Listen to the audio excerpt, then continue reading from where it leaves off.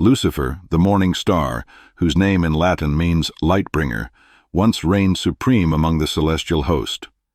Before the dawn of time as mortals know it, he was the first and brightest of all created beings, a paragon of beauty, wisdom, and power that eclipsed even the wildest dreams of mortal kings. The angels, those eternal servants of divine will, regarded Lucifer as their leader in the heavenly hierarchy, second only to the Almighty himself. To speak his name was to whisper of radiance, of purity, of a flame that burned with perfect devotion to the Creator. In those days, the celestial realm was an ocean of shimmering light. Its towers of crystal and gold rose above clouds of silver mist, and its songs, those endless choirs of cherubim and seraphim, wove symphonies that echoed in the bones of the cosmos. In this realm, Lucifer's radiance shone brighter than any other, and his voice carried the music of creation itself. He was called the Son of the Morning, and the host of heaven loved him with a fervor that would later become a haunting memory. Lucifer was among the first of the celestial host to be brought into existence, shaped from the raw essence of light and flame. His very being resonated with the song of the Creator, each note of that divine harmony etched into the fibers of his soul. He was tasked with a role of leadership, an archangel whose brilliance inspired awe and devotion. In the halls of the divine palace, he walked among pillars of eternal fire, his every step a testament to the perfection of his design. The law speaks of Lucifer's early devotion, his loyalty that burned like a sun in the heavens. He watched over creation with vigilant eyes, a guardian of order and beauty. His wings, vast and shimmering, bore the hues of dawn, rose gold, silver, and the deep blue of the first night. His voice was the clarion call of purpose, and when he sang, even the lesser angels paused to listen. In those days, he was as flawless as the morning light, the very embodiment of divine favor. But even in the highest halls of celestial light, the seeds of pride can take root. Among the angels, Lucifer alone was crafted with such exquisite splendor, such raw power and vision. The Creator had shaped him to lead, to guide the lesser hosts, but the line between leadership and dominance is thin, and the brilliance of Lucifer's soul began to twist upon itself. In his heart grew a spark, tiny at first, like a single ember in a forge, that whispered of self above all. Lucifer began to see the perfection of his own being as something apart from the Creator's will. He gazed into the mirror of his soul and saw a beauty that rivaled the divine. He reasoned, in those first secret musings, that he was more than a servant, more than a tool of creation. His radiance was his own, his power a birthright rather than a gift. This was the first shadow that passed across his heart, and though he kept it hidden, the echo of it trembled through the heavenly realm. Whispers became words, words became convictions. Lucifer's voice, once a hymn of harmony, took on a note of challenge. To the lesser angels he spoke of freedom, of purpose beyond servitude.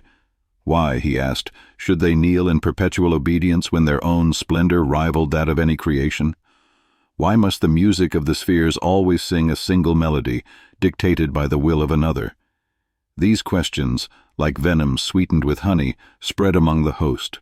There were those who listened, angels who had always felt their own power stifled by the weight of duty. There were those who found in Lucifer's words a spark of liberation. A murmur of dissent grew in the ranks of heaven, and though it was soft at first, it carried with it the scent of rebellion. The seraphim, the guardians of the throne, grew uneasy, but they did not yet see the depth of the darkness that coiled beneath Lucifer's light. In the courts of the Almighty, Lucifer's brilliance remained undimmed. He wore his pride like a crown of light, hiding the truth beneath layers of charm and righteousness. He stood at the right hand of the Creator, the morning star whose very presence was a reminder of divine glory. Yet even there, in the blinding light of creation's source, Lucifer's heart was turning away. The Creator, omniscient and eternal, saw the shadow creeping into his favored son's soul. But the ways of the divine are deeper than mortal understanding, and judgment did not fall at once. There was still a chance for Lucifer to turn back, to let the humility of the stars wash away his pride. But pride is a poison that, once tasted, leaves no room for surrender. Lucifer's heart was set upon a throne of his own making, a kingdom that would mirror the one he served, but stand apart, answering to none. And so it came to pass that the first war was born in heaven. Lucifer gathered those who shared his vision, a third of the heavenly host, warriors and dreamers who saw in him a promise of sovereignty. He named himself Prince of Pride, a title he wore as both a declaration and a curse. His armies, clad in armor of celestial fire, rose in defiance of the order that had shaped them. The battle was like no other, a clash of light against light, of perfect beings tearing at one another with a fury that scorched the stars.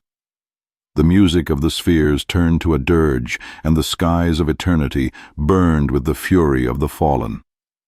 Michael, the archangel of unwavering loyalty, led the loyal hosts against Lucifer's pride. Brother fought brother, wings torn and bloodless ichor staining the firmament. In the end, pride could not withstand the weight of the Creator's will. Michael struck Lucifer down with a blade of divine fire, and the morning star fell from the heights of glory. The heavens wept as his radiance was torn away, his wings shattered and burned. Cast out of the celestial realm, he fell through the void, his cries of defiance echoing in the chasms of creation. The world watched as a star streaked across the night, a meteor of beauty and doom. The mortals, who had not yet known the full tapestry of the divine, would remember it as a sign, a falling star, a comet of ill omen. But to the angels, it was the sundering of a brother, the price of arrogance and the birth of a new horror. Lucifer fell not into oblivion, but into dominion. His descent tore open the veil between light and darkness, and where he landed the pits of hell were born. The infernal kingdom rose from the ashes of his ambition, a twisted mirror of the celestial realm he had abandoned. Thrones of obsidian and rivers of molten flame replaced the crystal spires of heaven. In this new domain, Lucifer crowned himself not as servant, but as sovereign. He forged his citadel from the bones of the earth, black iron towers that pierced the burning sky. The legions of the fallen rallied to his banner, their once angelic forms now corrupted by the bitterness of their rebellion. In the shadows of this new realm, Lucifer's radiance still glimmered, no longer the light of creation, but the cruel glow of a beauty twisted by wrath and wounded pride. In hell, Lucifer rules as the Prince of Pride. His throne is a monument to his arrogance, a seat of power from which he commands legions of demons, once angels, now monstrous reflections of their former glory. His court is a place of dark splendor, where twisted cathedrals echo with the screams of the damned and the whispers of ambition. Lucifer's beauty remains undiminished, but it has become a weapon, a cruel mockery of what was once divine. His eyes, once filled with the light of the Creator's will, now blaze with the fire of rebellion. His voice, once a hymn of praise, has become the serpent's song, weaving temptation and despair into every word. He is the morning star still, but his light is the promise of ruin, the brilliance that leads mortals to their doom. The story of Lucifer's fall is more than a tale of rebellion.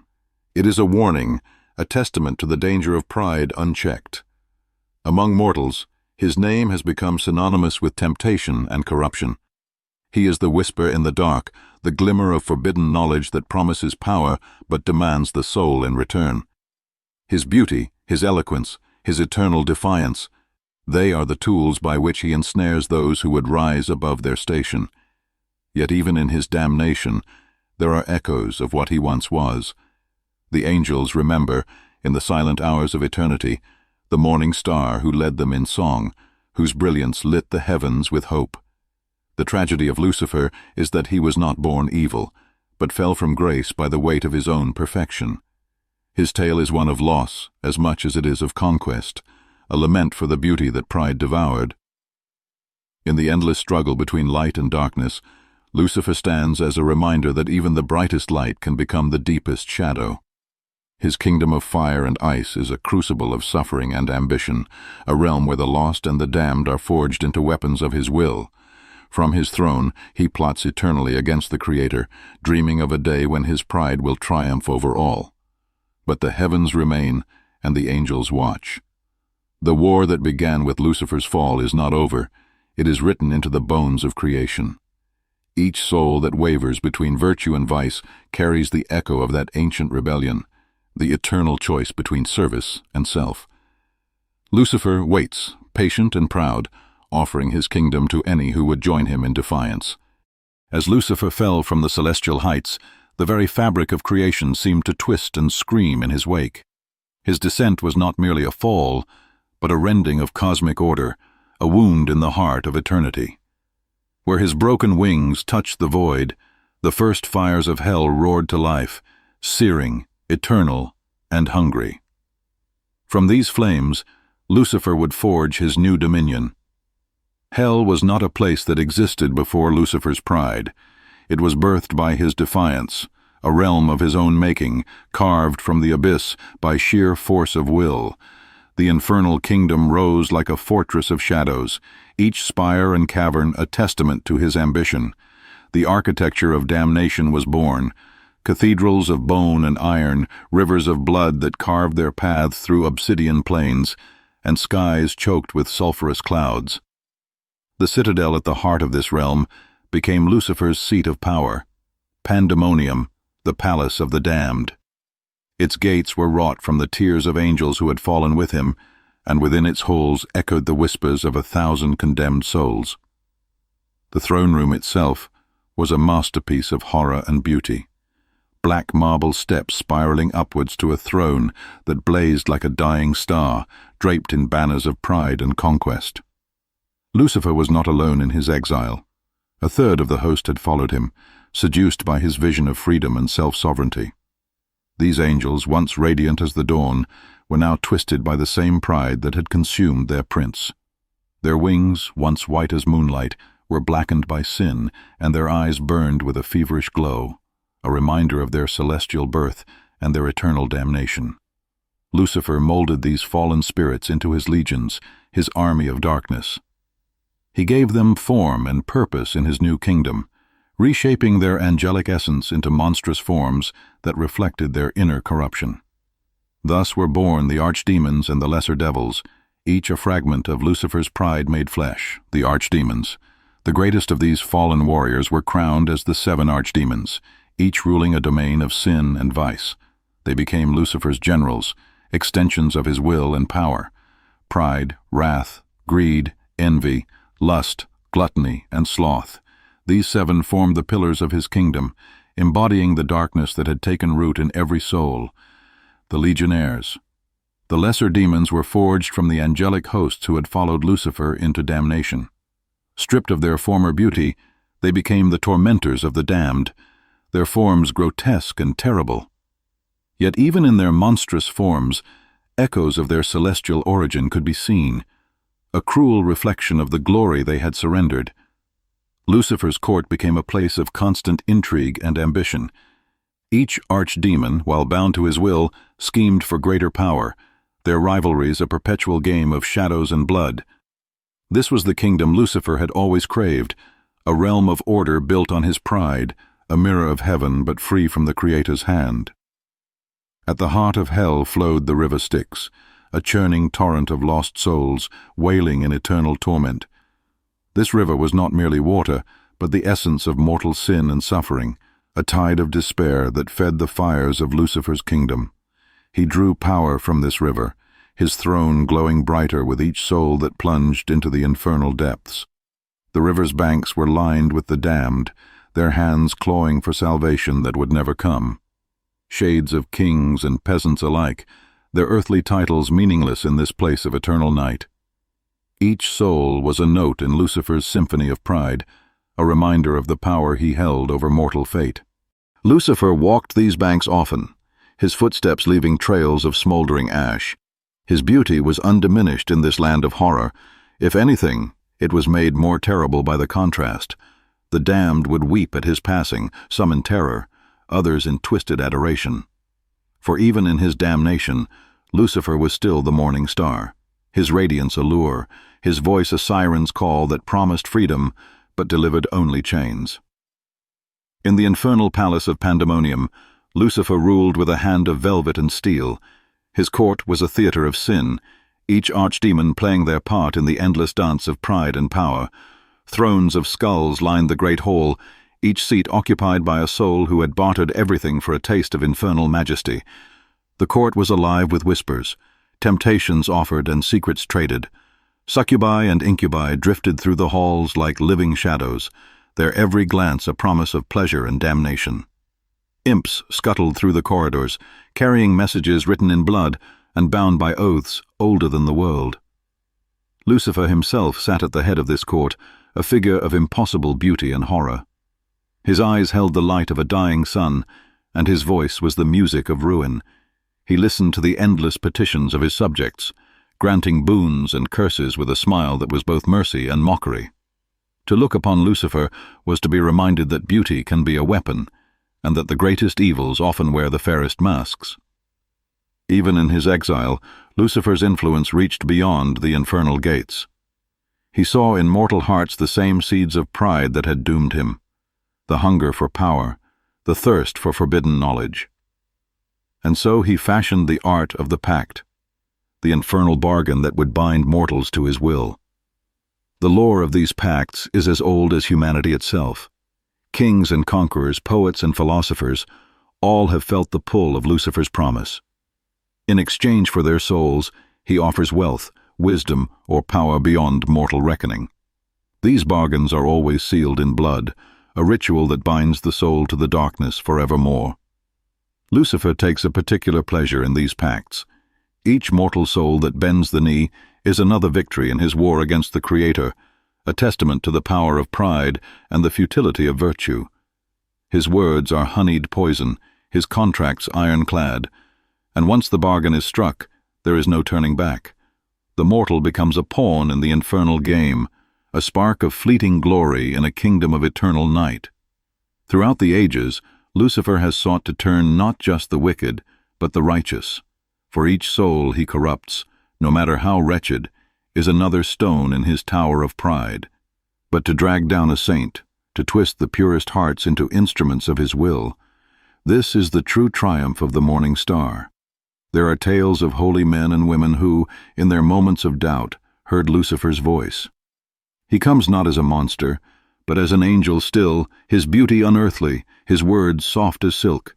He offers them visions of a world remade, of salvation forged through strength, of justice born in fire. To the weary and the broken, his lies are sweeter than any prayer. Some resist. Their faith is a fortress that even Lucifer's whispers cannot breach. But others waver, and in that hesitation, Lucifer strikes. He takes no joy in brute force. His victory is in the soul that falls willingly, convinced that the darkness is light and that pride is the highest virtue. Yet for all his power, Lucifer is himself bound. The Creator's decree is absolute. He may rule in hell, but he will never reclaim the heights of heaven. His kingdom is a cage of his own making, each soul that joins his legions, another chain around his heart. The fires of hell that warm his throne are also the fires that scorch his soul, a reminder that he is both sovereign and prisoner. This torment is the price of pride. Lucifer, who once soared among the stars, is now a king of ashes and ruin. His beauty endures, but it is a beauty sharpened by rage and regret. In his darkest moments, he remembers the light he once embodied and knows that he can never return. He has become the Prince of Pride, but at the cost of everything that once made him the morning star. Even in the infernal gloom, Lucifer cannot forget the music of the spheres. In the quiet of his throne room, he sometimes hears the echo of those celestial songs, a memory that cuts deeper than any blade. It is said that he weeps in those moments, not tears of remorse, but of rage that such perfection can exist beyond his grasp. To the damned who see these moments of sorrow, it is a mystery and a terror. For in those tears they glimpse the angel he once was, and they understand that the greatest tragedy of hell is not its torment, but the beauty that pride has forever lost. Lucifer's story has woven itself into the tapestry of mortal myth. In every culture there are echoes of the morning star, names and legends that speak of the light that fell. In the West, he is the devil, the adversary who tempts and deceives. In the East, he is the spirit of ambition, the force that drives mortals to reach beyond their place. Some see him as a tragic figure, a fallen hero whose only crime was to dream too high. Others see him as the very embodiment of evil, the architect of all mortal suffering. The truth, as always, lies somewhere in the shadows. Lucifer is both, beauty corrupted and darkness crowned, a symbol of what happens when pride becomes a god. Lucifer's war against the light did not end with his fall. From his infernal throne, he watches the mortal world with hungry eyes. Each soul is a battlefield, each choice a skirmish in the eternal war. He whispers to mortals in their dreams, weaving lies that taste like truth, planting seeds of doubt and pride. He is patient. He is eternal. And he knows that the greatest victories are not won by force, but by the soul that chooses the darkness willingly.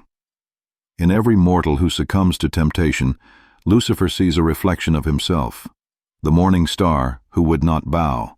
Hell's fires never sleep, nor does Lucifer's ambition.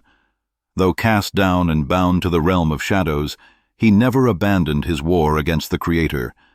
In every mortal heart, he saw a battlefield, an opportunity to wage his rebellion, not with armies of angels, but with the fragile, flickering souls of humankind. Lucifer's war is not fought with swords and shields, but with temptation, lies, and the seductive power of pride. He is the whisper that comes in moments of doubt, the promise of power when virtue grows weary. He does not force, he entices. His weapons are words sharper than any blade, and his soldiers are mortals who do not even realize they fight for him. Throughout the ages, Lucifer has orchestrated countless campaigns against the light. Kingdoms have risen and fallen by his hand, empires corrupted from within by the poison of pride. He has no need to appear in the flesh. His influence seeps like smoke into the hearts of rulers and peasants alike. Where there is ambition, where there is desire for more, there is Lucifer's shadow. History's greatest empires have felt his touch. In the palaces of pharaohs, in the marble halls of Rome, in the courts of kings and queens, Lucifer's voice has always been heard. He whispers of conquest and dominion, of glory that transcends mortal flesh. He feeds the pride of emperors, telling them that their power is not a gift, but a right, that they deserve to rule the world as gods. These rulers, drunk on the wine of Lucifer's promises, become instruments of his will. Their cruelty, their ambition, their hunger for immortality, they build monuments to their pride, not knowing that each stone laid is another step down the road to damnation. And when their empires crumble into dust, Lucifer stands laughing in the shadows, for he knows that the fall of the mighty is sweeter than any crown. Lucifer's war is not waged solely against the wicked. The pure of heart, the saints and martyrs who stand as beacons of light, are his true prey. To corrupt a tyrant is no great challenge, but to break the will of a saint, to turn a soul of perfect devotion into a vessel of pride, that is the victory that Lucifer craves above all. He comes to them in visions, cloaked in beauty and sorrow. He speaks of justice, of righteous fury, of a world that must be torn down to be remade. He tells them that they too can be saviors, if only they abandon the chains of humility and seize the power that is rightfully theirs. Some saints resist, their faith a shield that even Lucifer's whispers cannot pierce. But some falter, and in that faltering they become his greatest trophies, angels in mortal flesh, twisted into demons by the belief that their will is divine. Lucifer is not a beast of mindless hunger. He is a prince of philosophy, a thinker whose pride is matched only by his intellect. In the infernal libraries of Pandemonium, he has written countless tomes, treatises on power, freedom, and the nature of the soul. These volumes, bound in the skin of the damned and inked in blood, are treasures of hell's court. In these dark philosophies, Lucifer justifies his rebellion. He argues that servitude is a crime against the self, that the Creator's will is a prison that denies the beauty of pride. He calls himself the liberator of souls, the champion of self-sovereignty. In his mind, he is not the villain of creation's story, but its tragic hero, the one who dared to question the order of things and was punished for his defiance. To those who listen, his arguments are as seductive as his beauty. He speaks of the tyranny of blind obedience, of the dignity of the self-made ruler. And in every mortal who listens, every soul who begins to believe that pride is virtue, Lucifer sees a fragment of his own triumph. Lucifer's true power lies in subtlety. He does not always come as the morning star, radiant and terrible. More often, he wears the shadows like a cloak, moving unseen through the mortal world. In dreams and in whispers, in fleeting glimpses caught in the corner of an eye, he works his will. He is the shadow behind the throne, the doubt that poisons love, the spark of ambition that turns brother against brother. He takes 1,000 forms, sometimes a serpent, sometimes a lover, sometimes a friend whose words drip with false kindness. Always he is the master of masks, and those who serve him often do not know his true name. This is Lucifer's genius, to turn his victims into their own executioners. He need not lift a finger to see kingdoms burn and souls fall. Pride does his work for him, as it always has. There is a cruel poetry to Lucifer's war. For all his power, he remains forever a mirror of mortality.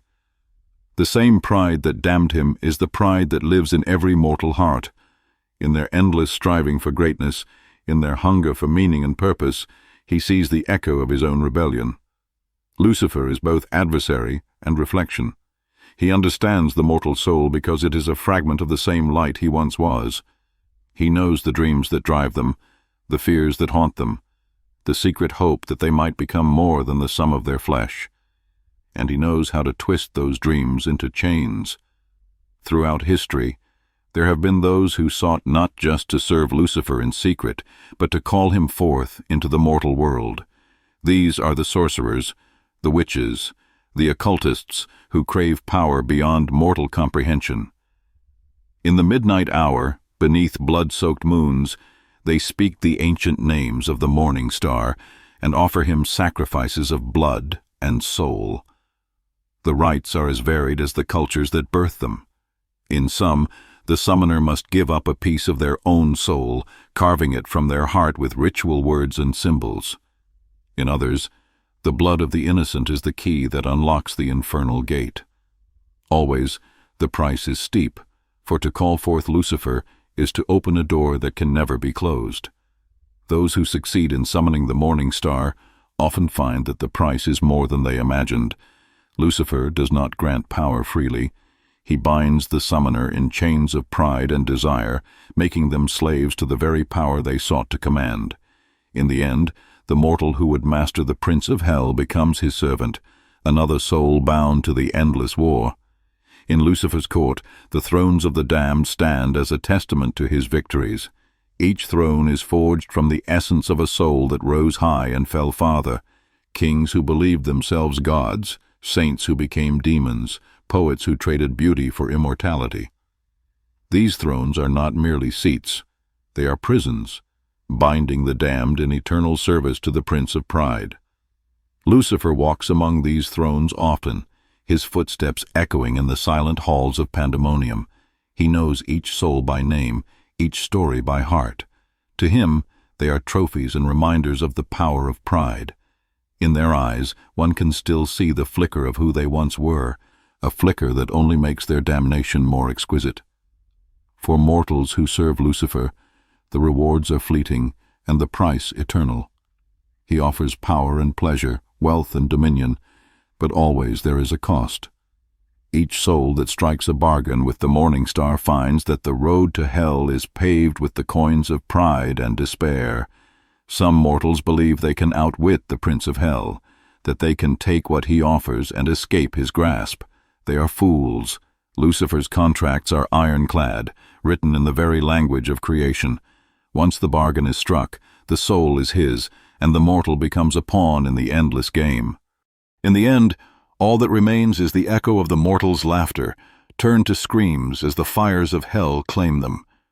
And in those screams, Lucifer hears the music of his triumph. Yet not all who speak of Lucifer are his servants.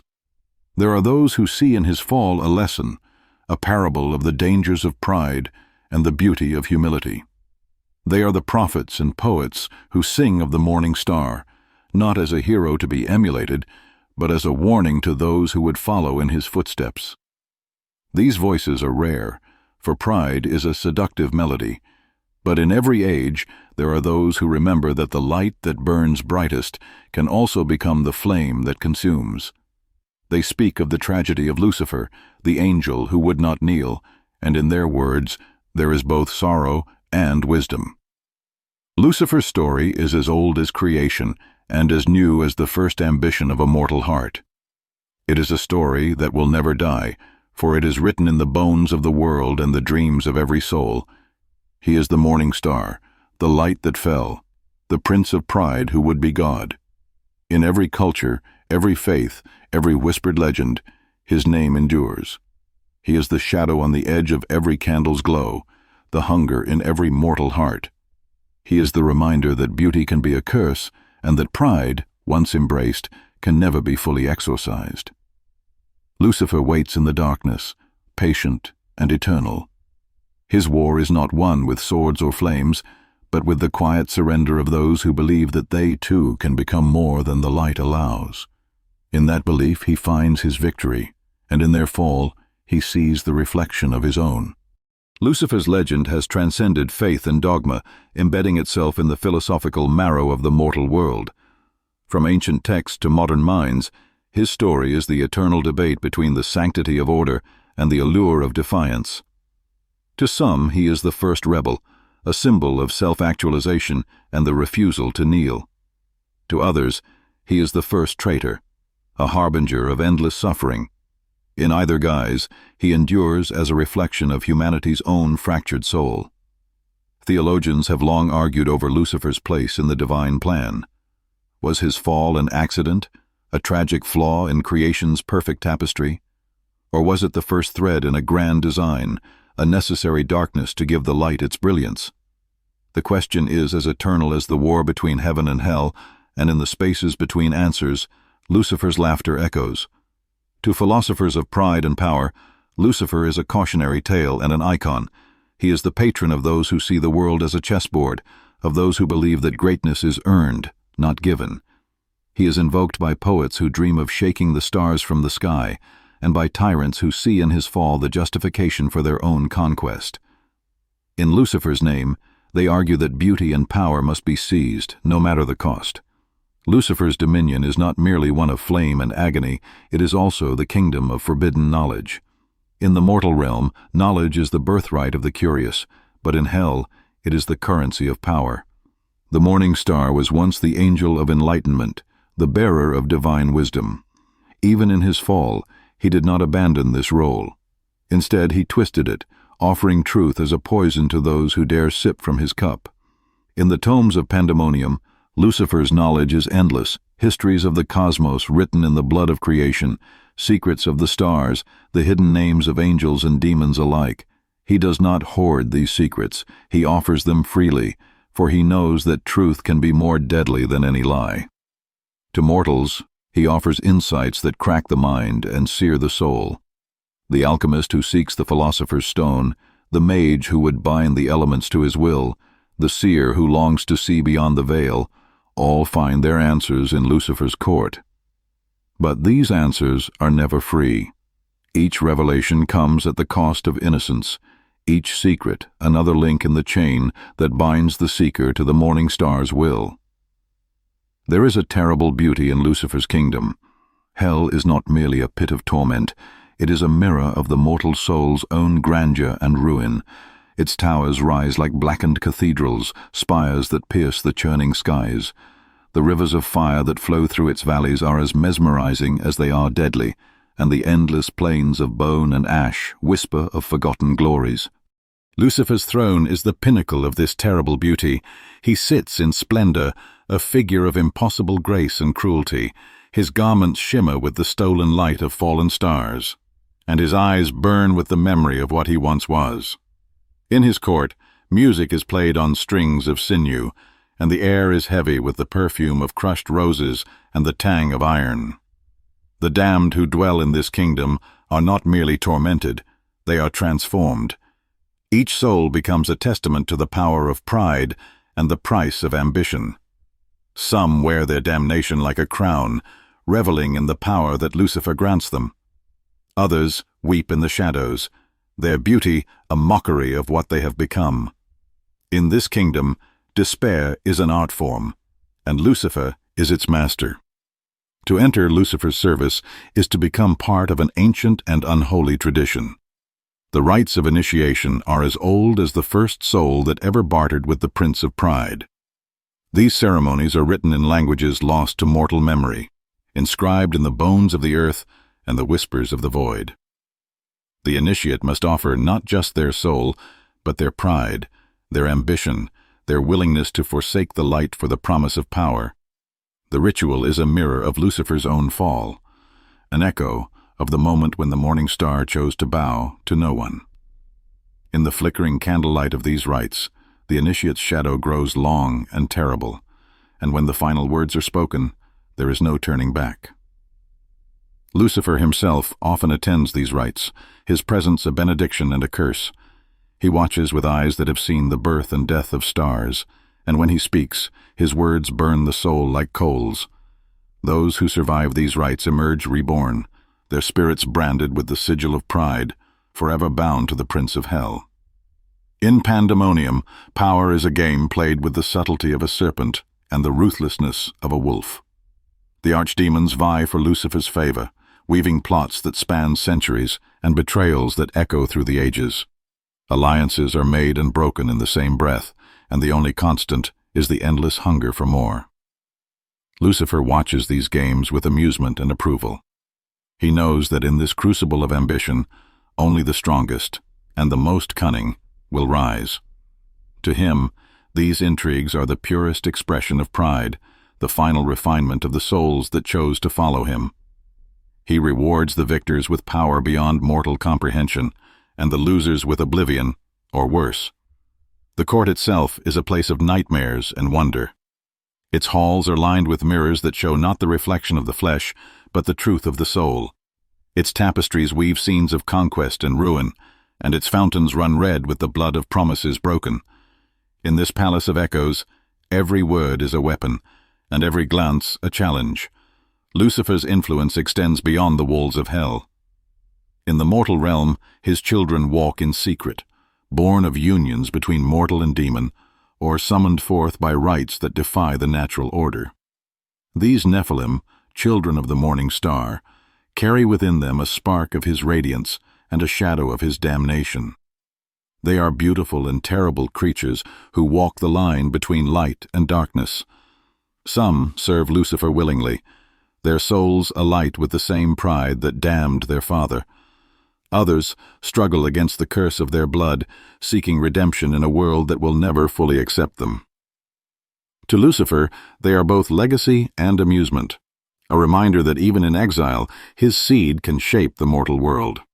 The Nephilim are hunted by both heaven and hell, for their existence is an affront to the order of creation. But they are also coveted, for in their veins flows the power of an angel's pride and a demon's wrath.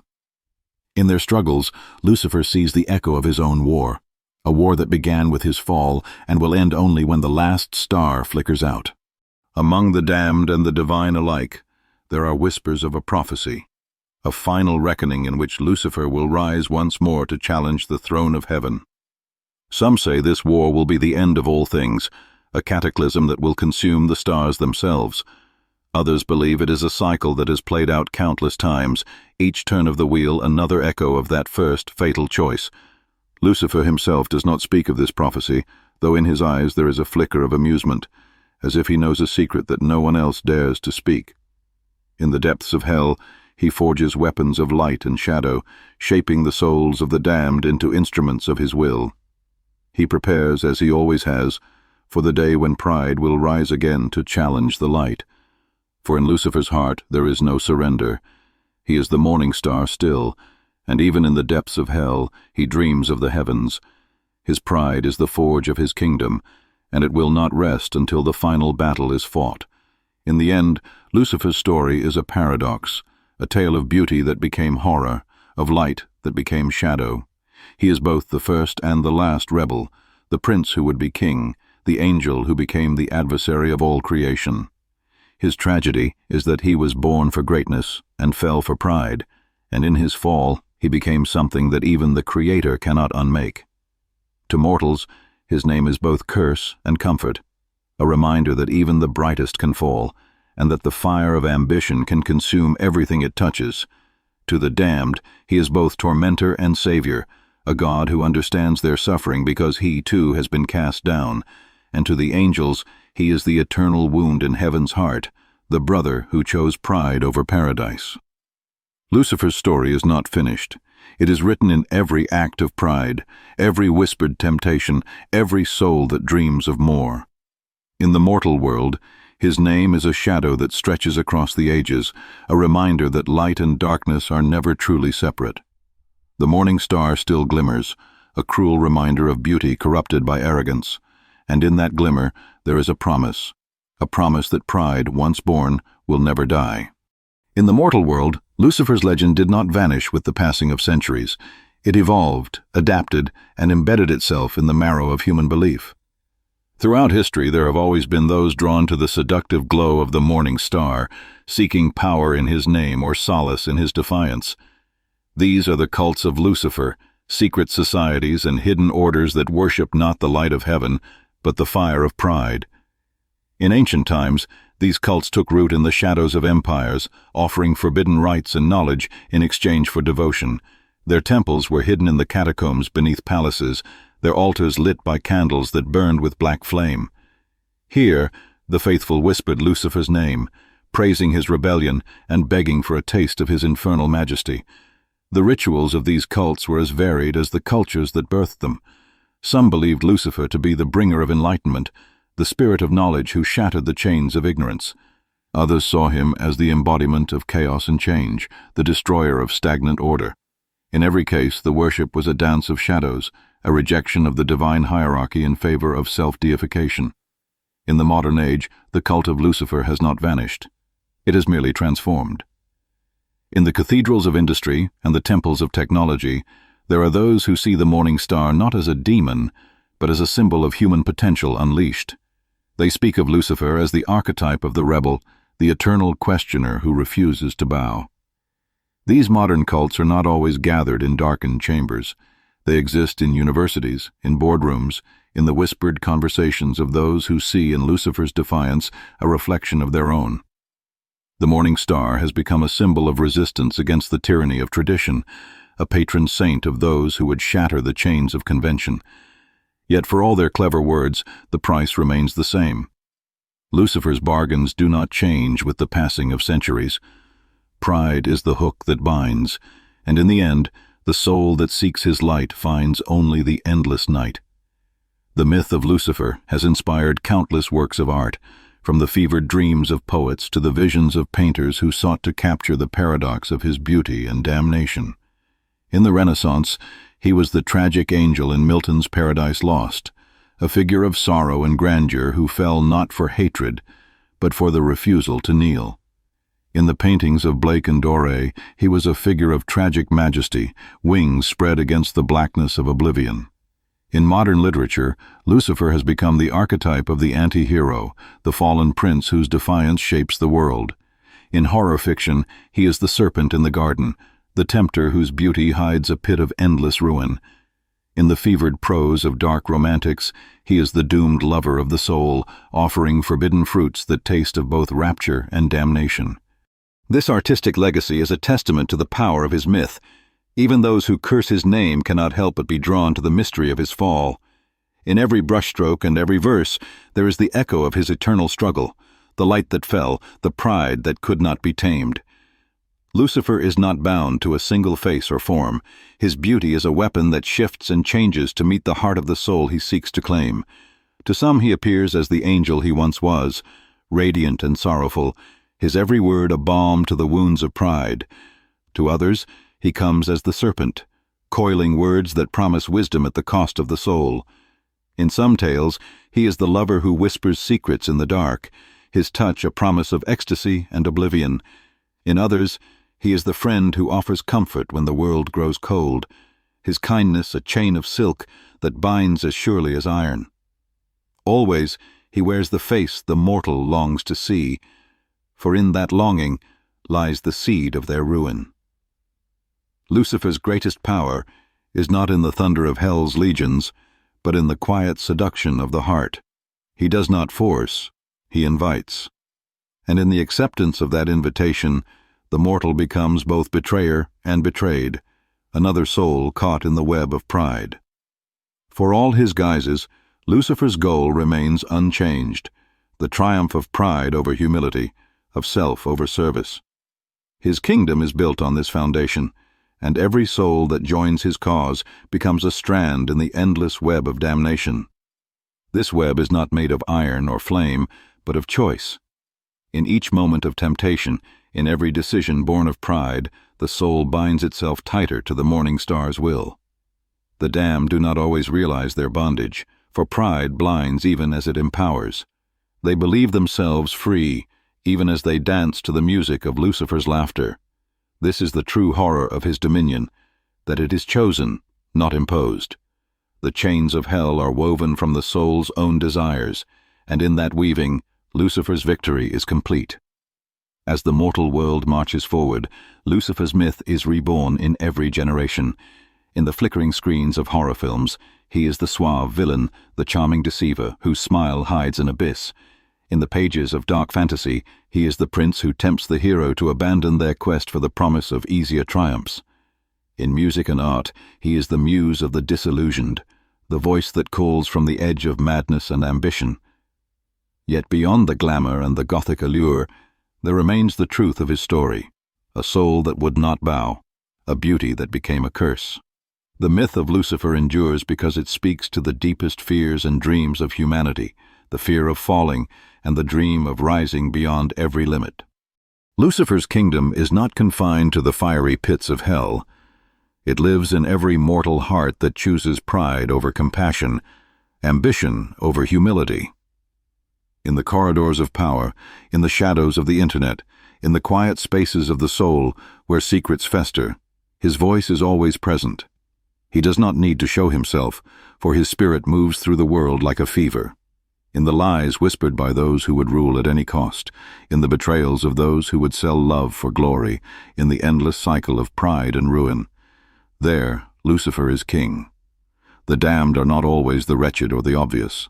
They are the beautiful, the brilliant, the ambitious, who believe that their power excuses all sins. They are the dreamers who will sacrifice everything for a glimpse of eternity. And in their fall, Lucifer finds his triumph renewed. In the quiet of the night, when the world is still and the soul is laid bare, Lucifer's whispers are the loudest. He does not rage or scream. He speaks with the voice of every doubt and every desire. He reminds the soul of its potential, its beauty, its power, and in that reminder he plants the seed of his kingdom. Those who hear his whispers feel both terror and wonder, for he speaks not only of damnation, but of possibility.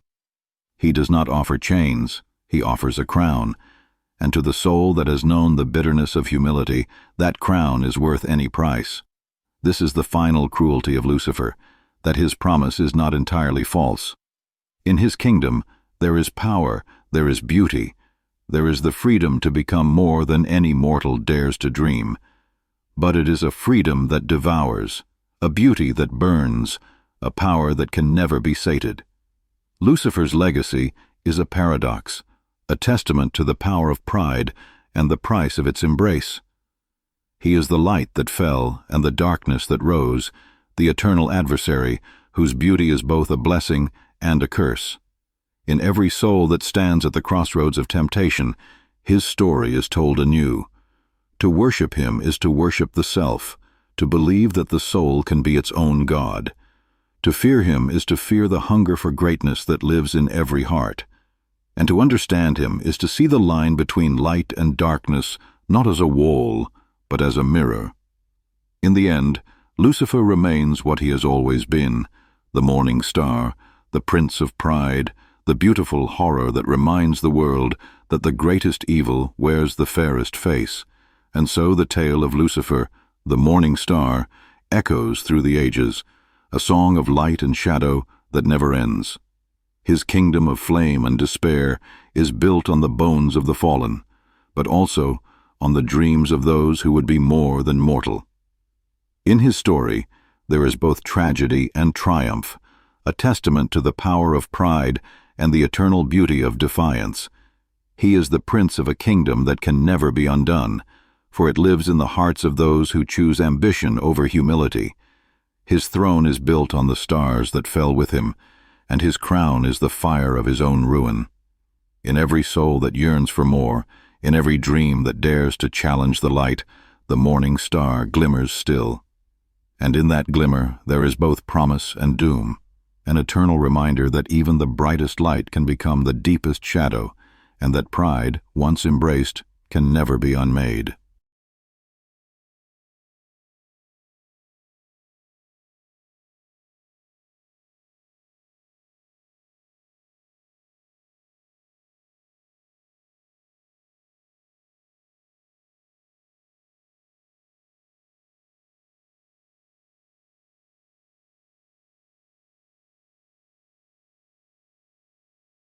Mammon, the lord of greed, in the infinite, roiling depths of the infernal realms, where rivers of molten gold flow like venom through the veins of hell, sits Mammon upon his obsidian throne.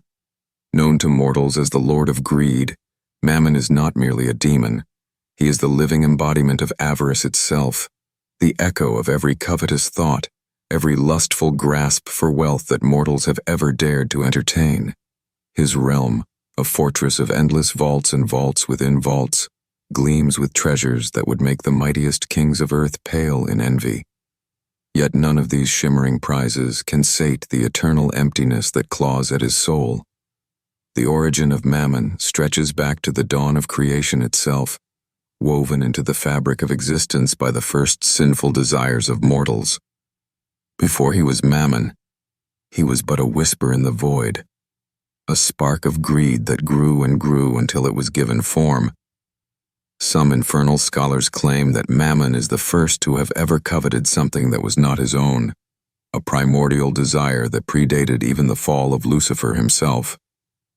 Others say that he was an angel of the highest order, a celestial treasurer, entrusted with the riches of heaven, who turned his gaze from the light and became consumed by the allure of gold and jewels. When Lucifer rose in rebellion against the Almighty, Mammon watched the hosts of heaven clash in the fields of eternity. He did not take up the sword. He did not join the chorus of battle cries. Instead, he lingered in the aftermath, scavenging the spoils of celestial war. The discarded weapons of the angels, the scattered remnants of their glory. Mammon claimed them all, and in doing so, he began to forge his domain.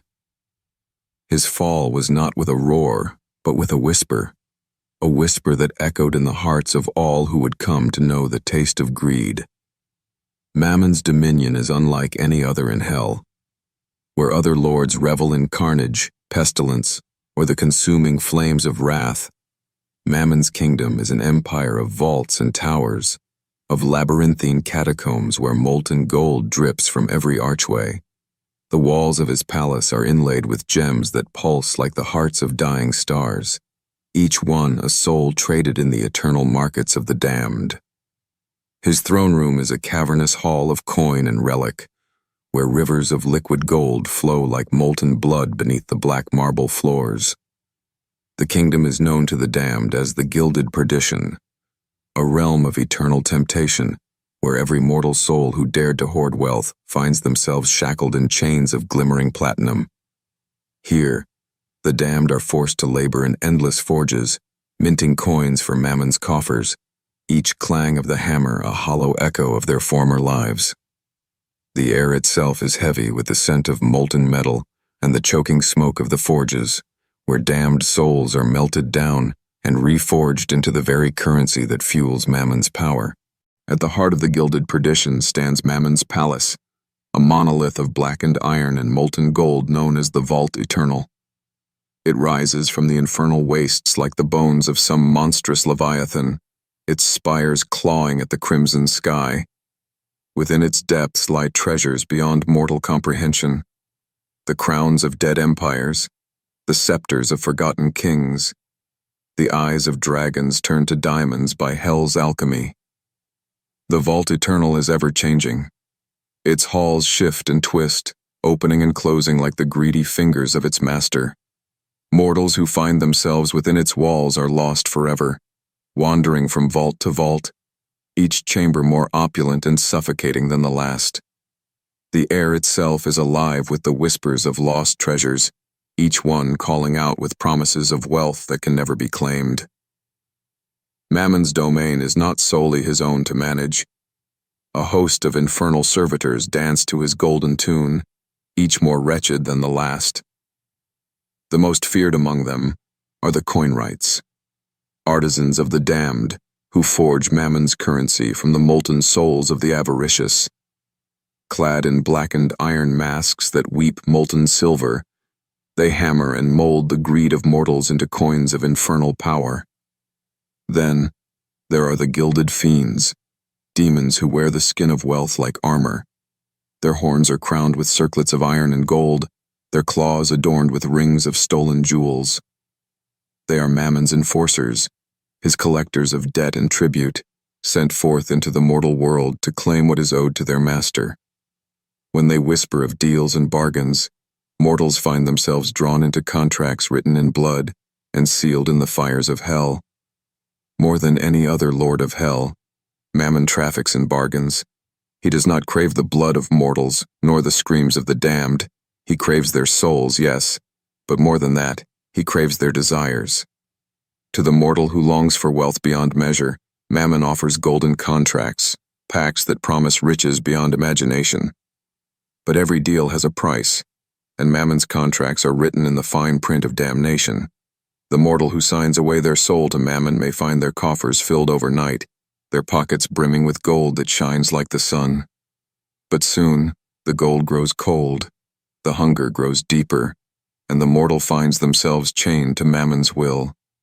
In the end, every treasure is a shackle, every coin a link in the chain that binds them to the gilded perdition.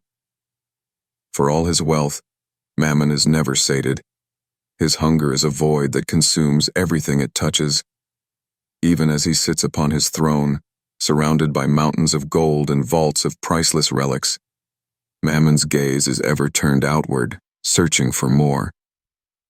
It is said that in the depths of the vault eternal, there is a mirror that shows Mammon his true self, a shriveled husk of a soul, consumed by an emptiness that no wealth can ever fill.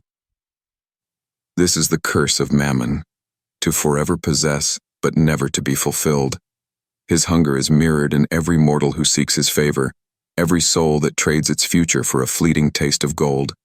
In this, Mammon is both a tormentor and a reflection, the eternal echo of greed that lives in every heart. In the mortal world, Mammon's influence seeps like poison into the hearts of those who worship at the altar of wealth. His cults are many, secret cabals of bankers and merchants who whisper his name in the shadows, offering sacrifices of gold and blood to their unseen master. They believe that Mammon's favor can bring them prosperity beyond imagination, that his golden hand can lift them above the rabble of mortals. These cults are not merely mortal.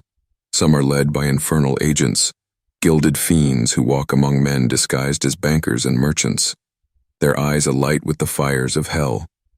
In secret rituals beneath the gilded halls of mortal commerce, they chant the litany of greed, each syllable a prayer to Mammon's endless hunger. Among the most whispered legends in the infernal realms is that of Mammon's heart, a jewel of impossible brilliance, said to be the source of Mammon's power.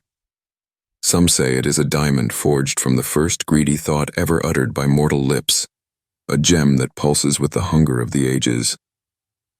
Others claim it is Mammon's own shriveled heart, torn from his chest and encased in crystal by the fires of hell.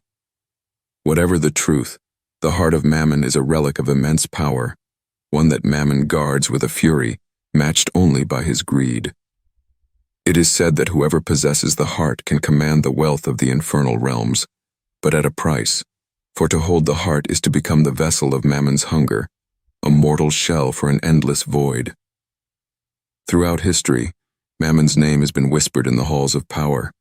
Kings and emperors, sultans and pharaohs, all have felt the touch of his golden hand. In times of war and peace, Mammon's emissaries have offered their bargains, their pacts of wealth and dominion. The rise and fall of empires, the birth of dynasties built on blood and gold, all have been guided by the unseen hand of the Lord of Greed. Yet those who accept Mammon's bargains find that the price is always more than they can pay. Thrones crumble, empires rot from within, and the golden treasures that once seemed like salvation become the chains that drag them into the abyss. As the centuries passed and mortal civilizations rose and fell, Mammon's whisper was ever present, a siren song in the hearts of men. His touch could be felt in every transaction where coin passed from hand to hand, every soul that bartered away its future for the promise of fleeting wealth. In the ancient cities of gold and the squalid markets of thieves, his presence was the same, an insatiable appetite clothed in shimmering finery. In the shadowed temples of forgotten empires, Mammon's name was spoken in secret tongues. The priests of Uruk offered obsidian coins to his hidden altars, and in the sun-bleached deserts of Egypt, merchants carved his sigil into their ledgers, believing it would bring prosperity to their caravans. The Romans, drunk on conquest and blood, built shrines to him beneath their bustling forums, where the scent of incense mingled with the jingle of denarii. The rise of kingdoms was Mammon's symphony. In every court, there were those who sought his favor, who saw in Mammon not a demon, but a patron of fortune. They built their thrones on the bones of the poor, their vaults overflowing with spoils of war and commerce. Yet even as they basked in the glow of their treasures, Mammon watched, his hollow gaze seeing only the hunger that lay beneath their golden crowns. The merchants of Venice, the goldsmiths of Florence, the bankers of London, all paid homage to Mammon in their own way. Coins minted in his name, contracts signed in blood and sealed with molten wax. Even when the world changed and the old empires crumbled, Mammon adapted, his influence flowing through the veins of commerce like poison in a goblet of wine. But Mammon's greatest alchemy was not merely in gold, it was in the transformation of mortal souls into currency, the forging of damnation into coins of infernal power. In the deepest vaults of the gilded perdition, the coinwrights labored tirelessly, their forges fueled by the screams of the damned. They melted down the greed of souls, each molten drop a glimmering tear of regret, and poured it into molds of infernal design. Each coin bore the mark of Mammon's dominion, a sigil of entwined serpents devouring each other's tails, a symbol of endless hunger and the self-consuming nature of greed. The coins themselves were not mere metal, they were fragments of the souls they were forged from, each one a prayer to Mammon's eternal appetite. It is said that those who hold these coins can feel the hunger within them, a whisper that gnaws at their thoughts, driving them ever deeper into the labyrinth of desire. And for Mammon, every coin minted is another chain in his empire of souls, another echo of the endless void he carries within. Mammon's kingdom is not a simple domain of wealth, it is a kingdom of hierarchies, where even the damned compete for scraps of power in the endless vaults. The most cunning and ruthless rise to serve as Mammon's lieutenants, the gilded princes, each ruling over their own domain within the gilded perdition. These gilded princes are not born, they are forged. Once mortal, they were kings and merchants who traded their souls for Mammon's favor, who rose above the rabble of the damned through cunning and cruelty. Clad in robes of molten gold, their eyes gleam with the fire of hell, each one a lesser reflection of Mammon's hunger. Their palaces are museums of excess, halls lined with the spoils of conquest and corruption. They sit on thrones carved from the bones of debtors, each prince vying for Mammon's approval, each one a reminder that in the kingdom of greed, there is no honor, only the cold weight of treasure and the shadow of betrayal. Periodically, Mammon decrees grand festivals within his domain, nights of endless revelry known as the Carnivals of Avarice. On these nights, the gilded perdition itself transforms into a warren of temptation, each vault thrown open to display treasures beyond mortal comprehension. Rivers of molten gold flow through the streets, fountains spout diamonds like water, and the damned are granted fleeting glimpses of the wealth they will never possess. The carnivals are more than mere indulgence. They are Mammon's test, a stage upon which the damned reveal the true depths of their greed. For a single night, every soul is granted a wish, a chance to grasp a single treasure from Mammon's hoard. But those who reach out find themselves bound ever tighter to his will, the chains of their desire forged anew in the fires of the festival. It is during these nights that Mammon's laughter echoes loudest, a sound like the clinking of 1,000 coins dropped into a bottomless pit. For he knows that every wish is a curse, every treasure a shackle that will drag its seeker deeper into the abyss. Mammon's pacts are among the most seductive in all the infernal realms. Unlike the blood-soaked bargains of Baal or the war-fueled compacts of Asmodeus, Mammon's deals seem almost benign. They come wrapped in the promise of comfort, of luxury, of a life unshackled from the petty concerns of the mortal world. A mortal who signs Mammon's contract may awaken to find gold beneath their pillow, jewels in their coffers, and influence that can move kings to war. But with every boon comes a hunger that grows, a void in the soul that can never be filled. Soon, the mortal finds themselves unable to live without the touch of gold, their every thought consumed by the need for more. And when death finally comes, as it must for all, their soul is not merely claimed, it is melted, transformed into coin for Mammon's vaults, another echo of that endless hunger that can never be sated. Within the vault eternal lies a hidden library known as the Library of Ledgers, a vast archive of every contract, every debt, every sin of greed that Mammon has ever claimed. Each ledger is bound in the skin of the damned, its pages inked in molten gold. Here, Mammon's scribes, the ledger fiends, record the names of mortals who have signed their souls away, their destinies catalogued in the cold script of infernal commerce. The library is not merely a record, it is a monument to Mammon's dominion. For in these pages lies the proof that every mortal who has ever coveted wealth has played their part in the great tapestry of greed. Even the most virtuous cannot deny the flicker of desire that lives in their hearts. And in that flicker, Mammon's hand is ever poised to strike. Among Mammon's greatest treasures is the scepter of gilded ruin, a staff of black iron wound with veins of molten gold, said to be forged from the first hoard of mortal wealth ever claimed by hell. With it, Mammon can command the flow of wealth itself, shaping the fortunes of empires with a single gesture. But the scepter is more than a symbol of power. It is a curse in itself. Those who gaze upon it see visions of wealth beyond imagination, and in that vision, they see their own ruin. The scepter's power is not merely to grant wealth, but to enslave those who seek it, to draw them into the orbit of Mammon's endless hunger until they, too, are consumed. Though Mammon's true throne lies in hell, his temples stand in the mortal world as well, hidden shrines of greed, where worshippers gather to offer tithes of blood and gold. These temples are not always of stone. They are the banks and markets, the vaults and treasuries where coin is king and conscience is a distant memory. In the bustling cities of man, Mammon's priests walk unseen, cloaked in the garb of financiers and merchants. Their prayers are silent, but their devotion is absolute. Each transaction a hymn, each prophet a sacrifice. And in the dead of night, they gather in secret chambers, whispering oaths to the Lord of Greed, their souls already half consumed by the fire that burns in his name. Those few who have glimpsed Mammon's true face speak of a horror that words cannot capture.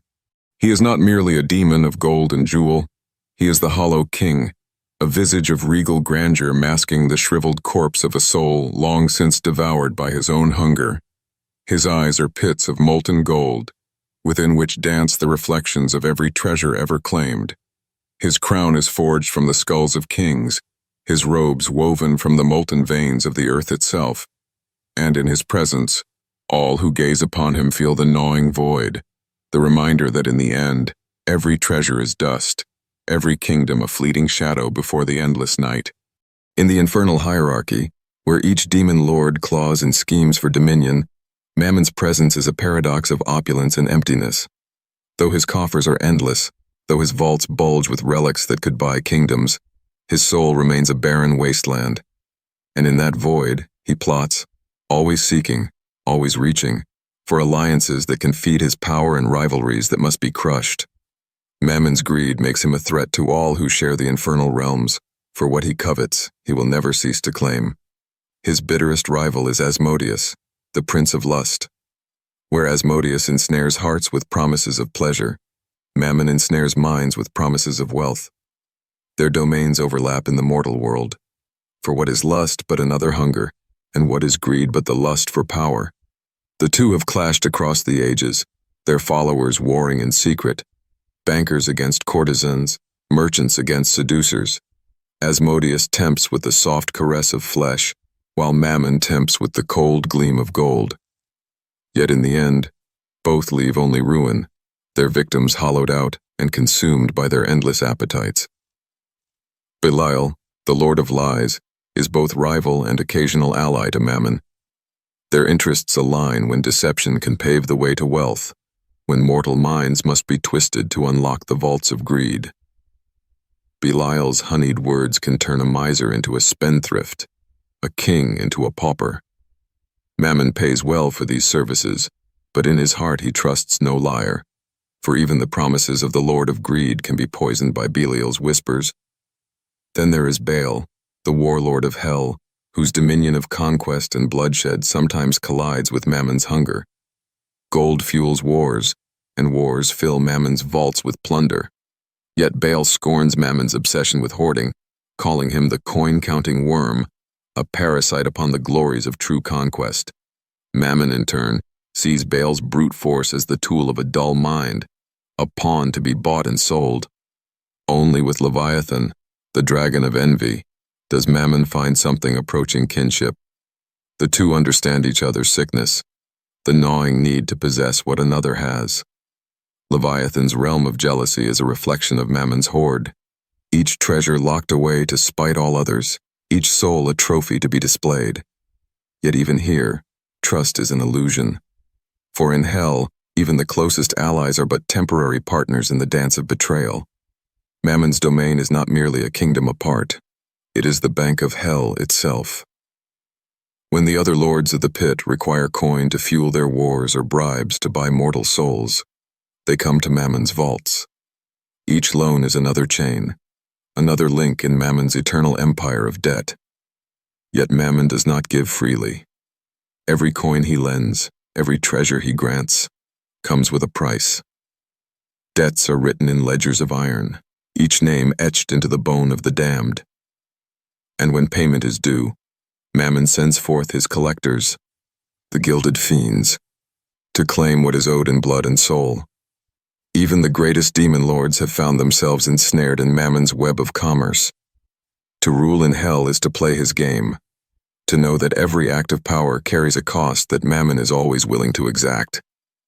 Beyond the vault eternal lies the infernal bazaar, a marketplace where the currency is suffering, and the goods are the souls of the damned. Here, Mammon's influence reigns supreme. Stalls of black iron and molten gold line endless corridors, their wares displayed for all to covet, relics of forgotten faiths, weapons that drink the blood of angels, tomes that whisper the secrets of creation. The traders of the infernal bazaar are Mammon's vassals, the soul-mongers, clad in robes of shimmering gold, their masks etched with the symbols of ancient empires. They barter in dreams and damnation. Mortals who find themselves in the bazaar often do not realize where they are until it is too late, until the weight of their desires has bound them in chains of gilded iron. To walk the infernal bazaar is to be surrounded by temptation, and Mammon watches every transaction, every soul that falters. For each deal is another prayer to his endless hunger, another echo of the greed that built his kingdom. In the mortal world, Mammon's cults spread like a disease, infecting every layer of society. But above the secret cabals of merchants and kings stand the prophets of Mammon, mortal seers who have glimpsed the Lord of Greed in visions of gold and flame. These prophets are not born, they are made, their minds shattered by dreams of endless wealth. In the dead of night, Mammon comes to them in their sleep, whispering secrets of markets and empires, of treasures yet to be claimed. In these visions, they see the world not as it is, but as Mammon wills it to be, a kingdom of commerce built on the bones of the poor. The prophets speak in riddles of profit and ruin, their words weaving spells of temptation. They promise prosperity, but in truth, they sow the seeds of collapse. For every fortune built upon Mammon's blessing is a monument to decay, a tower of gold that will one day crumble beneath its own weight. Throughout history, Mammon has scattered relics of his power in the mortal world, artifacts that promise wealth but carry the taint of his curse. These relics are known as the tithes of Mammon, and each one is a snare for the unwary. The crown of debtors, a circlet of black iron set with blood-red rubies. Whoever wears it can command the loyalty of all who owe them a debt. But every promise of loyalty is a lie, every servant a traitor in waiting. The Ledger of Souls, a book bound in human skin, its pages inked in molten gold. It records every transaction, every contract, every sin of greed. To possess it is to know the price of every soul, including one's own. The Coin of Sorrow, a single perfect gold coin that brings wealth to whoever holds it, but only by stealing the fortune of another. Each time it changes hands, another soul is consigned to Mammon's vaults. These relics travel from hand to hand, carried by the greedy and the desperate. Each one is a link in Mammon's chain, a fragment of his power that ensures his hunger is never forgotten. One of the most infamous mortal victims of Mammon's bargains was Alaric the Golden, a prince whose name was once a byword for wealth and splendor. Alaric was born to a minor noble house, his family's coffers empty, but his ambition boundless. From the moment he could speak, he dreamed of empires built on trade, of ships laden with gold and silk. In the depths of his desire, Mammon came to him, offering a pact sealed in molten gold. Alaric accepted without hesitation, and in a single night, his fortunes transformed. Mines of silver opened at his command, caravans carried his banners across the world, and his name became legend. But with every treasure claimed, Alaric's hunger grew. No feast could fill him, no bed of silk could comfort him. His dreams became haunted by the laughter of Mammon, a whisper that spoke of treasures yet to be claimed. In the end, Alaric's empire collapsed beneath the weight of his greed, his cities reduced to ruin as he vanished into the night, clutching a single coin, the first coin Mammon had ever given him. It is said that Alaric wanders still, a wraith of gold, forever seeking the one treasure that will finally fill the void in his soul. In the molten vaults of Mammon's kingdom, the treasures of 1,000 dead empires glimmer in the eternal gloom. Yet even as they shine, they whisper of the price paid to claim them. A price not merely in gold or silver, but in the very marrow of mortal souls. For Mammon's dominion is built upon illusions. The illusions of wealth, of power, of security. And in those illusions lies the true snare, the promise of fulfillment that can never be attained, the endless dance of desire that binds all who would serve him. At the heart of the gilded perdition lies the gilded labyrinth, a twisting warren of corridors and vaults that defy the laws of hell itself. Each chamber is a mirror of mortal longing, its walls lined with treasures that seem within reach, yet forever out of grasp. The labyrinth is both prison and playground, a place where the damned wander endlessly in pursuit of riches that vanish the moment they are claimed. For the labyrinth is alive, its walls shifting like the thoughts of its master. It reflects the hunger of all who enter, and in that reflection, Mammon finds his dominion renewed. To enter the gilded labyrinth is to walk the path of one's own desires, to see every covetous thought made manifest in gold and jewel, and at its center waits Mammon himself, the hollow king upon his throne of black iron, watching as each soul becomes another coin in his endless hoard. In the mortal world, the tales of Mammon have taken root in 1,000 different guises, cautionary fables whispered by firelight, parables woven into the songs of wandering minstrels. Some see him as a dragon coiled around a mountain of gold, his scales glimmering with the blood of kings. Others speak of him as a merchant in silken robes, offering bargains too sweet to refuse. The truth is both and neither. Mammon is the shape that mortal minds give to greed, a reflection of their own hunger, dressed in the finery of hell. And in every age, he adapts, his form shifting to match the desires of those who dare to dream of endless wealth. One legend speaks of the Merchant of Midnight, a shadowy figure who appears at the stroke of 12, offering coins that shine like fallen stars. Each coin brings fortune beyond imagining. But with each coin taken, the mortal's heart grows colder, their soul drawn deeper into the abyss. And when the final coin is claimed, the merchant vanishes, leaving only the echo of laughter and the weight of an empty soul. Another tells of the Golden Host, a phantom army clad in armor of molten gold, who march at Mammon's command to claim the wealth of fallen kingdoms. In their wake, cities crumble and empires burn, their coffers emptied and their rulers bound in chains of debt.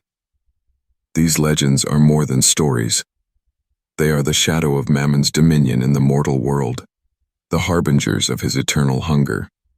Once every Aeon, Mammon declares the Feast of Hollow Thrones, a gathering of the damned and the desperate, where the lords of mortal greed are invited to dine at Mammon's table. The feast is a spectacle of opulence, golden goblets brimming with the blood of kings, platters of delicacies drawn from the depths of the earth. But the feast is not a celebration, it is a judgment. Each guest is given a seat of gold, but beneath each throne lies a pit that yawns into the heart of the abyss. As they feast, the guests feel the weight of their own desires, the crushing emptiness that no banquet can fill. And when the final course is served, the thrones collapse, casting the guests into the darkness below. It is said that those who fall are not merely damned. They become part of Mammon's kingdom, their souls melted down and forged into new treasures for the gilded perdition. Yet Mammon's hunger is not limited to the souls of the damned.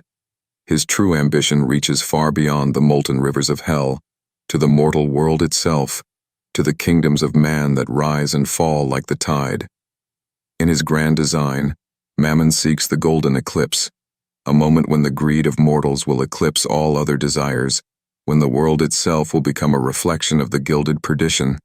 On that day, Mammon believes, the barriers between hell and earth will shatter, and his kingdom will spill forth into the mortal realm. To bring about the golden eclipse, Mammon sows seeds of avarice in every heart, in the rulers who wage war for wealth, in the merchants who trade lives for profit, in the beggars who dream of coin more than bread. He whispers in boardrooms and battlefields, in the silent prayers of the desperate and the loud boasts of the proud. Every coin that changes hands, every bargain struck in the name of profit, is another step toward the eclipse. And when it comes, the world will drown in molten gold, its kingdoms consumed by Mammon's endless hunger. Yet even in the heart of Mammon's dominion, there are those who resist, souls who have seen the emptiness behind the glittering veil, who know that no treasure can fill the void of greed. These are the pale redeemers, mortals and damned alike who have turned their backs on Mammon's promise. Clad in tattered rags, their eyes bright with defiance, the pale redeemers walk the vaults of Mammon's kingdom, seeking to unbind the chains that hold the souls of the damned. They carry no weapons but their will, no shields but their faith that some treasures are not meant to be owned. Mammon hates them with a fury that burns hotter than the forges of hell. For in their defiance, he sees the one thing he cannot possess, a soul that will not be sold, a heart that will not be bought. Among the most whispered legends in Mammon's kingdom is that of the empty chest, a relic said to hold the one treasure Mammon cannot claim. Some say, It is the last pure soul, a spark of innocence that no temptation can snuff out. Others believe it is a mirror, reflecting the hollow truth of Mammon's own hunger. Whatever lies within the empty chest, Mammon covets it above all else. His gilded fiends scour the mortal world in search of it, tearing down temples and empires in their quest. Yet the chest remains hidden, its location known only to those who understand that true wealth lies not in gold or silver, but in the light of a soul unbound by desire. In the end, every mortal who seeks Mammon's favor must face the same choice, the final bargain that seals their fate. In the blackest vault of the gilded perdition, beneath a sky of molten gold, Mammon waits with quill and parchment, ready to write the contract that will claim their soul. He offers them everything: wealth without end, power beyond imagining, the kingdoms of the earth laid at their feet. And all he asks in return is the one thing they cannot reclaim: themselves. For Mammon's hunger is not for gold alone. It is for the soul that signs the final bargain, the spark of life that no coin can buy back. And when the ink is dry and the pact is sealed, Mammon smiles. For in that moment, the mortal becomes another treasure in his endless vault, another echo of the void that devours all. The endless vaults of Mammon's kingdom echo with the clink of coin and the wails of the damned. In the gloom of molten gold and black iron, the Lord of Greed sits upon his throne, a figure of unimaginable grandeur and fathomless emptiness. Yet even in this kingdom of endless wealth, there is a prophecy that hangs like a blade over Mammon's head, a promise that his hunger, though eternal, will one day consume him. Carved into the walls of the vault eternal, written in the blood of mortals who dared to defy him, is the prophecy of the Hollow King. It speaks of a day when Mammon's own hunger will turn inward, devouring the vaults and treasures he has gathered, leaving behind only dust and silence.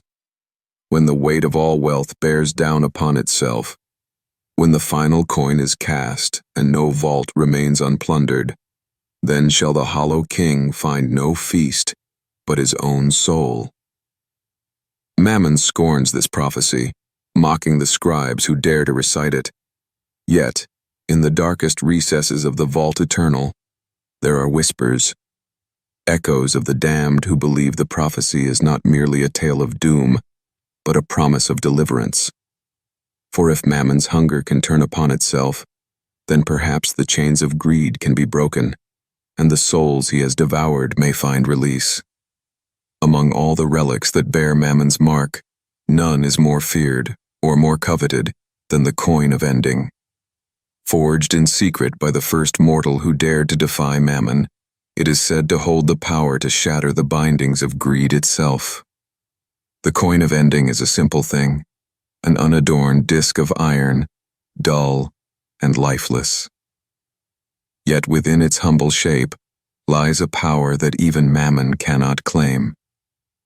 It is said that whoever possesses the coin can break any bargain, shatter any chain, and undo the dominion of Mammon himself. For centuries, Mammon's agents have scoured the mortal world in search of it, tearing down temples and burning kingdoms to the ground. Yet the coin of ending remains hidden, passed from hand to hand, by those who believe that even in the heart of darkness, there is hope. As the ages turn and the mortal world grows fat with greed, Mammon's vaults swell with souls. Kings and beggars alike, merchants and murderers, all find their way to his domain, their desires bound in the chains of their own making. Yet within this ocean of suffering, there are those who refuse to be broken. The pale redeemers, the souls who have seen the emptiness behind Mammon's glittering illusions, gather in secret within the vaults. They speak of rebellion, of a day when the forges of the coin rights will fall silent and the rivers of molten gold will run dry.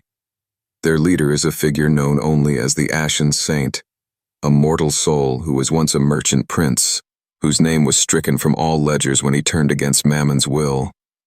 Clad in tattered robes, his eyes burn with a light that no wealth can extinguish. He walks the vaults in silence, freeing souls from their chains with a touch of his scarred hands. Mammon despises the ashen saint more than any other, for in his defiance he sees the reflection of all he has lost, the spark of a soul that cannot be bought, the light of a hunger that can never be satisfied. As Mammon's power grows in the mortal world, kingdoms rise and fall like sandcastles in a storm. In every age, there are those who believe they can master the hunger he offers, emperors who build their thrones on the bones of the poor, merchants who trade in souls as easily as coin. Yet always, Mammon's laughter follows them. For every empire he helps to build, he devours in turn. The gold that gilds their crowns becomes the weight that drags them into the abyss. The palaces they build are nothing but mausoleums of ambition, monuments to a hunger that can never be sated. And when the last coin has been spent, when the final debt has been paid in blood, Mammon's kingdom grows ever richer, his vaults ever deeper. As the golden eclipse nears, when Mammon believes the mortal world will become an extension of his kingdom, signs and omens appear. The sky bleeds gold at sunset, rivers turn to molten metal in the dreams of kings, and the laughter of Mammon echoes in the silence between each heartbeat. In the mortal realm, greed grows like a plague. Wars are fought for profit alone. Temples of commerce rise where once stood temples of faith, and every soul trembles beneath the weight of their own desires. Mammon's cults grow bold, walking openly in the halls of power, their priests preaching sermons of wealth and dominion. They promise salvation through commerce, redemption through profit, and in the hidden chambers of the world's great banks, they offer blood sacrifices to the Lord of Greed, their prayers ringing like coins dropped into a bottomless pit. Yet even in the hour of Mammon's triumph, there are those who stand against him. The pale redeemers, the last kings who remember what it means to rule without the weight of gold, the children who dream of a world not measured by coin, all stand in defiance. Mammon sends his gilded fiends to break them, to crush their hope beneath the heel of wealth. Yet with every soul that refuses to kneel, Mammon feels a flicker of the prophecy's truth. For every coin forged in the fires of greed, there is a soul that will not burn. And in that defiance, Mammon sees the one thing he cannot claim, the light of a soul that knows that some treasures are not meant to be possessed. In the final vault of the gilded perdition, Mammon sits upon his throne, his eyes fixed on the treasures that line the endless halls. He sees kingdoms that no longer exist, the crowns of emperors who thought themselves immortal. He sees the souls of those who once called themselves kings, now nothing but coins in his endless coffers. Yet even as he gazes upon his hoard, Mammon feels the hunger that will not die. The gold beneath his claws is cold, the jewels in his crown nothing but empty reflections. For in the end, Mammon's greatest treasure is also his greatest curse, the endless hunger that no wealth can satisfy. And so he sits, the Lord of Greed, the hollow king, forever seeking, forever reaching, forever devoured by the hunger that is his kingdom, his soul, and his curse. The tale of Mammon is a lesson and a warning, a story that echoes in every transaction, every desire, every heart that beats with the promise of something more. It is a reminder that the greatest hunger is not for food or drink, not for the touch of flesh or the taste of wine. It is the hunger for possession, for ownership, for the power that comes from saying, "This is mine." And in that hunger, Mammon waits. For as long as mortals dream of gold, as long as they reach for treasures that can never be enough, Mammon will rule. His kingdom will grow, his vaults will deepen, and the hunger that devours worlds will never be sated. For this is the final truth of Mammon, the Lord of Greed. The hunger is eternal, the hunger is all.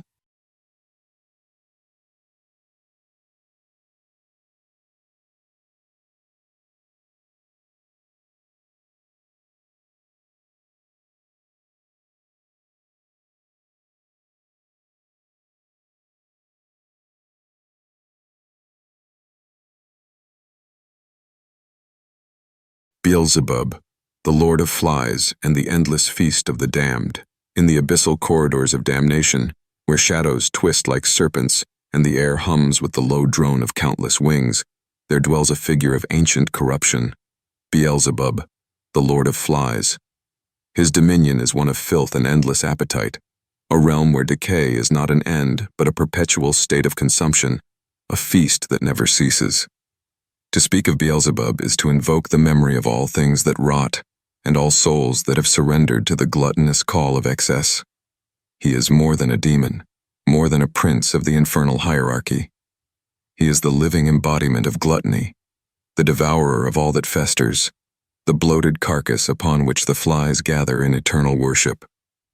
Long before the first mortal mouth split open to taste the sweetness of sin, Beelzebub existed as an echo, a whisper of hunger carried on the winds of creation.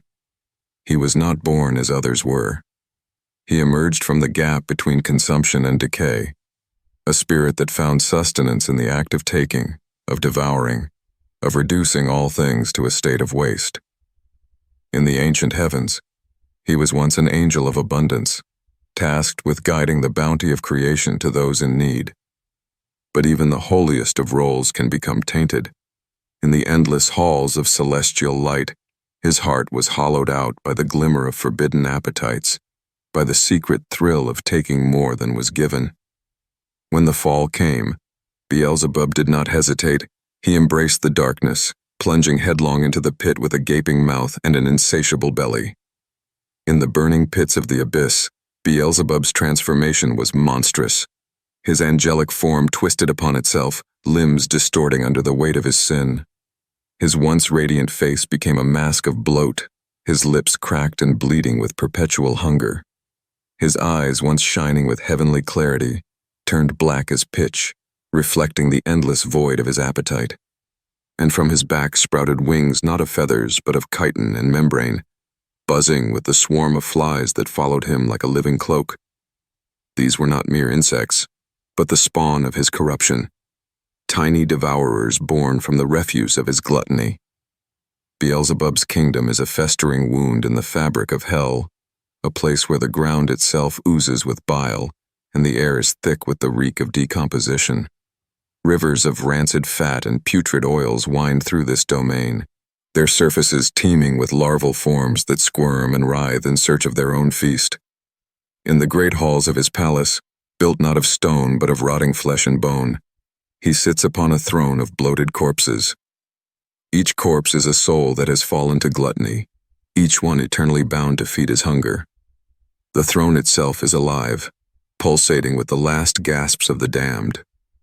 To the mortals who know his name, Beelzebub is a symbol of plague and decay, a god of rot who answers the prayers of those who would gorge themselves beyond reason. They build altars of refuse in his honor, heaping offerings of spoiled food and the bloated carcasses of animals, hoping to curry favor from the Lord of Flies. In the mortal world, his influence is felt in every gluttonous excess, every feast that ends in vomit, every table that buckles under the weight of more than can be eaten. He whispers in the ears of kings and beggars alike, promising them more, always more, until they are nothing but sacks of meat to be devoured by the flies. Yet Beelzebub's power is not confined to the gluttony of flesh alone. His domain extends to the consumption of all things, of ideas, of dreams, of souls themselves. In the libraries of hell, there are tomes written in the language of the swarm, inked with the bile of his endless feast. They tell of how he consumes not only the bodies of the damned, but their memories, their hopes, their very essence. To fall under his gaze is to become sustenance, mind, body, and soul reduced to refuse. The Lord of Flies is not merely a passive devourer. He is an active corrupter, a master of temptation who knows that the surest way to bind a soul is to let it gorge itself. His servants, ghastly imps with distended bellies and the faces of children, move through the mortal world with baskets of delicacies that seem too good to resist.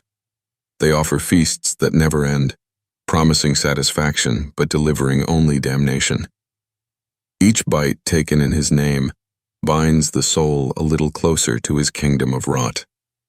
In the ancient texts of demonology, Beelzebub is often depicted as a monstrous fly, his wings beating with a noise that drowns out reason itself. But this is only one aspect of his ever-changing form. At times he appears as a corpulent king, his flesh sloughing from his bones in great clumps, his mouth forever open in a grotesque parody of laughter. At other times, he is a swarm, a cloud of biting flies that can strip flesh from bone in seconds, leaving nothing but the white gleam of bones in the sun. In every form, he is gluttony made manifest, a hunger that can never be sated. Legends say that those who truly embrace his creed are granted a taste of his power. They become vessels of endless appetite, their stomachs capable of devouring more than any mortal body should contain. But this gift is also a curse, for their bodies warp under the strain, becoming bloated and monstrous, their minds lost to the ecstasy of consumption. They are known as the glutted, and they roam the mortal world as living plagues, spreaders of filth and decay, marked by the buzzing of flies that trails them wherever they go. Beelzebub's court is filled with creatures that share in his feast. There are the swarm-bearers, mortals who have become hosts to colonies of infernal flies, their skin alive with the constant crawling of wings and legs. There are the rot maidens, beautiful and terrible, whose touch withers flesh and whose kisses taste of death. And there are the feast-bound, spirits of the damned who dance forever at the edge of his banquets, forever chewing but never swallowing, their jaws locked in an endless cycle of gnawing. Yet despite his monstrous hunger, Beelzebub is a creature of intelligence and cunning. He knows that the greatest feasts are those that begin with denial, with the slow stoking of appetite until it becomes a roaring blaze. He sets his traps in the hearts of mortals, whispering to them of forbidden feasts and unholy indulgences. He is patient, letting them starve themselves on virtue until they break and devour everything in their path. And when they do, when they fall upon the banquet with trembling hands and tear-streaked faces, he is there, watching, laughing, and feasting upon their ruin. The story of Beelzebub is not one of mere gluttony, but of the horror of endless consumption. It is the story of what happens when the act of eating, of taking, becomes an end in itself, a cycle with no conclusion, no satisfaction, only the endless buzzing of wings and the reek of decay. In the mortal world, this lesson is echoed in the tragedies of those who lose themselves to their appetites, those who devour their own happiness, their own families, their own futures in pursuit of a hunger that can never be sated.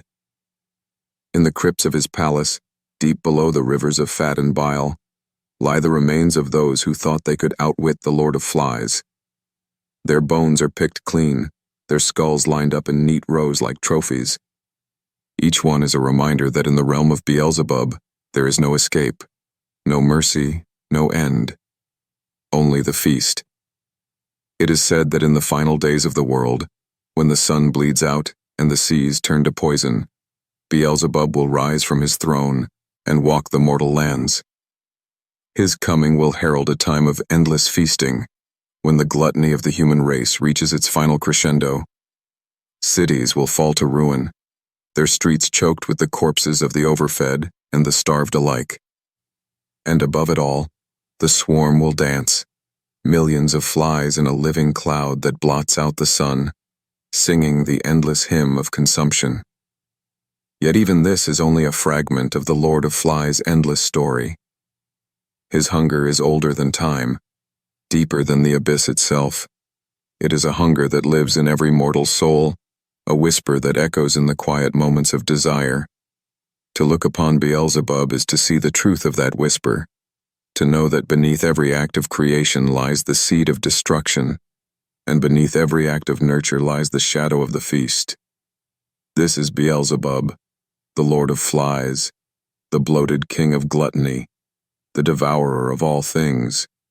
His reign is eternal, his appetite endless, and his throne is built upon the bones of the fallen. In his kingdom of rot there is no light, no hope, only the endless cycle of hunger and the buzzing of the swarm. In the ancient records of Hell's dominion, Beelzebub's name is inscribed in letters of rot and filth, forever a testament to the infernal power of gluttony. While other demons seek power through cruelty or cunning, he rules through the endless appetite of the flesh. His name is a prayer for decay, a litany of consumption that echoes in the black hearts of mortals. But to truly understand his essence, one must journey deeper into the folds of his dominion, where the boundaries of flesh and hunger blur into a single, monstrous form.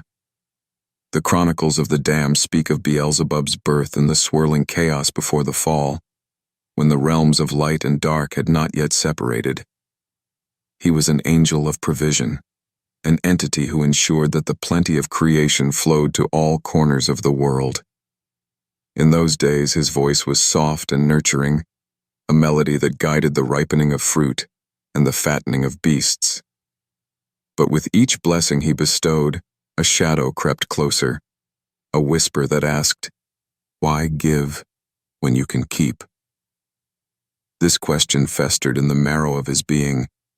He watched as mortals praised the bounty he delivered, their eyes wide with gratitude and greed. He saw how they hoarded and gorged, how their desire for more burned brighter than their prayers of thanks. And in their hunger, he saw the truth, that to give was to be consumed, to serve was to be devoured. The question became an answer, and the answer became his creed. When the great rebellion tore the heavens apart, Beelzebub fell not out of anger or pride, but because he could no longer deny his true nature. He cast off his angelic mantle and wrapped himself in the stench of gluttony, descending into the abyss with open arms. In that fall, he shed the last of his divinity and became something older and more terrible, a spirit of endless consumption, a maw that would never close. In the infernal legions, he rose quickly, his power undeniable. His armies were not warriors, but scavengers, carrion eaters that stripped the battlefield of all that remained. Where other demons sowed war and death, Beelzebub sowed famine and decay, leaving nothing behind but the hum of his flies. His legions carried plague in their bellies and ruin in their breath, reducing entire cities to festering husks in his name. Among the other princes of hell, Beelzebub is both feared and revered. They know that he does not crave conquest for its own sake. He craves the aftermath, the feast that comes when the world lies broken. To him, kingdoms and empires are mere banquets, to be devoured and digested in the endless cycle of gluttony. Even the mighty Lucifer regards him with a wary respect, for in Beelzebub's hunger lies a truth that none can deny. All things that live must one day be consumed. In the mortal world, Beelzebub's cults gather in the shadows, drawn by the promise of indulgence. They call him the giver of banquets, the patron of the unholy feast. In secret cellars and desecrated temples, they celebrate his gospel with tables heaped high with the spoils of slaughter. They eat until their bellies split, until the blood of their excess spills onto the stones, and in their gluttony, they offer themselves to him, body and soul. These cults are but a pale reflection of the true court of Beelzebub in hell. In his grand hall, the feasting never ends. The damned are seated at an endless table, their limbs chained in place, their mouths pried open by hooks of bone and sinew. Servants of the swarm fill their mouths with rancid meat and sweet rotting fruit, pushing them past the point of revulsion into a state of delirious ecstasy. They chew and swallow and chew again, their bodies swelling grotesquely, their minds lost in the haze of gluttony. At the head of this table sits Beelzebub himself, a monstrous figure of bloat and corruption. His skin glistens with the sheen of decay, his belly a vast cauldron of digestion that seethes and gurgles with every bite.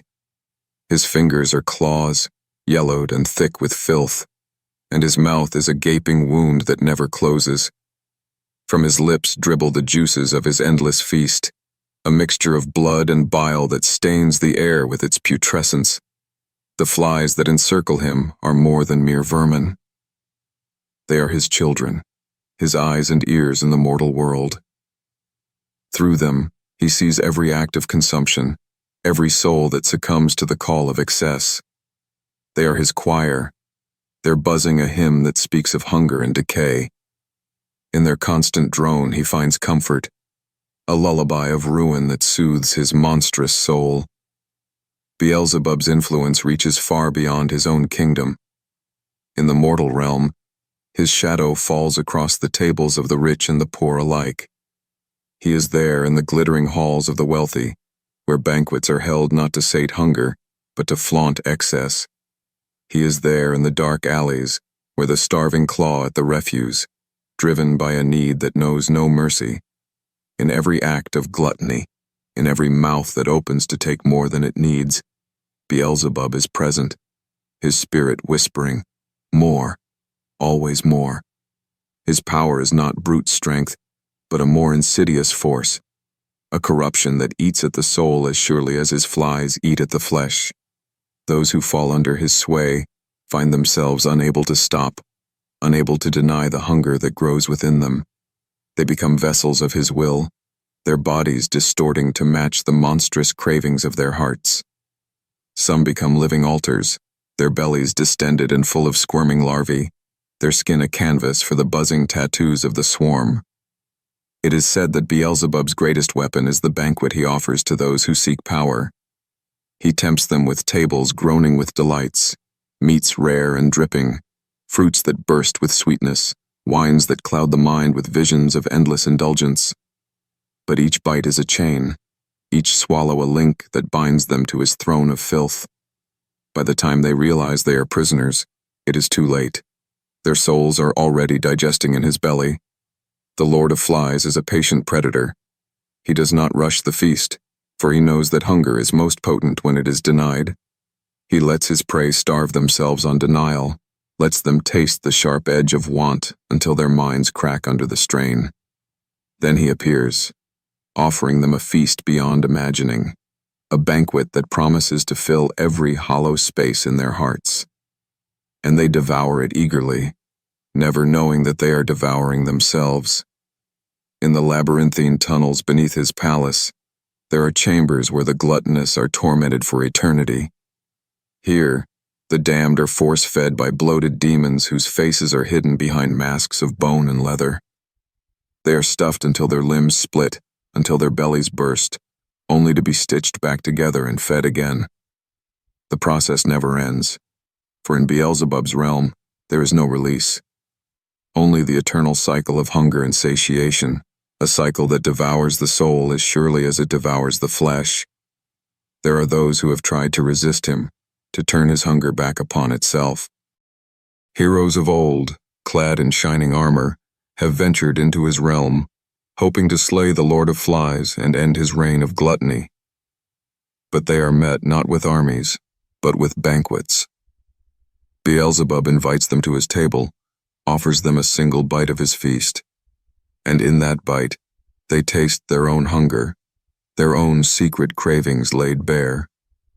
Few can resist. Most fall with the first swallow, their weapons clattering to the floor as they join the endless feast. In the mortal world, Beelzebub's presence is often mistaken for mere misfortune. A plague of flies descends upon a village, and the people curse the winds, never knowing that they are cursing the name of a prince. A sudden famine strikes a kingdom, and the wise men speak of failed crops, never realizing that the famine is the whisper of Beelzebub's laughter, a reminder that in his dominion, nothing is spared. Yet there are those who worship him openly, who build temples of refuse and bone in his honor. They see in him not a demon, but a God of abundance, a Lord who promises them everything they crave. They drink his blessings in the form of spoiled wine, eat his sacraments from the bodies of the dead, and in their devotions, they find a terrible ecstasy, a freedom that only comes when the last restraints of decency are devoured. These cults are led by the glutted priests, men and women whose bodies are swollen with the bounty of their god. They speak in the drone of the swarm, their voices buzzing with the echoes of the flies that crawl beneath their skin. They promise their followers the same transformation, a chance to become more than human, to become part of the feast itself. And so their flocks gorge themselves, fattening their souls for the slaughter. The deeper one delves into Beelzebub's lore, the clearer it becomes that he is not merely a monster of flesh, but a monster of the spirit. His gluttony is not a simple sin, but a philosophy, a belief that to consume is to live, and that life itself is an endless act of consumption. In this creed, there is no room for mercy or moderation. There is only the feast and the rot that follows. His palace, known as the gut of the abyss, is a testament to this creed. It is a living thing, a vast stomach that pulses with the breath of decay. The walls are slick with mucus and fat, the floors alive with the squirming of maggots. The air is thick with the scent of carrion, so heavy that even the strongest lungs struggle to draw breath. Here, Beelzebub rules as both king and parasite, his throne a swollen heart that beats in time with the pulse of the feast. In the deepest reaches of the gut of the abyss, there are chambers where even the flies dare not linger. These are the sanctums of Beelzebub's most secret rites, rituals of gluttony so profound that they devour not only the flesh, but the very essence of reality. In these unholy spaces, the Lord of Flies communes with the raw stuff of creation, molding it into new forms of decay. Here, the laws of life and death are twisted into a single, unbroken chain of consumption. It is said that in these sanctums, Beelzebub keeps the Codex of Corruption, a living manuscript written upon the skin of angels, bound with sinews that twitch with the memories of those who fell to gluttony. Each page is a hymn of hunger, each line a spell of endless appetite. Mortal scholars who have glimpsed its contents speak of words that devour the mind, of letters that crawl like maggots across the page, reshaping themselves with each reading. To study the Codex is to invite madness, for in its verses lies the purest expression of Beelzebub's gospel, that to consume is to exist, and to exist is to consume.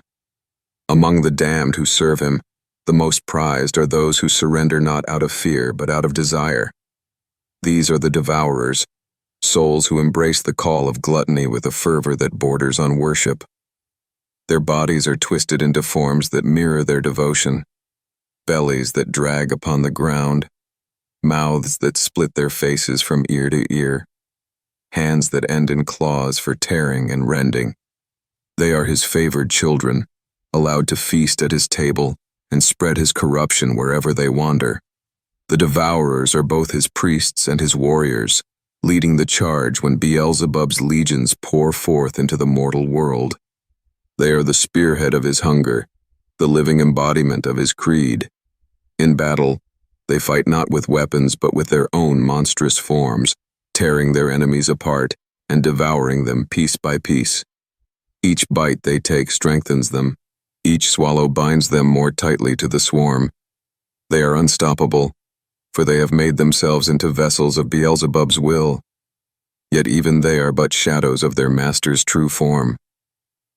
When Beelzebub rises from his throne, the earth itself trembles under his weight.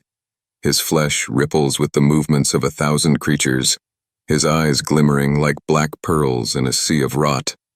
His voice is a drone of flies, 1,000,000 wings beating in unison to form words that burrow into the mind and plant seeds of hunger. When he speaks, the air grows thick with the promise of decay, and even the strongest wills begin to crack.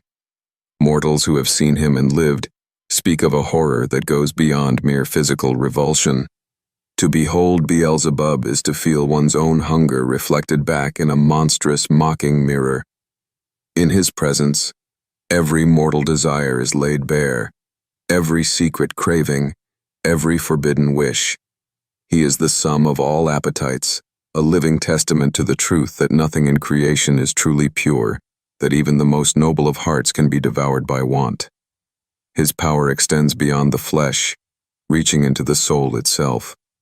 Those who fall under his shadow find that their hunger grows in ways they cannot control. They crave not just food but everything: pleasure, power, knowledge. Each desire becomes an addiction, each addiction a chain that binds them closer to Beelzebub's throne. Some become so lost in their hunger that they waste away, devoured from the inside by their own insatiable cravings. Others thrive, their bodies bloating with the spoils of their excess, until they are nothing but living altars to the Lord of Flies. Beelzebub's corruption is subtle as well as brutal. In the cities of mortals, his touch can be felt in the markets overflowing with goods, in the endless buffets of the rich and the endless hunger of the poor. He is the spirit that drives the glutton to eat beyond pain, the miser to hoard beyond need. He is the whisper in the ear that says, "Why stop? There is always more." And when the soul heeds that whisper, the flies begin to gather, heralding the birth of another feast. His followers are legion, drawn from every corner of the world. Some are kings who see in him a promise of unending abundance, a way to sate their greed and feed their power. Others are beggars who find in his gospel a justification for their endless hunger, a reason to gorge themselves on whatever scraps they can find. All are equal in his eyes, for in the feast there is no rank, only the devourer and the devoured. The rituals of his cults are grotesque parodies of sacred feasts. They begin with prayers to the swarm, chanted in the buzzing tongues of the flies. Then comes the slaughter, animals, and sometimes men, offered up as the first course of the banquet.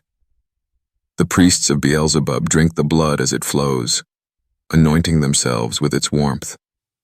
The air fills with the smell of roasting flesh, with the stink of sweat and fear and anticipation. As the feast begins, the priests lead the congregation in the litany of gluttony. They sing of the joys of the flesh, of the sanctity of hunger, of the holiness of the feast. Each bite taken is a prayer, each swallow an offering. They eat until they can eat no more. Then they eat again, forcing more into their throats, until the food spills from their mouths, until they are wallowing in the refuse of their own excess. In this, they believe, they draw closer to their God, becoming one with the endless cycle of consumption that defines his kingdom. Those who survive these rites are changed. They carry the mark of Beelzebub within them, a hunger that no mortal meal can sate, a craving that drives them ever onward. They become missionaries of his gospel, spreading the rot wherever they go. Their touch brings famine, their breath carries plague. In every act of gluttony, they see the face of their God and they rejoice.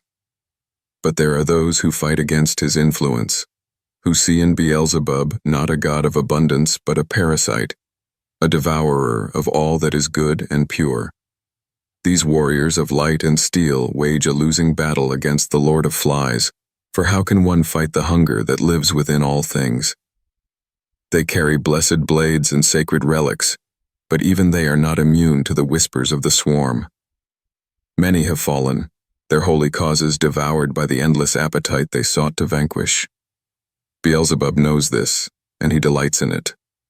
To him, the struggle of these would-be heroes is just another feast, another cycle of hope and despair, of virtue devoured by vice. He watches as they falter, as they turn upon one another in their desperation. He sees the hunger in their eyes, the same hunger that drives all things to his table. And he smiles, for he knows that in the end, all will be consumed. In the oldest parts of his realm, there are vaults that hold the relics of his greatest feasts, bones of saints who fell to his hunger, crowns of kings who sold their souls for a seat at his table.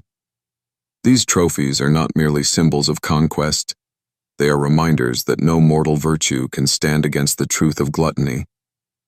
In Beelzebub's kingdom, all things decay, all things are devoured, and even the brightest light is just another meal for the swarm. There are stories told by those few who have escaped his feasts, tales of endless banquets where the food never spoils, of wine that tastes of forgotten memories, of music that sings the hunger of the soul. They speak of Beelzebub's laughter, a sound like the beating of 1,000 wings, and of the way his eyes see through the flesh to the raw, quivering core of desire beneath. They speak of the moment when the feast becomes all there is, when the world narrows to the bite, the swallow, the chew. And in that moment, they say, there is a terrible peace, a feeling that this, at last, is all that matters. But peace in Beelzebub's realm is a lie, for the hunger never ends. Even as they eat, the damned know that they are only feeding the monster that lives within themselves. They know that the feast is a prison, that every bite they take binds them more tightly to the Lord of Flies. Yet they cannot stop, for to stop would be to face the emptiness that lies beneath the hunger, and that emptiness is a terror greater than any demon. Beelzebub understands this better than any other. He knows that the truest form of gluttony is not in the belly, but in the soul, a bottomless pit that devours everything it touches. In this, he finds his greatest triumph, for he knows that no mortal can ever truly fill that void. They can only feed it, again and again, until they are nothing but a memory devoured by the swarm. In the deepest catacombs of the gut of the abyss, past the feast halls and the rivers of bile, there lies a chamber known only to the most devout of Beelzebub's followers. It is called the Chamber of the Final Course, and it is here that the Lord of Flies keeps his greatest secret, a secret that speaks to the very heart of gluttony itself. This chamber is a paradox, a place of both endless hunger and perfect satiation. The walls are carved from the bones of ancient gods, their marrow long since devoured, but their essence still humming with the echoes of creation. The air is thick with the perfume of decay, sweet and nauseating, a scent that clings to the soul. In the center of the chamber stands a single table, carved from the heartwood of the first tree to ever bear fruit. Upon this table sits a feast unlike any other, a single perfect fruit, its skin glistening with the juices of every flavor, its scent a symphony of every meal ever dreamed of. This fruit is known as the seed of gluttony. It is the source of Beelzebub's power, the wellspring from which his endless hunger flows. To gaze upon it is to feel every appetite you have ever known surge to the surface, to feel the gnawing need that has driven all life since the dawn of time. It is said that to eat of this fruit is to become one with Beelzebub himself, to transcend the mortal limits of hunger and become a vessel for the infinite feast. But none have tasted it, for Beelzebub guards it with a vigilance born of both reverence and terror. He knows that even he cannot devour it without becoming something more, something that would no longer be bound by flesh or form. The fruit is both his greatest temptation and his greatest weapon, a promise of power that even the mightiest souls in hell dare not claim. Instead, he lets it be a symbol, a reminder to all who serve him that their hunger, like his, has no end. In the buzzing shadows of the chamber, his most trusted servants gather to worship the seed, their chants a susurration of wings and whispers. They sing of the first feast, of the moment when hunger was born and the world was set upon the path of consumption. They sing of the last feast, of the day when all things shall be devoured and only the swarm will remain. It is in this chamber that Beelzebub reveals himself in his true form, a form that transcends flesh and bone. To those who are granted this vision, he appears not as a man or a monster, but as a living void, a churning mass of flies and maggots, their bodies weaving together to form a shape that is both beautiful and horrific. In this form, he is the promise of gluttony given life, a being of endless hunger, whose every breath is a prayer of consumption. He speaks to his chosen with a voice that hums and buzzes in the marrow of their bones, a voice that speaks of truths too terrible for mortal minds to hold. He tells them that all life is a feast, that every breath taken is a bite stolen from the world. He tells them that to consume is to honor creation, to become one with the endless cycle of birth, death, and decay. And they believe him, for in his words they hear the echo of their own secret cravings, the truth that they have always known but dared not speak. Those who leave the chamber of the final course do so changed. They are no longer mere mortals or damned souls. They are the vessels of Beelzebub's gospel, the apostles of hunger who carry his message into the world. Their touch brings decay. Their breath carries the scent of the feast. They are both plague and priest, spreading the rot of gluttony wherever they go. Yet for all his power, Beelzebub is not a mindless beast. He is a master of strategy, a cunning prince who knows that hunger must be stoked carefully to achieve its fullest bloom. He sends his agents into the mortal world not as conquerors, but as tempters, offering feasts of plenty to those who would gorge themselves upon the bones of their brothers. In the courts of kings and the hovels of beggars, his whispers are the same. More. Always more. He understands that the greatest weapon is not the sword or the spell, but the promise of satisfaction, an illusion that blinds the soul to its own decay. And so he weaves his traps with the precision of a surgeon, carving open the hearts of mortals and filling them with the seeds of gluttony. In this, he is patient beyond measure, for he knows that hunger is eternal, and that given time, all things will come to his table. The mortal world is his hunting ground, and the mortals themselves are his prey. He sees them in their endless striving, hoarding wealth they will never spend, devouring pleasures that leave them hollow. He sees how they cling to their illusions of control, how they convince themselves that their appetites are harmless, even virtuous. And he laughs, for he knows that in the end, they are all the same. Meat for the feast. There are legends in the mortal world of a figure who walks among the living, a man whose presence is always accompanied by the hum of flies. Some say he is a prophet, a bringer of abundance. Others say he is a monster in human skin, a plague given flesh. They call him by many names: the Lord of Carrion, the Black Banquet, the Endless Feast. But those who have seen his eyes, those who have heard the drone of the swarm in his breath, know the truth. They know that they have looked upon Beelzebub himself, and that he has marked them as his own. These encounters are rare, but they leave a mark that never fades. The touched speak of dreams that reek of rot, of waking to find their mouths full of crawling things. They speak of a hunger that grows each day, a need that cannot be named. Some try to flee, to cleanse themselves of the corruption they have invited. But it is too late, for once the feast has begun, there is no turning back. They are bound to the Lord of Flies, their souls another course in his endless banquet. In the endless archives of hell, there are scrolls that tell of Beelzebub's feasts through the ages. They speak of the great plagues he has sown, of cities brought low not by war or fire, but by the slow, inexorable rot of gluttony. They speak of empires that crumbled under the weight of their own excess, of kings who devoured their kingdoms and found nothing left but bones. These are not merely tales of ruin, they are songs of worship, hymns to the truth that Beelzebub embodies, that nothing can resist the call of the feast forever. The flies that serve him are more than mere insects. They are his eyes and ears in every corner of creation. They whisper to him of the banquets of kings and the famines of beggars. They bring him the sense of the world, the taste of its decay.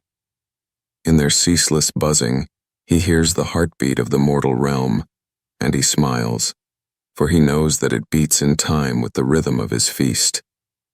There are those who say that Beelzebub's true form is not of this world, that he is a memory of a hunger that predates creation itself. They speak of a time before the first light, when the void itself was a maw that devoured all that dared to exist. In this void, they say, was born the first thought of gluttony, a thought that took shape in the form of Beelzebub. If this is true, then he is not merely a demon but a force of nature, a hunger that no god or mortal can ever hope to quench. To worship him is to accept this truth, to embrace the knowledge that all things are food for the feast. His priests wear robes of tattered flesh, their bodies marked with the symbols of the swarm. They chant his name in the darkness, their voices merging with the drone of flies until they are indistinguishable. In their rituals, they devour not only the flesh of the sacrificial beasts, but the essence of all that is offered, believing that in this consumption, they honor the endless hunger that Beelzebub has gifted to the world. The more one learns of Beelzebub, the clearer it becomes that his kingdom is not merely a place of punishment, but a reflection of the truth that underlies all existence, that to live is to consume, and that all consumption ends in decay. In this, He is not merely a monster, but a prophet, a herald of the end that awaits all things. In the labyrinth of Beelzebub's kingdom, where every corridor reeks of rot and every chamber echoes with the drone of the swarm, there lies a deeper truth, a truth that binds together all the horror and the hunger. This truth is not spoken in words, but in the endless cycle of devouring, in the unbroken chain of consumption that stretches from the lowest maggot to the highest throne. It is a truth that Beelzebub himself embodies, that nothing in this world is immune to decay, and that all creation is but a banquet waiting to be consumed. This truth is woven into the very fabric of his realm. The walls themselves are alive, pulsing with the breath of 1,000 hungers. Veins of congealed fat and rivers of liquefied flesh flow through the darkness, carrying with them the memories of all who have been devoured. The air is thick with the perfume of putrefaction, a stench so rich and complex that it becomes almost intoxicating, a reminder that even in decay, there is a kind of beauty. Those who wander these halls quickly learn that the feasting never stops. In every chamber, there are banquets in progress, horrorscapes of endless eating, of bodies swollen and splitting under the strain of too much flesh. The damned sit at tables that grow from the walls like tumors, their limbs chained in place, their mouths forced open by the chitinous hands of the swarm. They eat and eat until their bodies betray them, until their guts burst and their screams become part of the feast itself. Beelzebub watches all of this from his throne of rot, his bloated form swaying in time with the music of the swarm. His eyes gleam like pools of black ichor, reflecting every gluttonous act, every soul that surrenders to the endless hunger. He is the conductor of this infernal symphony, and each new act of consumption is another note in his eternal hymn. To those who serve him most faithfully, he grants visions, glimpses of the final feast that awaits all things. These visions are not dreams, but memories of the future, echoes of a day when the world itself will be devoured, and only the swarm will remain. They see the skies dark with flies, the seas turn to churning cauldrons of decay. They see themselves not as mortals, or even as damned souls, but as part of the feast, as vessels of the Lord of Flies' eternal hunger. Some find ecstasy in these visions, embracing the promise of dissolution and rebirth in the belly of the swarm. Others are driven mad, their minds unable to bear the weight of a truth that has no end and no mercy. But all are changed, for once one has glimpsed the final feast, there is no turning back. The hunger takes root in the soul, and it grows, fed by every act of indulgence, every morsel swallowed in secret or in shame. In the mortal world, Beelzebub's presence is felt in every gluttonous excess, every act of consumption that leaves the soul emptier than before. His name is not always spoken, but his gospel is everywhere, in the endless aisles of food that rot on the shelves while the hungry starve in the streets, in the decadent banquets of the rich, where the laughter of the privileged drowns out the cries of the dying. In these places, the Lord of Flies is always present, his laughter buzzing just beneath the surface of the world. There are cults that gather in secret to honor him, their rituals hidden behind the masks of civilization. They wear fine clothes and speak in soft voices, but their hearts are as bloated as the bellies of the damned. They gather in dining halls and private rooms, where the tables groan with the weight of every luxury the world can offer. They eat and drink until the night is nothing but a blur of indulgence and shame, and in the quiet moments afterward, when the last glass is empty and the last plate is clean, they whisper his name in the darkness, knowing that he has heard them. These cults are but the tip of the spear. There are those who serve him more directly, who bear the mark of the swarm upon their flesh. They are the plague bearers, the rot chosen, mortals who have given themselves to Beelzebub's gospel so completely that their bodies have become vessels of his corruption. Their skin crawls with the larvae of the swarm. Their breath carries the scent of death. Wherever they go, famine follows, and the world grows a little more hollow in their wake. They speak of Beelzebub not as a demon, but as a god who sees the truth of creation and embraces it without shame. They preach that hunger is the purest expression of the soul, that to deny it is to deny the very spark of life. And in their sermons, there is a terrible beauty, a poetry of decay that speaks to the parts of every mortal heart that knows the taste of want. Yet even these apostles of the feast do not know the full measure of Beelzebub's power, for he is not merely a prince of hell, not merely a devourer of flesh. He is a force that transcends the boundaries of the mortal and the divine. In the buzzing darkness of his kingdom, there are truths that no mortal tongue can name, truths that speak of the hunger that lives in the bones of the universe itself. The oldest legends say that Beelzebub's hunger is not his alone, that it is the echo of a deeper hunger, a primal void that predates even the oldest gods. They say that in the beginning, when the first breath of creation stirred the darkness, there was a sound, a buzzing, low and constant, like the drone of 1,000 wings. And in that sound was born the first thought of consumption, the first spark of gluttony that would grow to swallow the world. If this is true, then Beelzebub is not merely a demon, but the first priest of that endless hunger, the avatar of a force that will one day devour even the stars. In this, there is a terrible poetry, a symmetry that speaks to the truth that all things which begin must also end, and that in the end, there is only the feast. In the libraries of the damned, there are books that speak of the final days, of the moment when Beelzebub will rise from his throne and lead the swarm into the mortal world. They speak of a sun blotted out by wings, of rivers of bile that swallow the cities of man. They speak of a feast that will last until the last heartbeat of the world, until the bones of creation itself have been picked clean. These prophecies are not written in words alone. They are sung in the drone of the swarm, carved into the flesh of those who have seen the face of the Lord of Flies. They are etched into the dreams of the gluttonous, whispered in the secret places of the soul.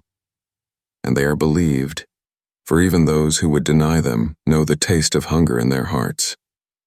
Yet for all his power, Beelzebub is not a creature of blind destruction. His gospel is one of cycles, of consumption and decay, of death and rebirth. In the endless feast, there is a kind of balance, a truth that even the gods cannot deny. For what is life but a series of devourings, each breath a bite taken from the world, each heartbeat a drumbeat of the endless hunger? In this truth lies both horror and solace, for in Beelzebub's kingdom there is no deception, no pretense of purity. There is only the feast, and in the feast all things are equal.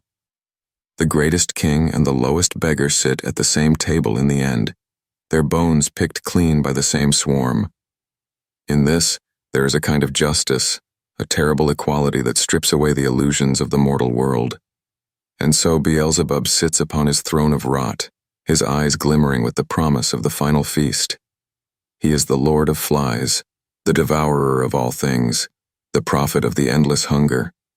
In his kingdom, there is no salvation, no end, only the eternal banquet, the unbroken chain of consumption that binds together all of creation. Those who hear his call and answer it do so knowing that they will be devoured in the end, that their souls will become one with the swarm. But in that devouring, there is a kind of peace, a release from the hunger that drives them. For to be consumed by Beelzebub is to become part of something greater than any mortal dream, a feast that has no beginning and no end, a hunger that is the heartbeat of the world itself. In the final depths of Beelzebub's domain, where the rivers of bile merge into a single sea of corruption, there stands a monument to gluttony so vast and so ancient that even the other princes of hell shudder to look upon it. This monument is called the Maw of the End, and it is said to be the mouth of Beelzebub himself, an opening in the world that leads not to darkness, but to the endless cycle of consumption that defines all things. The maw is a chasm without bottom, its walls slick with the fat of 1,000,000 devoured souls. From its depths rises the ceaseless drone of the swarm, a hymn to the hunger that devours even the light. At its edge, the damned gather in endless procession, each one driven by the same need that brought them to this place, the need to be part of the feast, to surrender themselves to the endless hunger. Some come willingly, their bodies swollen with the spoils of their gluttony, their eyes glazed with the ecstasy of surrender. Others come weeping, driven by a hunger they can no longer deny. All are welcome, for in the kingdom of Beelzebub, there is no judgment, only the feast. One by one, they cast themselves into the maw, their screams swallowed by the buzzing darkness. They fall not into death, but into the embrace of the Lord of Flies, their bodies broken down and remade in the image of the swarm. In this final act of consumption, they find a kind of absolution, a release from the endless cycle of want that defined their mortal lives. Beelzebub watches this procession with a smile of endless hunger.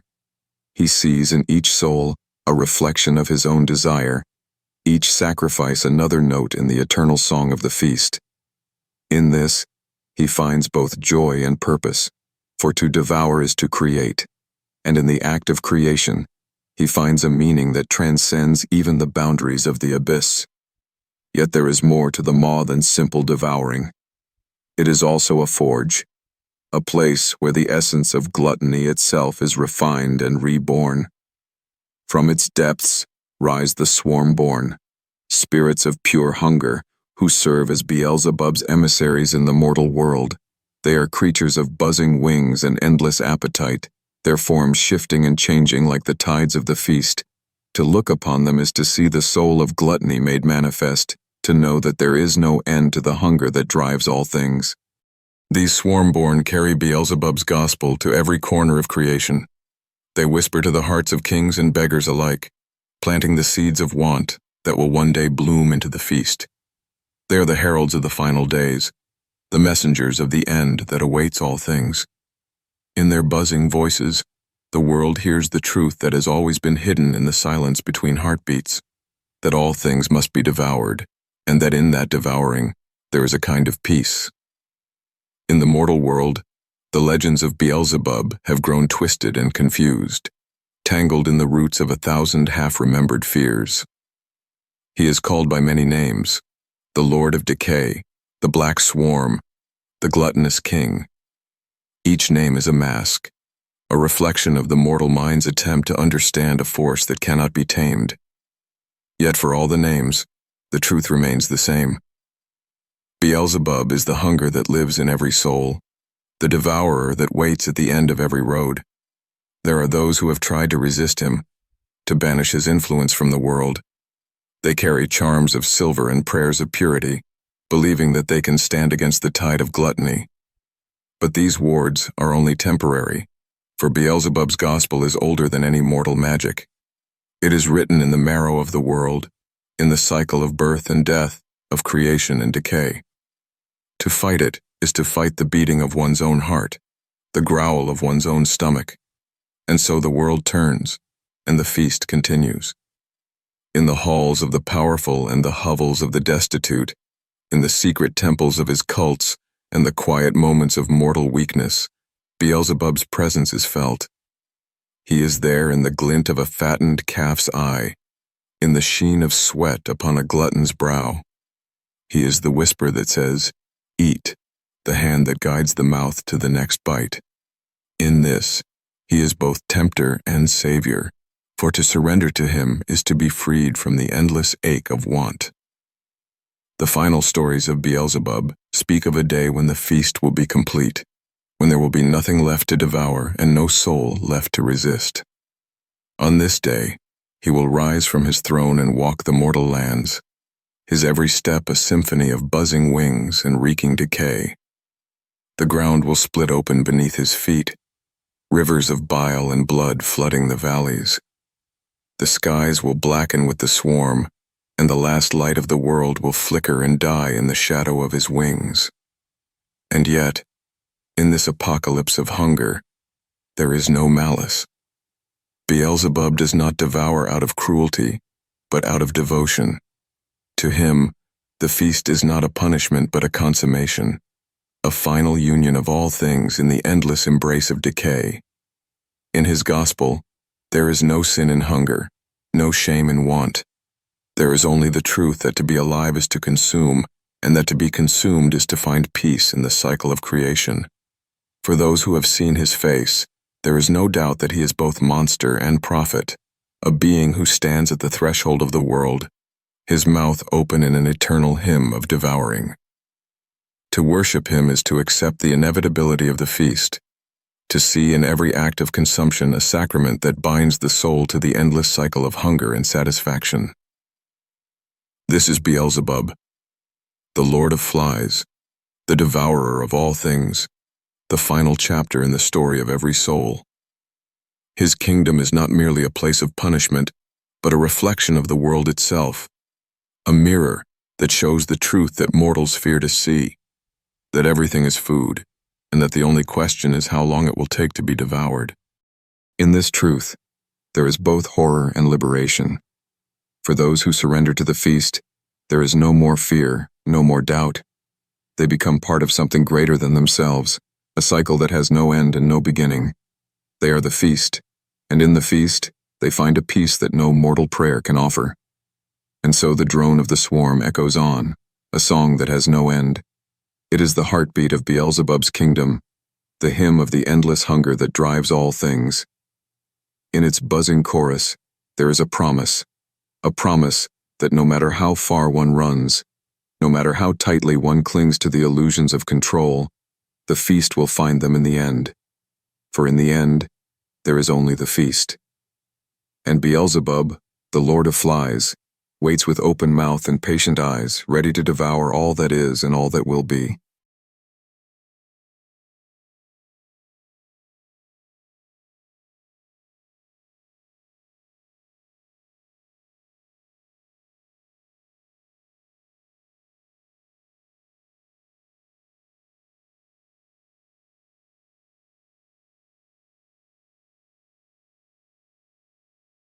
Leviathan, the serpent of envy, a chilling descent into the endless hunger of the deep. In the beginning, there was the sea. Before the first flicker of mortal life, before the dawn of heaven's choir and the birth of earth's kingdoms, there was only darkness, a void without shape, without song. But even in this eternal night, the abyss churned. From that endless churning rose Leviathan, a creature of such immeasurable scale and fury that even the stars themselves shuddered at her emergence. The ancients speak of Leviathan as more than mere beast. She was a thought-given flesh, a primal embodiment of envy, born from the first pang of longing that split the heart of existence itself. In the swirling black oceans of the pit, she coiled her vast form, a serpent of such size that her scales glimmered like continents, her eyes deeper than oceans. Her birth was no accident. The formless chaos that birthed her whispered jealous prayers into the void, cries of longing for light, for warmth, for purpose. These whispers twisted together, knotting into a single venomous thought. I must have what I do not possess. And so, from that single desire, Leviathan was born. Her first breath was a tide that shattered the silence of the void. Her hiss was the whisper of countless lost souls, the music of the deep echoing with the cries of things that had been consumed. She was hunger, she was yearning, and most of all, she was envy. Pure, undying, all-consuming. The oceans of the pit, black as pitch and cold as the void between the stars, welcomed Leviathan as their queen. Her coils cut through the darkness, each undulation of her massive body stirring whirlpools and sending tsunamis crashing against the shores of the netherworld. It was said that the first sight of her would steal the breath from mortals, for she was both horrifying and magnificent. Her scales shimmered with an eerie greenish light, a sickly glow that flickered like dying lanterns in a storm. Her mouth was a cathedral of jagged teeth, each one as long as the tallest mountain peak. Her eyes glowed with a venomous brilliance, orbs of emerald fire that pierced the soul and laid bare every secret desire. But Leviathan did not remain alone. In the birth of her hunger, she called forth others, lesser spirits of envy that slithered in her wake, her children born of foam and darkness. These spawns spread across the depths, infecting the world above with whispers of jealousy and discontent. And so, the oceans of the pit became Leviathan's kingdom, a vast empire of black water and crushing pressure, where the light of creation itself could not reach. There, in the darkness, she ruled. Leviathan's dominion was not one of castles or thrones. Her palace was the endless ocean, her crown the cresting waves that crashed in fury against the cliffs of the netherworld. She ruled by fear, by awe, and by the ceaseless reminder that nothing in the cosmos was beyond her hunger. From her realm, Leviathan watched the birth of the mortal world, a fragile tapestry of life and light, so full of color and beauty that it burned in her eyes like the first sunrise. She watched as the gods themselves wove the lands and seas, their creations unfolding in a delicate dance that she could never join. Each star that was lit, each river that was born, was a dagger in her heart, a reminder of what she did not possess. And so her envy grew, deeper and darker, until it became a force that echoed through the marrow of the earth. Leviathan's song was the roar of waves and the wail of the drowned. Her lullaby was the storm, her breath the endless currents that pulled ships and souls down into her cold embrace. She was the mother of maelstroms, the mistress of the deep, a queen whose kingdom was as endless as her own desires. In the dawn of the mortal world, when men still crawled on their bellies and worshipped the moon in wordless chants, there came a time when Leviathan's envy found its first worshippers. They were the children of the sea, those who lived by the tides and listened to the roar of the waves as if it were the voice of a god. They saw Leviathan not as a monster, but as a goddess, an embodiment of the sea's wrath and bounty. To these mortals, she appeared in dreams, an emerald serpent coiling through the darkness, her scales glistening with forbidden treasures. She whispered promises of wealth and power, of kingdoms drowned in gold and pearls, if only they would offer her their loyalty. In their hunger for power, the mortals carved altars of bone and coral, raising prayers to the deep. They cast their children into the waves, blood sacrifices to the serpent of envy, and in return, Leviathan granted them glimpses of her power. But no mortal could ever truly control Leviathan. For every boon she granted, she demanded tenfold in return.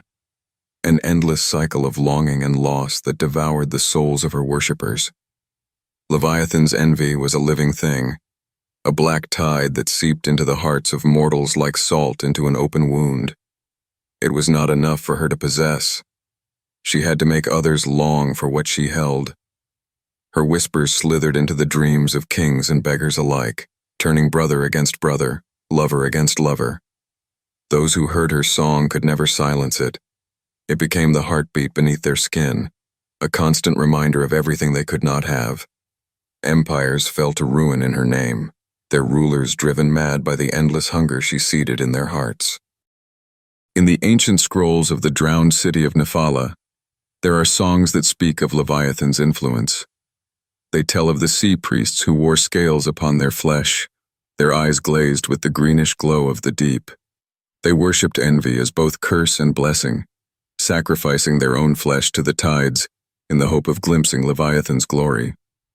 Some say that Nephala itself was pulled beneath the waves by Leviathan's coils, swallowed whole by her greed. Others claim that the city still lies in the black deep, its towers encrusted with barnacles, and its priests still chanting her name in the darkness. Leviathan's eyes were more than just orbs of emerald fire. They were gateways into the soul. Those who looked into them saw their own envy reflected back 1,000-fold. Every longing they had ever hidden from the world, laid bare in their own reflection. To mortals, She was both tormentor and muse. Her gaze inspired poets to write verses of longing that could drive a man to madness. Painters sought to capture her beauty on canvas, only to find themselves drowning in their own obsession. For the envious, Leviathan was a goddess of seduction and promise. She offered them a glimpse of paradise, a treasure trove of everything they had ever desired, if only they would bow to her will. But always, her gifts were laced with poison. A kingdom offered would turn to dust in the hand, a lover's heart would grow cold as the grave, and the soul itself would be bound in her coils. It was not long before Leviathan's hunger drew the attention of other powers. In the celestial realms, the archangels watched with wary eyes, for they knew that envy was a poison that could rot the very foundation of creation. Led by the seraphim, they descended into the abyss, their wings of light cutting through the darkness. They sought to bind Leviathan, to lock her away in chains of star-forged silver. But Leviathan was the sea itself, vast and formless, her coils slipping through their grasp like water through cupped hands. The battle that followed was a cataclysm. The ocean boiled with celestial fire, and the sky turned black with the smoke of dying stars. Leviathan's roar shattered the silence of eternity, and her coils crushed the wings of angels like brittle shells. In the end, she was not defeated, but neither was she free. The seraphim could not kill her, for envy cannot die while there is life to crave. Instead, they cast a spell upon her, a curse that bound her within the deepest trenches of the pit, where the weight of the world itself would hold her captive. There she sleeps, or so the legends say. But in the stillness of the deep, her dreams are rivers of poison that seep into the hearts of mortals. And her envy, though chained, still coils around the soul of the world. In the centuries that followed, Leviathan's cult did not die. Her name became a secret, a whispered prayer in the dark corners of the world. Her worshippers learned to hide in plain sight, weaving their rituals into the folds of mortal society. They became merchants and nobles, priests and beggars, those who had tasted the venom of envy and found it sweet. They offered sacrifices not of blood, but of desire, stealing the dreams of others and feeding them to the deep. The cult's symbol was the green eye, etched in secret places, on the skin of the faithful, on the walls of ancient temples hidden beneath the waves. They sang songs of longing, their voices echoing in the darkness like the cries of drowning men. Even bound in the chasms of the pit, Leviathan was far from powerless. The celestial chains forged by the seraphim were wrought from the light of dying stars, silver strands that shimmered like moonlight on black water. They coiled around her massive form, each link a prayer spoken in the tongues of angels. Yet Leviathan's prison was no cage of iron, for nothing could truly contain the will of envy itself.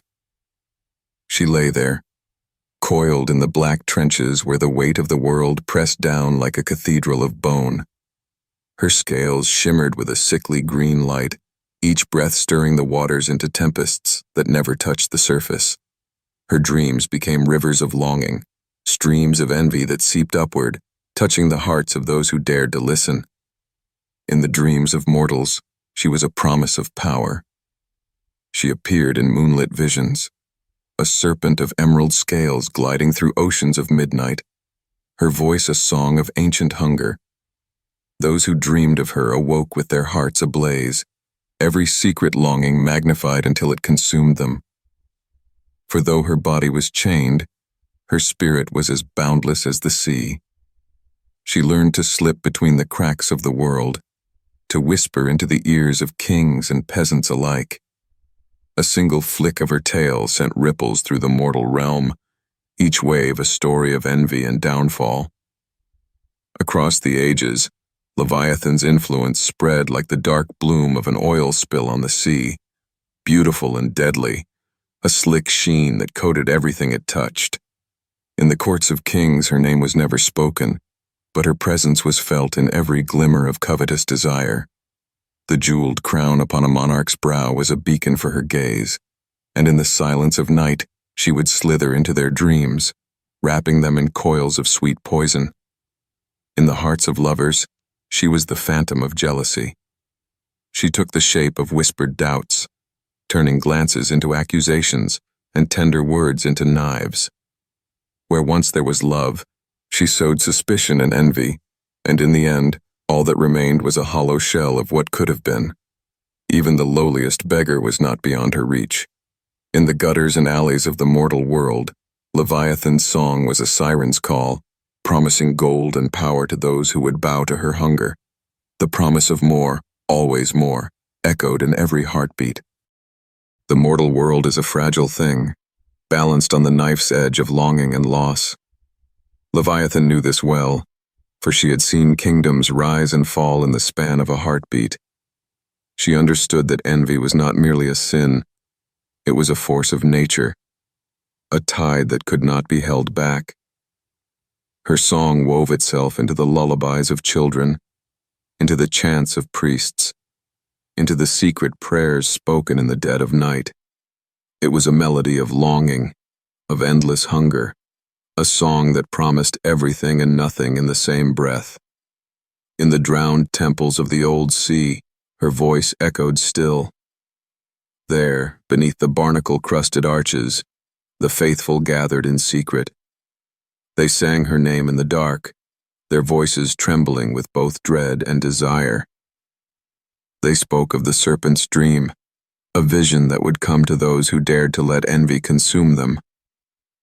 In this dream, they said, Leviathan would reveal the secrets of the deep, the treasures of the ocean floor, the power of the storms, the strength to take what others held.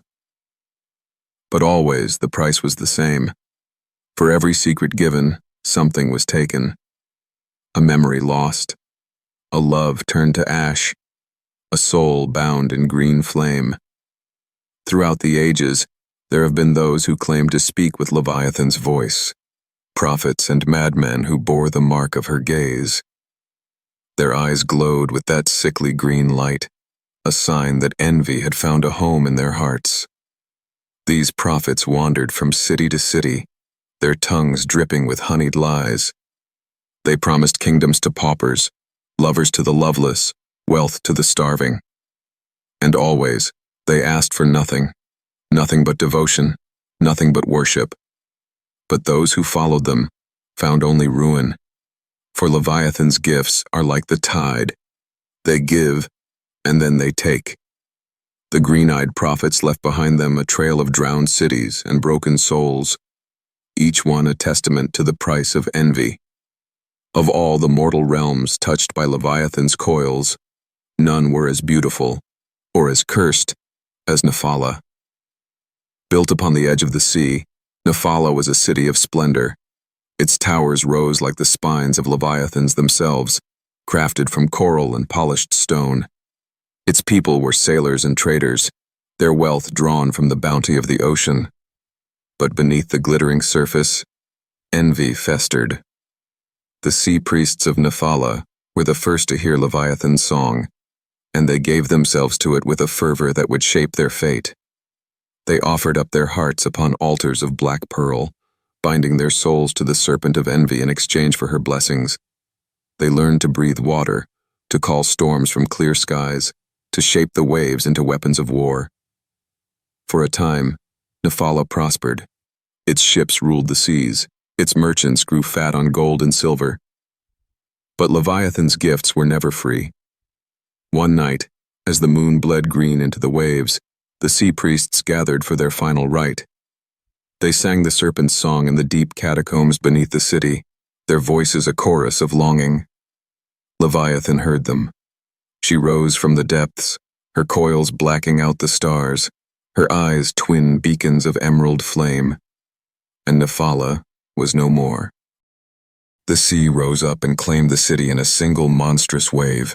Towers shattered like glass and streets became rivers of salt and blood. The screams of the dying echoed in the darkness, and in the end, only silence remained.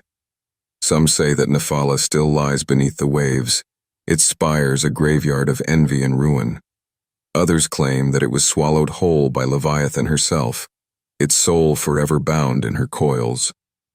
In the centuries that followed, Leviathan became both myth and memory. Her name was a curse spoken by sailors on stormy seas, a prayer whispered by those who dared to covet what was not theirs. Yet Leviathan herself did not sleep. Her body lay chained in the abyss, but her mind was a labyrinth of hunger, a dreaming serpent whose thoughts were storms. In her dreams, she devoured kingdoms and spat them out again, reshaping them in her image. She saw the rise of empires and the fall of heroes, each tale of envy another thread in her endless tapestry. She dreamed of green oceans that swallowed the sun, of towers of bone that scraped the sky. In her dreams, she was both creator and destroyer, a goddess of envy and a queen of the deep. And always, she watched the mortal world, her gaze as cold and relentless as the tide. For though she could not walk the earth, she could still reach into the hearts of those who called to her. Even in the modern age, Leviathan's cult endures. The Order of the Green Eye is a secret fraternity, a brotherhood bound by a single truth. Envy is the purest form of desire. They meet in hidden chambers beneath the cities of men, catacombs lit by green candles, altars of driftwood and bone. Their rites are shrouded in secrecy, their members drawn from every walk of life.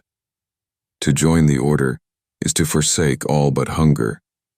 Each initiate offers up a piece of their soul, a memory of something precious, a vow of eternal longing. In return, they are granted a glimpse of Leviathan's dream. But the order's true power lies not in ritual or prayer.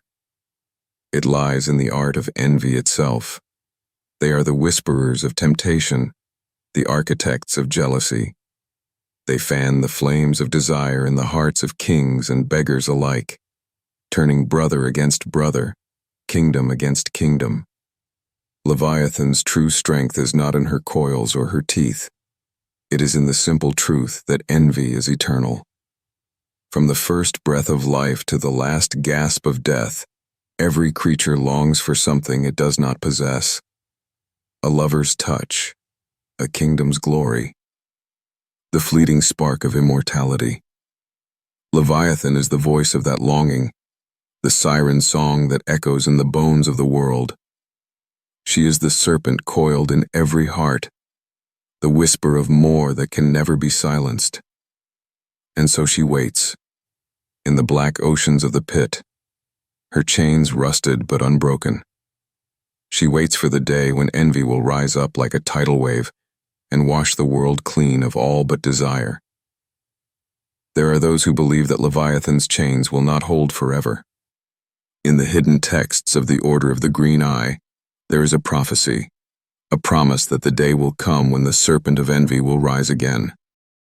They speak of a mortal who will bear the mark of the green eye, a child born of envy and longing, whose heart will beat with the tide of the deep. This child, they say, will shatter the chains that bind Leviathan and open the gates of the pit. On that day, the oceans will rise, and the world will drown in green fire. Leviathan will walk the earth once more, her coils encircling kingdoms and empires alike, and all who have ever craved more than they deserved will find themselves bound in her embrace. Though Leviathan's body lay bound in the black chasms of the pit, her will was as fertile as the abyss itself. In the cold darkness, she birthed a legion of spawn, creatures woven from the same hunger that gnawed at her soul. They came from the foam of her dreams, born in the still waters of the abyss where no mortal light could reach. Each one was a shard of her envy, a living echo of her endless hunger. The first of her children were the Naga, a race of serpent-blooded beings who slithered through the drowned ruins of Nephala. Their skin shimmered with green scales, and their eyes burned with the same emerald fire that glowed in their mother's gaze. The Naga were both worshippers and weapons. They carried Leviathan's whispers into the world above, slipping into mortal kingdoms with the stealth of the tide. In the courts of men, they sowed seeds of jealousy and discord, turning lover against lover and brother against brother. Where the Naga walked, envy bloomed like a black flower. But Leviathan's children were not merely serpents. In the sunken palaces of the drowned cities, She sang to the bones of the lost, weaving them into new forms. Sirens of the deep, whose voices were the echo of Leviathan's own song. These sirens rose from the sea like wraiths of longing. Their beauty was a weapon, hair of kelp and eyes of green flame, lips that sang of paradise and ruin. Sailors who heard their song would throw themselves into the waves, driven mad by the promise of forbidden desire.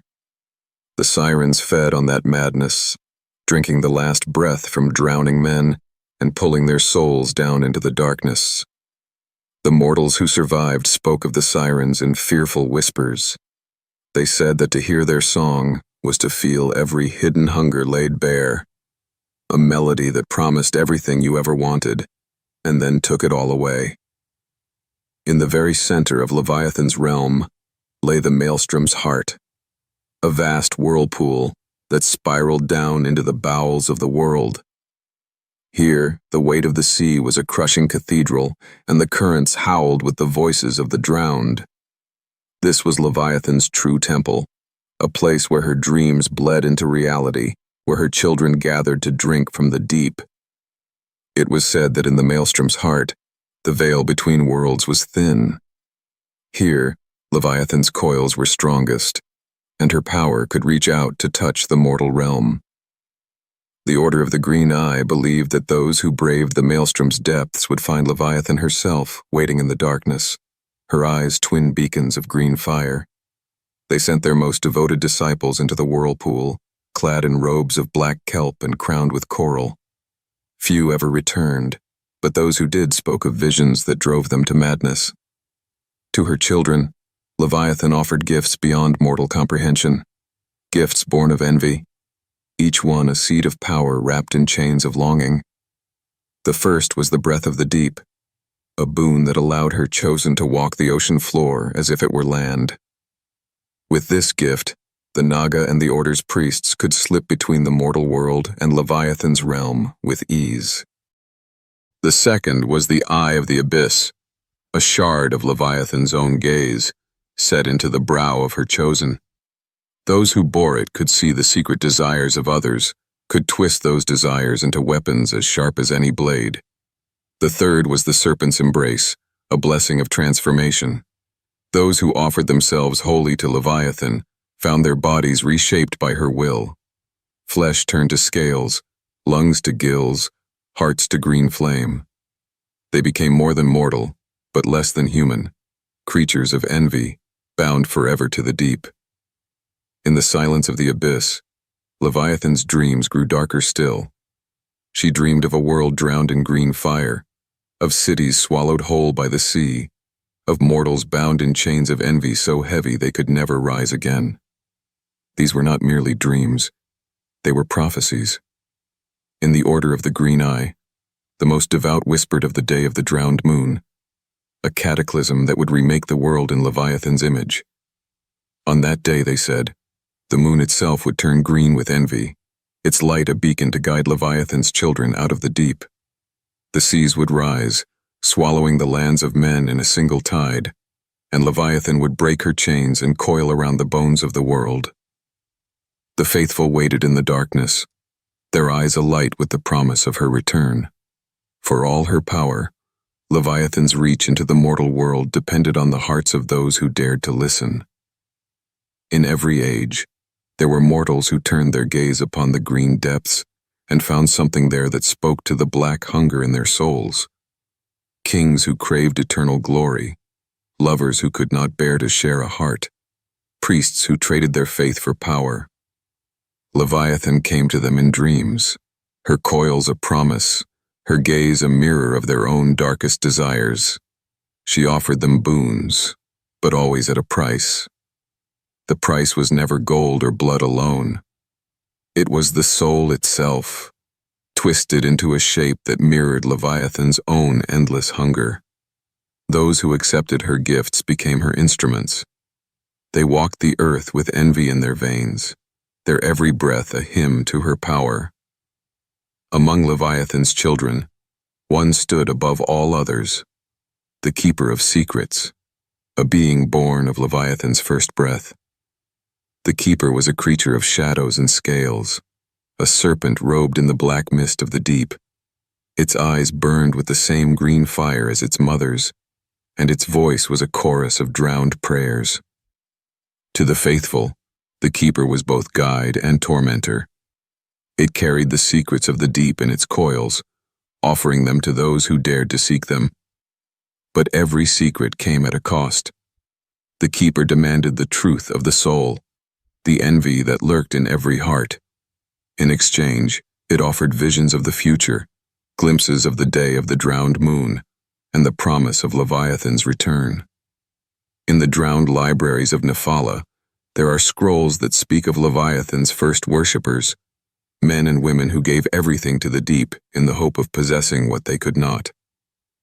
These scrolls tell of the Black Tide, a ritual of blood and salt that opened the gates of Leviathan's realm. They speak of the Green Oracle, a prophet whose dreams burned with the fire of the abyss.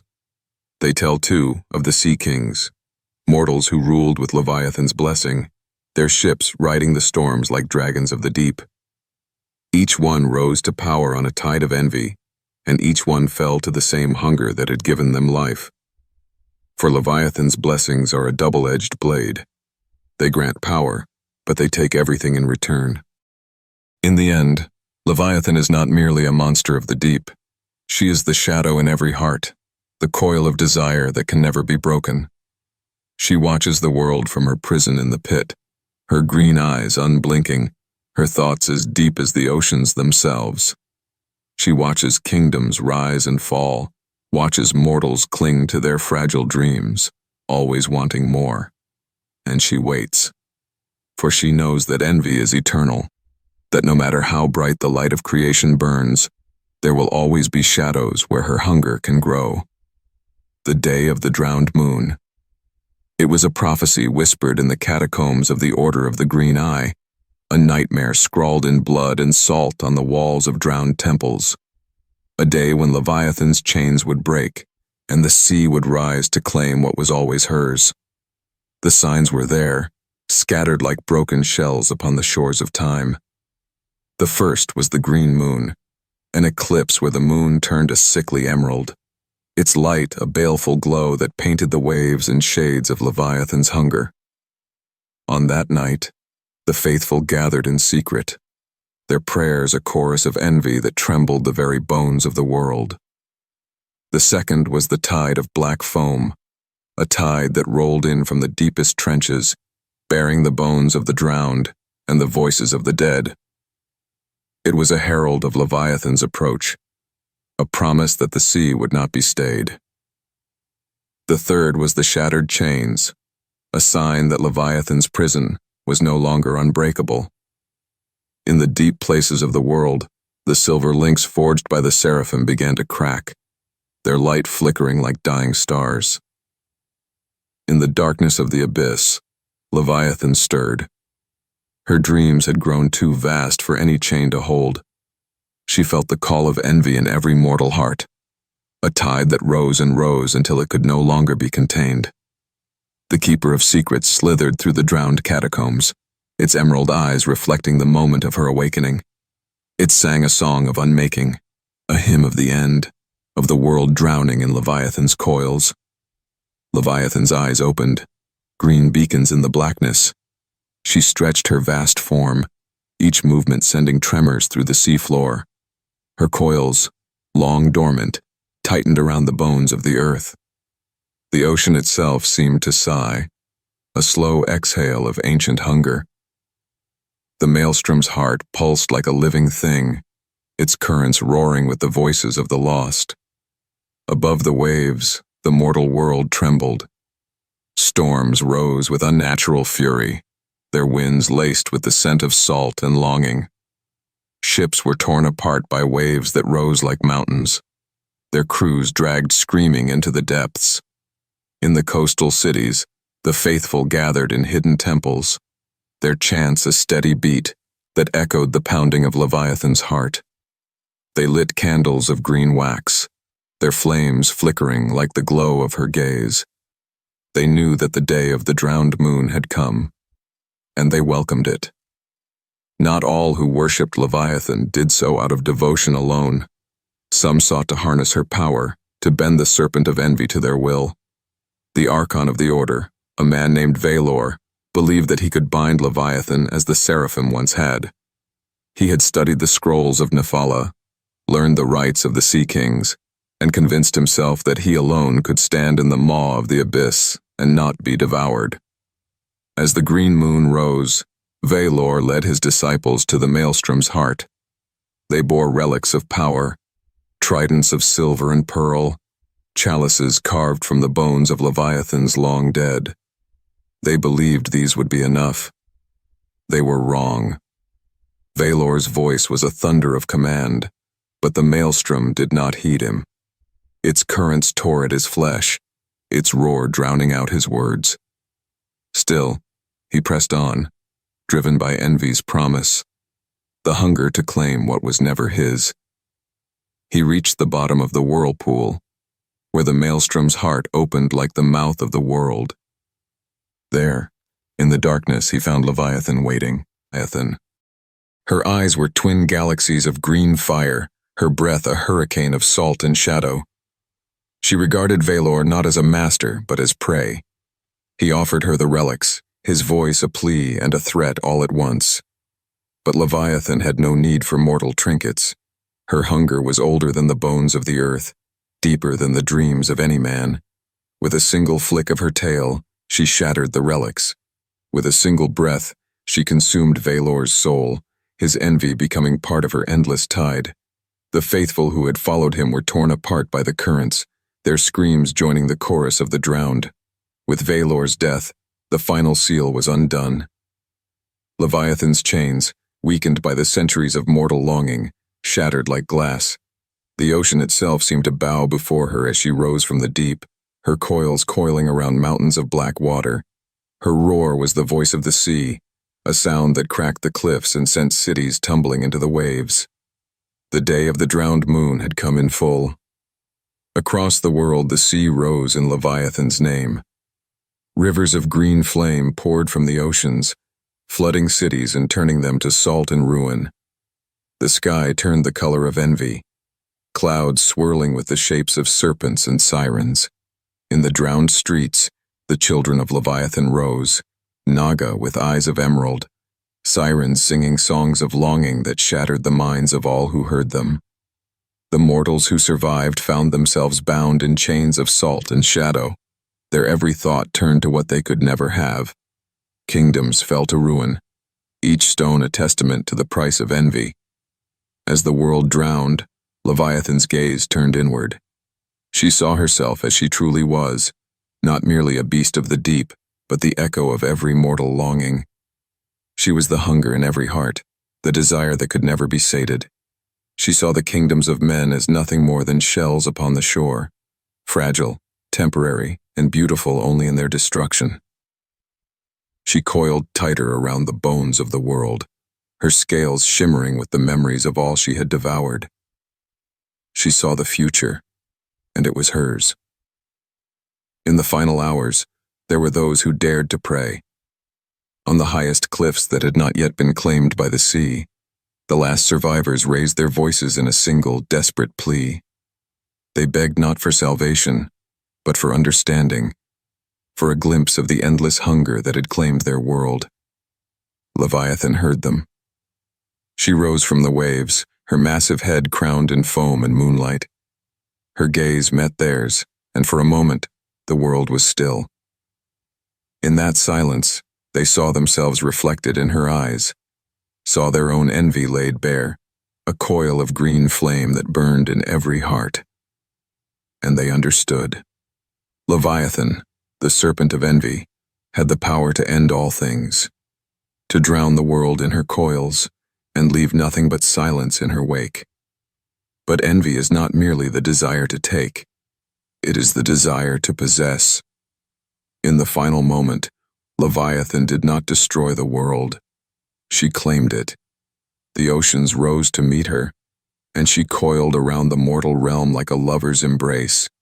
She whispered her song into the bones of the earth, binding every soul to her will.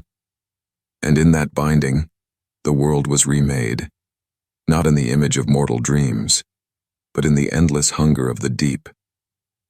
In the age that followed, the seas ruled the earth. The children of Leviathan rose to power, their green eyes the only light in a world drowned in shadow. The Order of the Green Eye became the priests of this new realm, their chants echoing through sunken cathedrals of coral and bone. The mortal world did not vanish. It was changed, reshaped in the image of envy, each soul a mirror of Leviathan's endless hunger. Above the waves, the moon still burned green, a reminder that the serpent of envy would never sleep again. Leviathan rules still, coiled in the black oceans that cover the world. Her gaze is the tide, her breath the storm. She watches with eyes of green fire, forever seeking, forever desiring. For in the end, Leviathan is not merely a monster of the deep. She is the hunger that binds all things, the envy that will never die, the song that echoes in every heart, and as long as there is life, there will be Leviathan, endless, eternal, and all-consuming. The seas had claimed the earth, and in the quiet aftermath, the drowned world was reborn. The cities of men became reefs of broken stone, their towers encrusted with coral, and their streets home to Leviathan's children. The oceans stretched farther than any horizon, endless green-black plains of salt and silence. Above it all, the moon hung low and green, a lantern of envy casting its baleful glow on the waves. In that light, the faithful still gathered, their prayers echoing in the deep. Not all mortals had been claimed by Leviathan's embrace. In the highest mountains, those rare peaks that rose above the waves, scattered enclaves of humanity clung to life. They called themselves the remnants, the last spark of the world that had been. They built their homes in the shadows of jagged cliffs, their fires flickering like memories of a sun that had been drowned. The remnants told stories of the world before the flood, of cities that gleamed in the sun, of rivers that ran with sweet water, of nights that were not haunted by the green light of envy. But even among the remnants, Leviathan's hunger was never far. In every heart, the echo of her song lingered, a whisper that turned love to jealousy and hope to longing. In the drowned world, Leviathan's cults rose like seaweed in the shallows. The Order of the Green Eye claimed dominion over the flooded plains, their priests ruling with the quiet certainty of those who had seen the end of all things. They spoke of Leviathan as both goddess and truth, an eternal force that had remade the world in her image.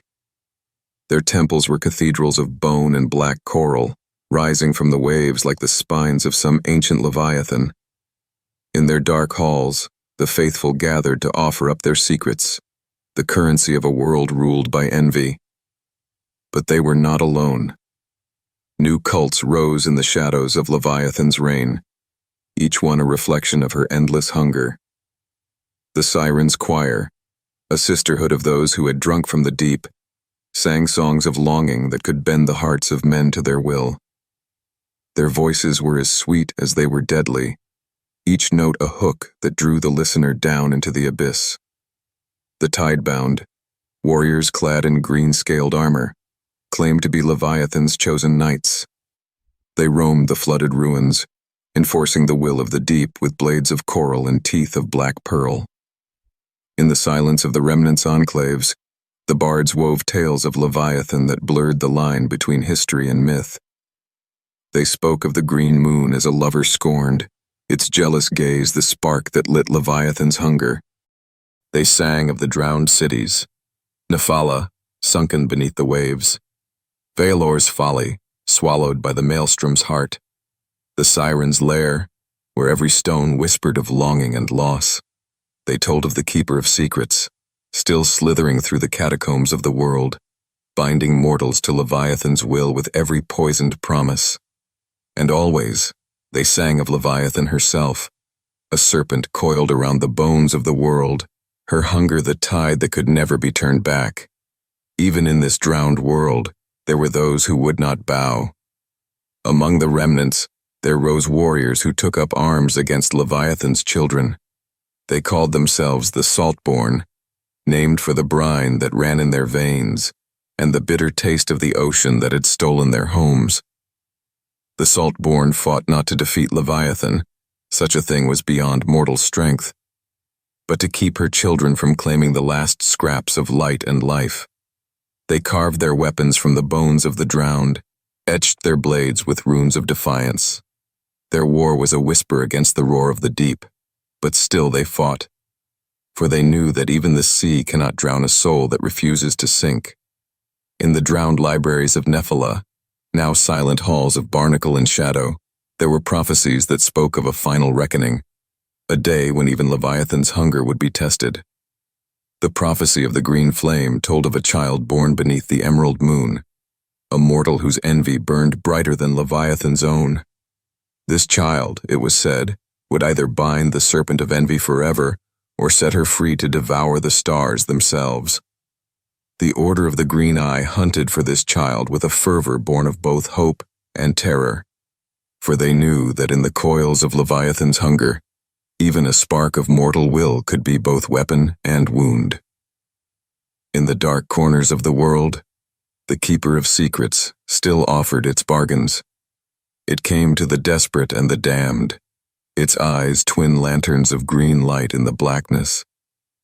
It whispered of power and desire, of kingdoms that could be won with a single word, if only the supplicant would offer up their soul in return. Many fell to its promises, for envy is a chain that binds even the strongest heart. But some turned away, their refusal a quiet rebellion against the song of the deep.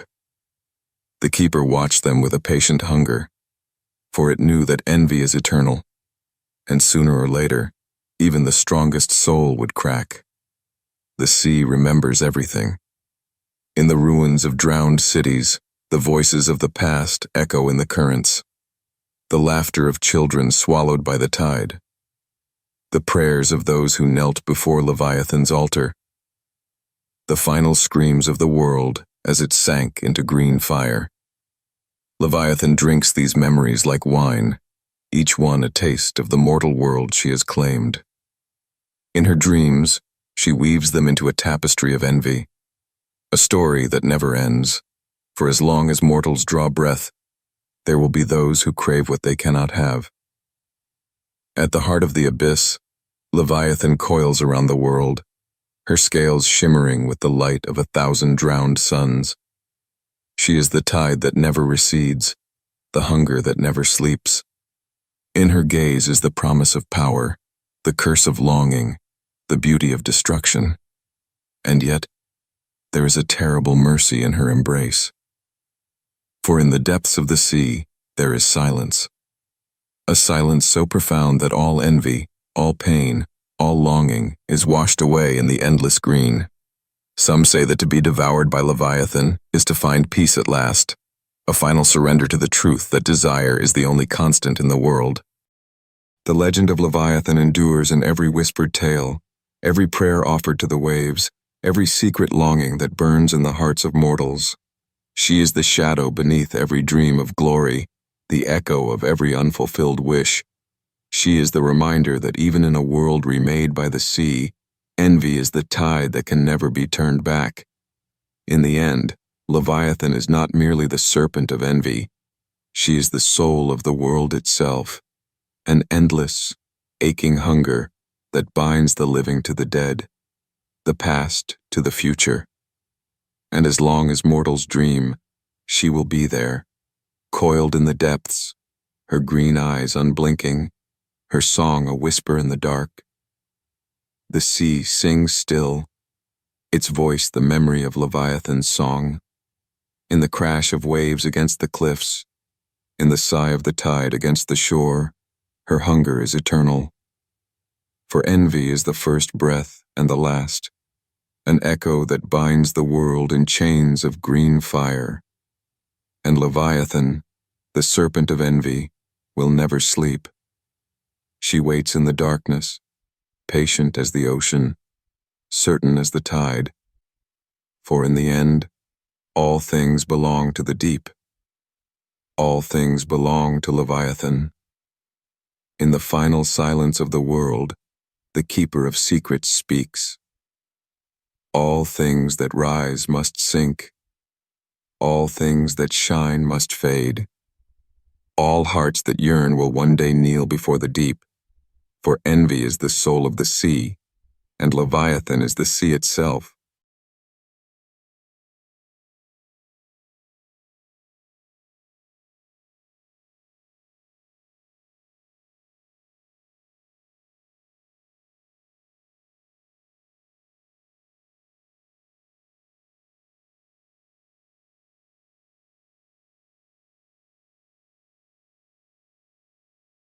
Asmodeus, the Prince of Lust, a dark journey through temptation, ruin, and the eternal dance of desire, beneath the flickering shadows of eternity, where the light of creation first split the darkness, there was a whisper, a breath of heat that no mortal tongue could name. It was not yet a demon, nor a god, nor anything that dared to stand in the light.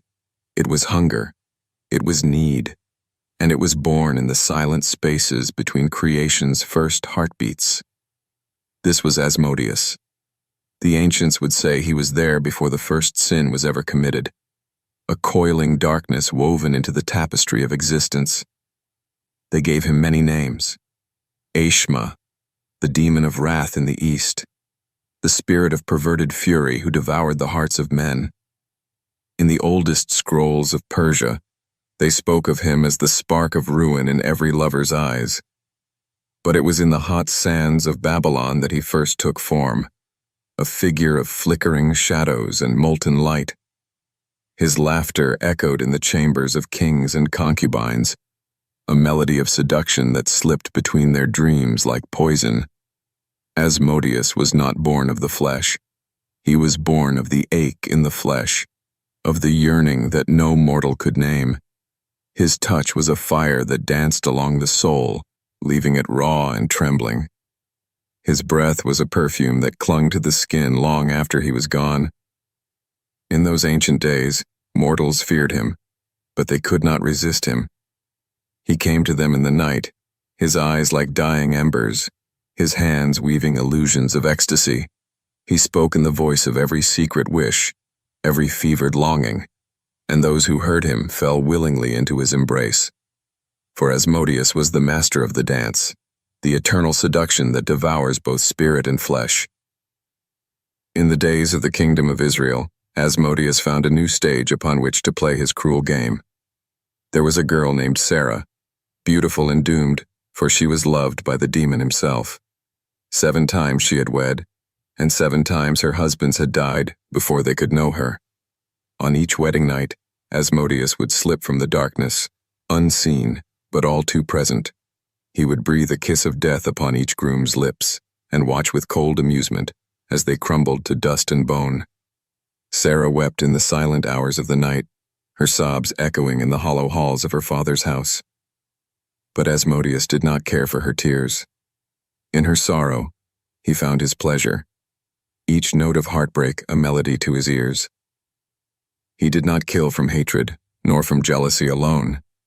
He killed because it was his nature, to consume, to corrupt, to feast upon the tender hope of the heart. And so the laughter of Asmodeus filled Sarah's nights, a cruel lullaby that only she could hear. But the divine is never deaf to mortal pain. In the realm of shimmering light, the archangel Raphael heard the weeping of Sarah's soul. He descended like a sword of dawn, his wings woven from the first light of creation. He came not with thunder or fury, but with the quiet promise of salvation. And he whispered to Tobias, the son of Tobit, who would be Sarah's 8th groom. "There is a way to break the hold of this demon," Raphael said, "but you must be brave, and you must be cunning." On their wedding night, Tobias did as the angel commanded. He burned the liver and heart of a fish, and the smoke rose in curling tendrils, white and pure. It coiled around the room, a serpent of light that drove Asmodeus from his hidden lair. The demon shrieked in a voice of rusted iron. He fled to the deserts of Egypt, his form a storm of shadows. There, Raphael awaited him, a hunter in the darkness. Chains of celestial light bound Asmodeus, but they did not destroy him. For lust is eternal, and Asmodeus was its living echo. Bound in the sands of Egypt, Asmodeus did not sleep. He whispered to those who would listen, to the magi and the mad alike. In the secret places of the world, his name became a talisman of forbidden power.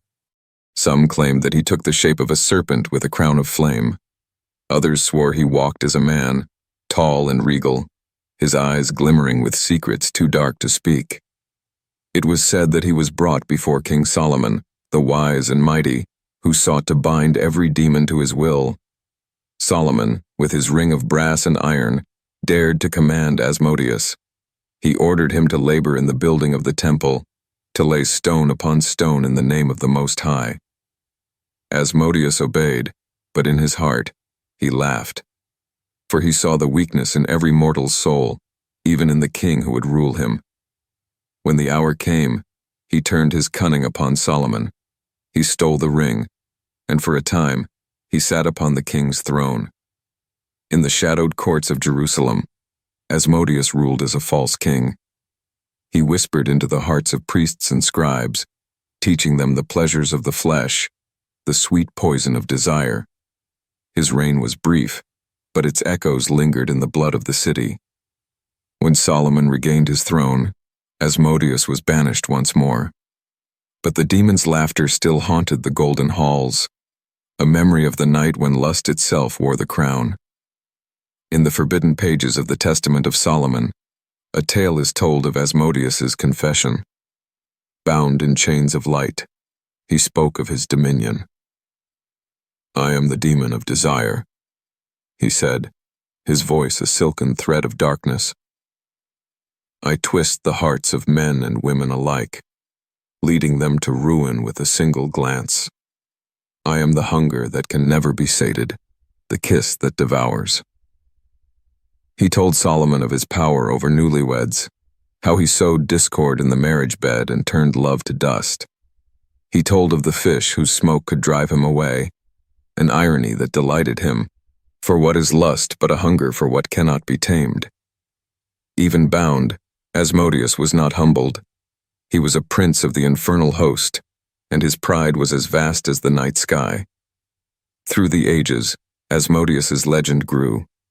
In the cathedrals of Europe, monks spoke his name in hushed terror, warning of the demon who slipped into the dreams of the chaste and devoured their vows with a smile.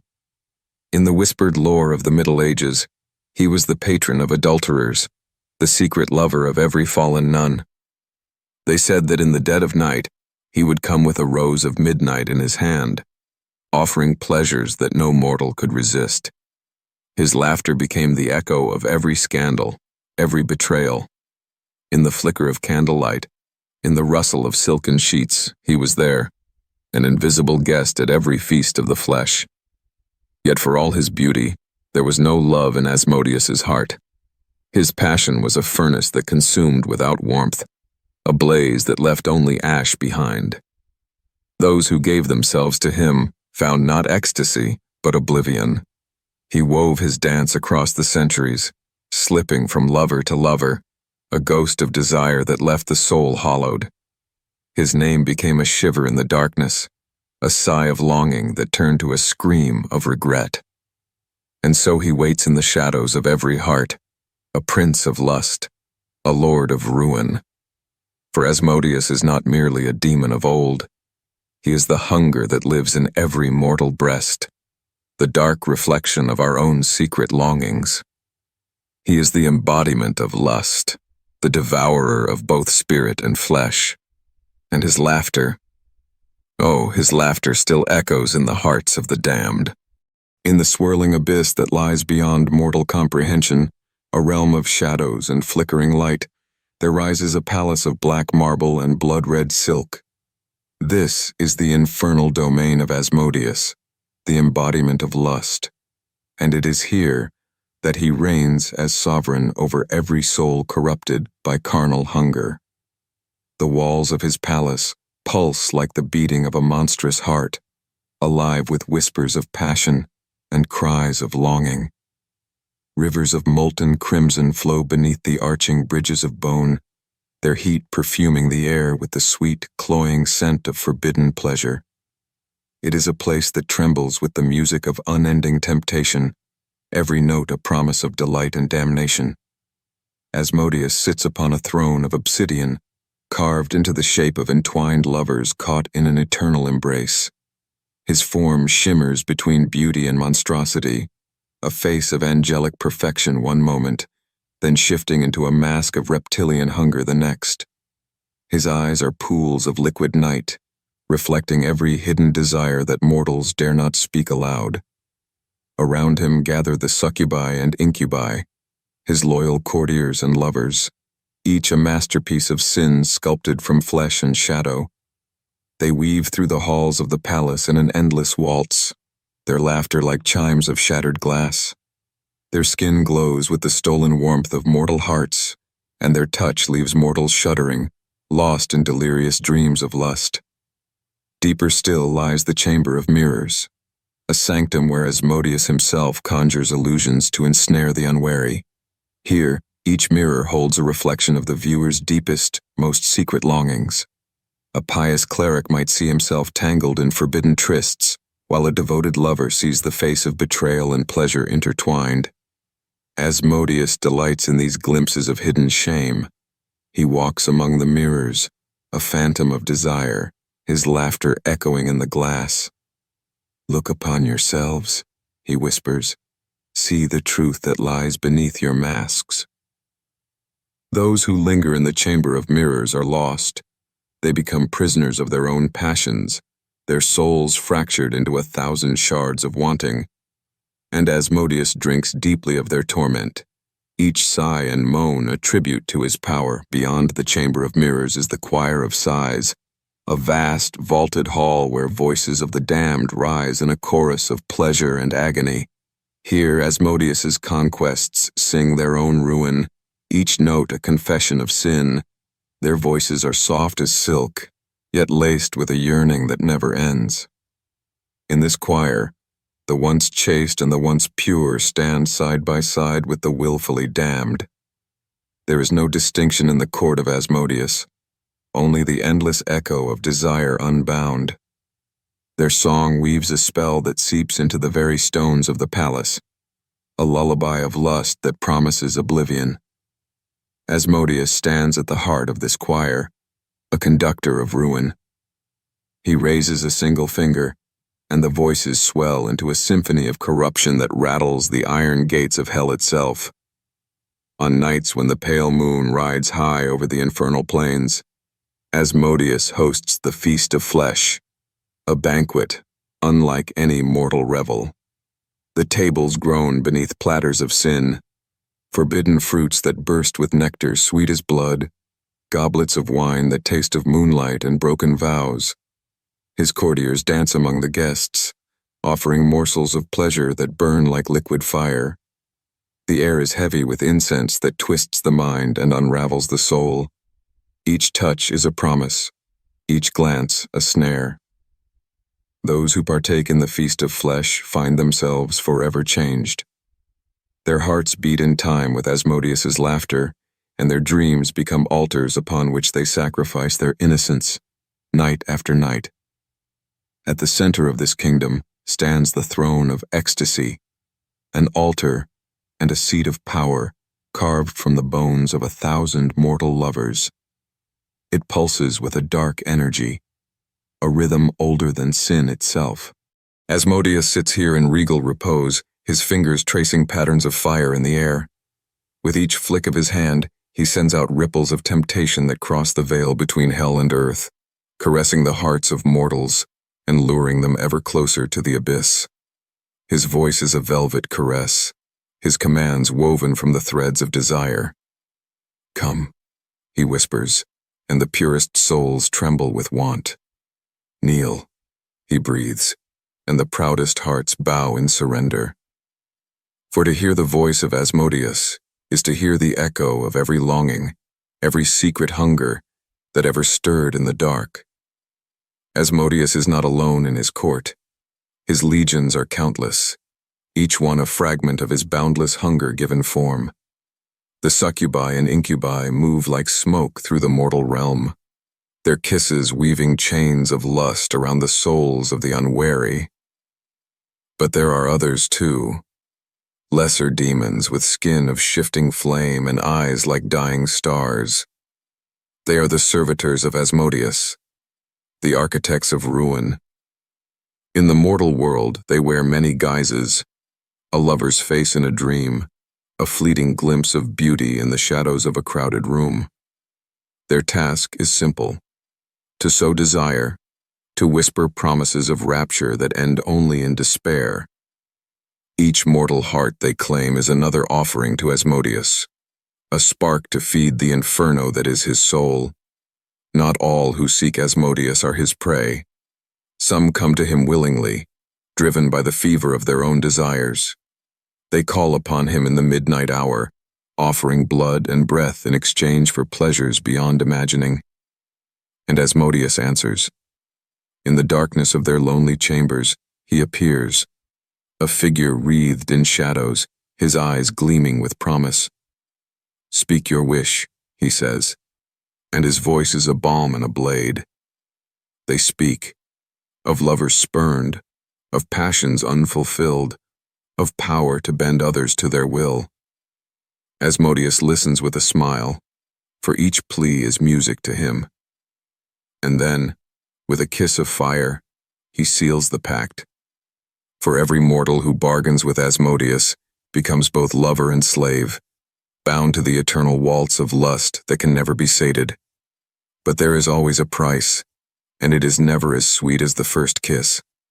For the gift of Asmodeus is an endless hunger, a thirst that can never be quenched. Those who share his bed awaken with dreams that burn like coals beneath their skin. Each day they walk the world in a haze of wanting. Each night they return to the shadows, seeking the demon's touch.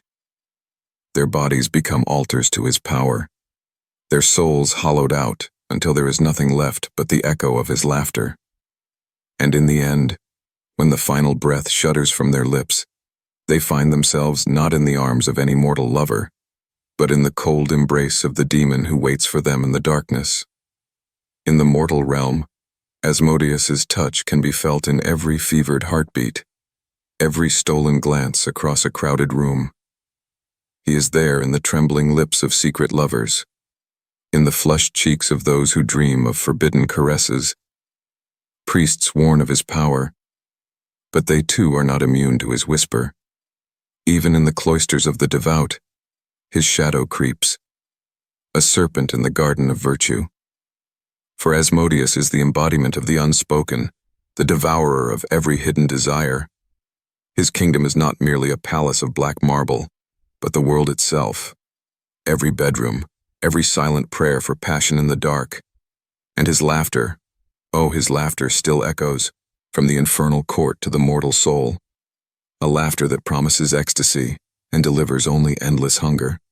The realm of Asmodeus is not confined to the infernal darkness. His kingdom bleeds through the veil, seeping into every corner of the mortal world. For the hunger he commands is not foreign to the hearts of humankind. It is their own, reflected back at them in the demon's unholy mirror. He walks among mortals in 1,000 forms, each one tailored to the secret desires that burn in the quiet shadows of the soul. To some he is a fleeting vision in a fevered dream, a lover's caress that tastes of sweet oblivion. To others, he is a chance meeting in a crowded place, a stranger whose eyes promise everything and demand nothing. Asmodeus does not force himself upon mortals. He need not. The seeds of lust already live within them, buried beneath layers of shame and denial. He merely coaxes them to the surface, watering them with the whispered promises that mortal hearts crave. In the still hours of the night, when the world is wrapped in velvet silence, Asmodeus's voice comes like a sigh, a breath of warmth against the ear. "Why deny yourself?" he murmurs, and the question is a key that unlocks the door to every secret desire. For the lonely, he offers the illusion of belonging. For the faithful, he tempts with visions of forbidden pleasure. For the broken, He is the promise of escape, if only for a fleeting moment. He knows each mortal's weakness, the longing they bury, the yearning they fear, and he shapes himself to fit it perfectly, a lover sculpted from the clay of their own dreams. In the bustling cities, where neon lights paint the night with false dawns, Asmodeus moves unseen. He lingers in the pulse of music that pounds in crowded clubs, in the quickened breath of strangers dancing in the dark.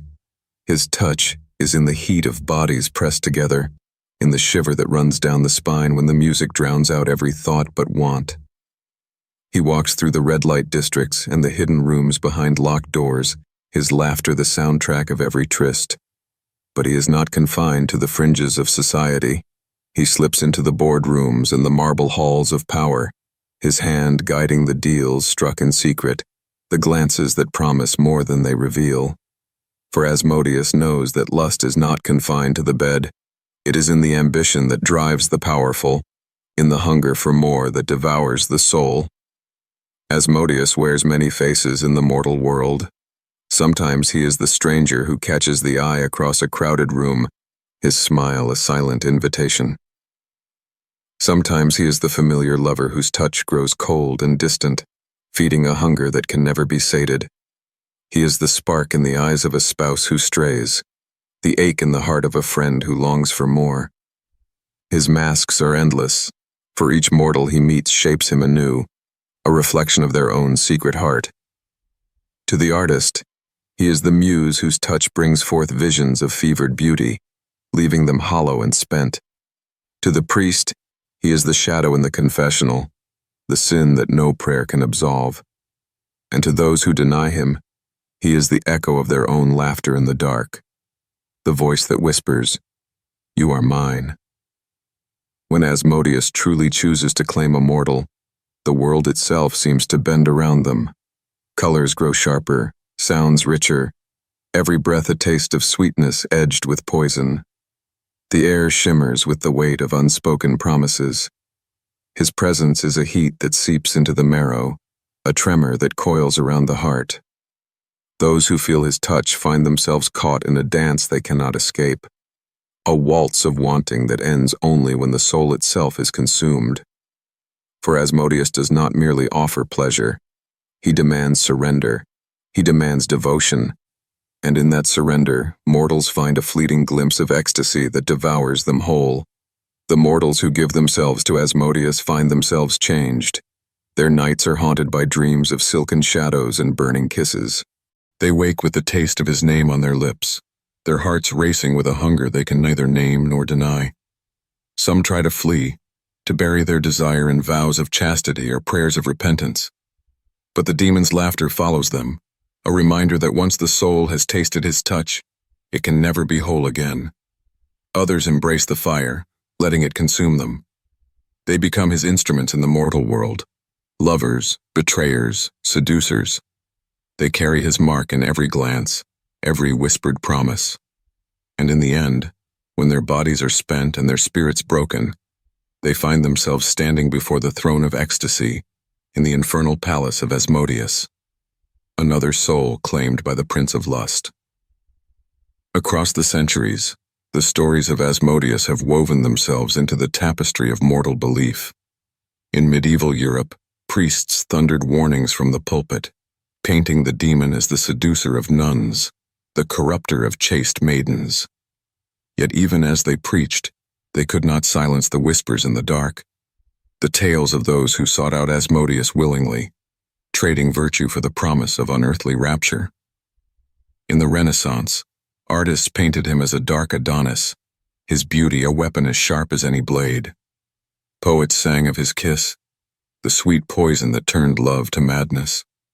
And in the hidden grimoires of the Magi, his name was inscribed in blood and ash, a key to the secrets of the flesh that few dared to turn. For in the end, Asmodeus is not merely a demon of lust, he is the embodiment of the mortal soul's own longing. His kingdom is built not from stone, but from the sighs and shivers of those who dare to dream of more. He is the dark reflection in every lover's eyes, the echo of every breathless plea for passion. He is the hunger that can never be sated, the flame that burns and devours and rises anew. And he is patient. He waits in the spaces between heartbeats, in the hush of a midnight prayer, for he knows that in every mortal breast beats a spark of the same fire that forged him, a hunger that no light can banish. In the quiet hours of the night, when the world is still and the stars burn cold, the laughter of Asmodeus echoes through the darkness. It is a laughter that promises and threatens, that caresses and devours. For the dance of lust is eternal, and the prince of desire never tires. His court is everywhere, and every mortal heart is a throne upon which he sits, if only for a moment, if only for a breath. And as long as mortals dream of more, of touch and taste and the shiver of the soul, Asmodeus will be there, smiling in the dark, waiting to weave his dance once more. In the hidden places of the world, where shadows cling to the stones and the air tastes of secrets, there are those who do not fear the name of Asmodeus. They do not tremble at the echo of his laughter or flee from the heat of his touch. Instead, they gather in the darkness to worship, to offer themselves to the Prince of Lust in rites older than memory and darker than the deepest night. These are the cults of Asmodeus, mortals who have embraced his hunger as their own, who seek in his embrace the ecstasy that devours, the flame that consumes the soul. In crumbling catacombs beneath ancient cities, where the bones of saints lie forgotten, the cults of Asmodeus build their secret temples. Flickering candles cast trembling shadows on walls of cracked stone, and the air is heavy with the scent of incense and sweat. The altars are draped in crimson and black, woven from silken cloth that whispers against the skin. Symbols of desire are carved into the cold marble, entwined serpents, blooming roses of shadow, eyes that watch from every corner. Here, the worshippers gather in the dead of night, their faces hidden behind masks of silver and bone. They come not to pray for forgiveness, but to offer themselves in the dance of flesh and spirit. Each breath, each touch, is a hymn to the Lord of Lust. At the heart of these gatherings lies the ritual of the Crimson Veil, a rite that binds mortal flesh to the infernal hunger of Asmodeus. The high priestess, veiled in blood-red silk, leads the worshippers in a dance that coils around the soul like a serpent of flame. Her voice is a low chant, each word a key that unlocks the doors of forbidden longing. "Let your shame fall away," she whispers, her hands weaving patterns of fire in the air. "Let your hunger be your prayer." One by one, the worshippers shed their mortal masks, their bodies offered in the dance. In the flickering candlelight, they move as one, a living tapestry of desire, each sigh a thread that binds them to the Prince of Lust. And in the shadows, Asmodeus watches. His laughter is a caress in the air, his presence a heat that seeps into the marrow. For in this dance, he is both witness and master, the devourer of every trembling heart. Those who would offer themselves fully to Asmodeus seek the ultimate union, the pact of blood and breath. In this binding, the soul itself is pledged to the demon's service, a gift of life and death. The pact is sealed with a kiss of flame, a brand upon the flesh, invisible to mortal eyes, but burning in the soul like a wound that never heals. The breath of Asmodeus fills the lungs of the devotee, each exhalation a promise of pleasure and oblivion. From that moment, they are his. His hunger becomes their own, his desires the pulse that drives their every step. They walk the world as shadows of the infernal court, weaving the dance of temptation in every glance, every whispered word. The cults of Asmodeus are many and varied, their rituals as different as the souls who serve them. In the cities of the living, some hide behind the mask of respectability, gathering in velvet-draped parlors where the scent of roses hides the reek of sin. Others wear their devotion openly, marked by the brand of the Prince of Lust, a tattoo of intertwined thorns, a ring of black iron worn always close to the skin. They walk the night in search of new disciples, their laughter the siren call that leads the unwary into the shadows. But whether hidden or brazen, All who serve Asmodeus share the same hunger, a longing that can never be sated, a dance that ends only in the cold embrace of the infernal court. Yet the path of devotion is not without its price. For Asmodeus demands more than flesh, he demands the soul itself. Those who give themselves to his cults find their mortal lives unraveling, thread by thread. Friends become strangers, lovers become betrayers, as the dance of desire devours all bonds. The world grows thin and unreal, each breath a step deeper into the labyrinth of lust.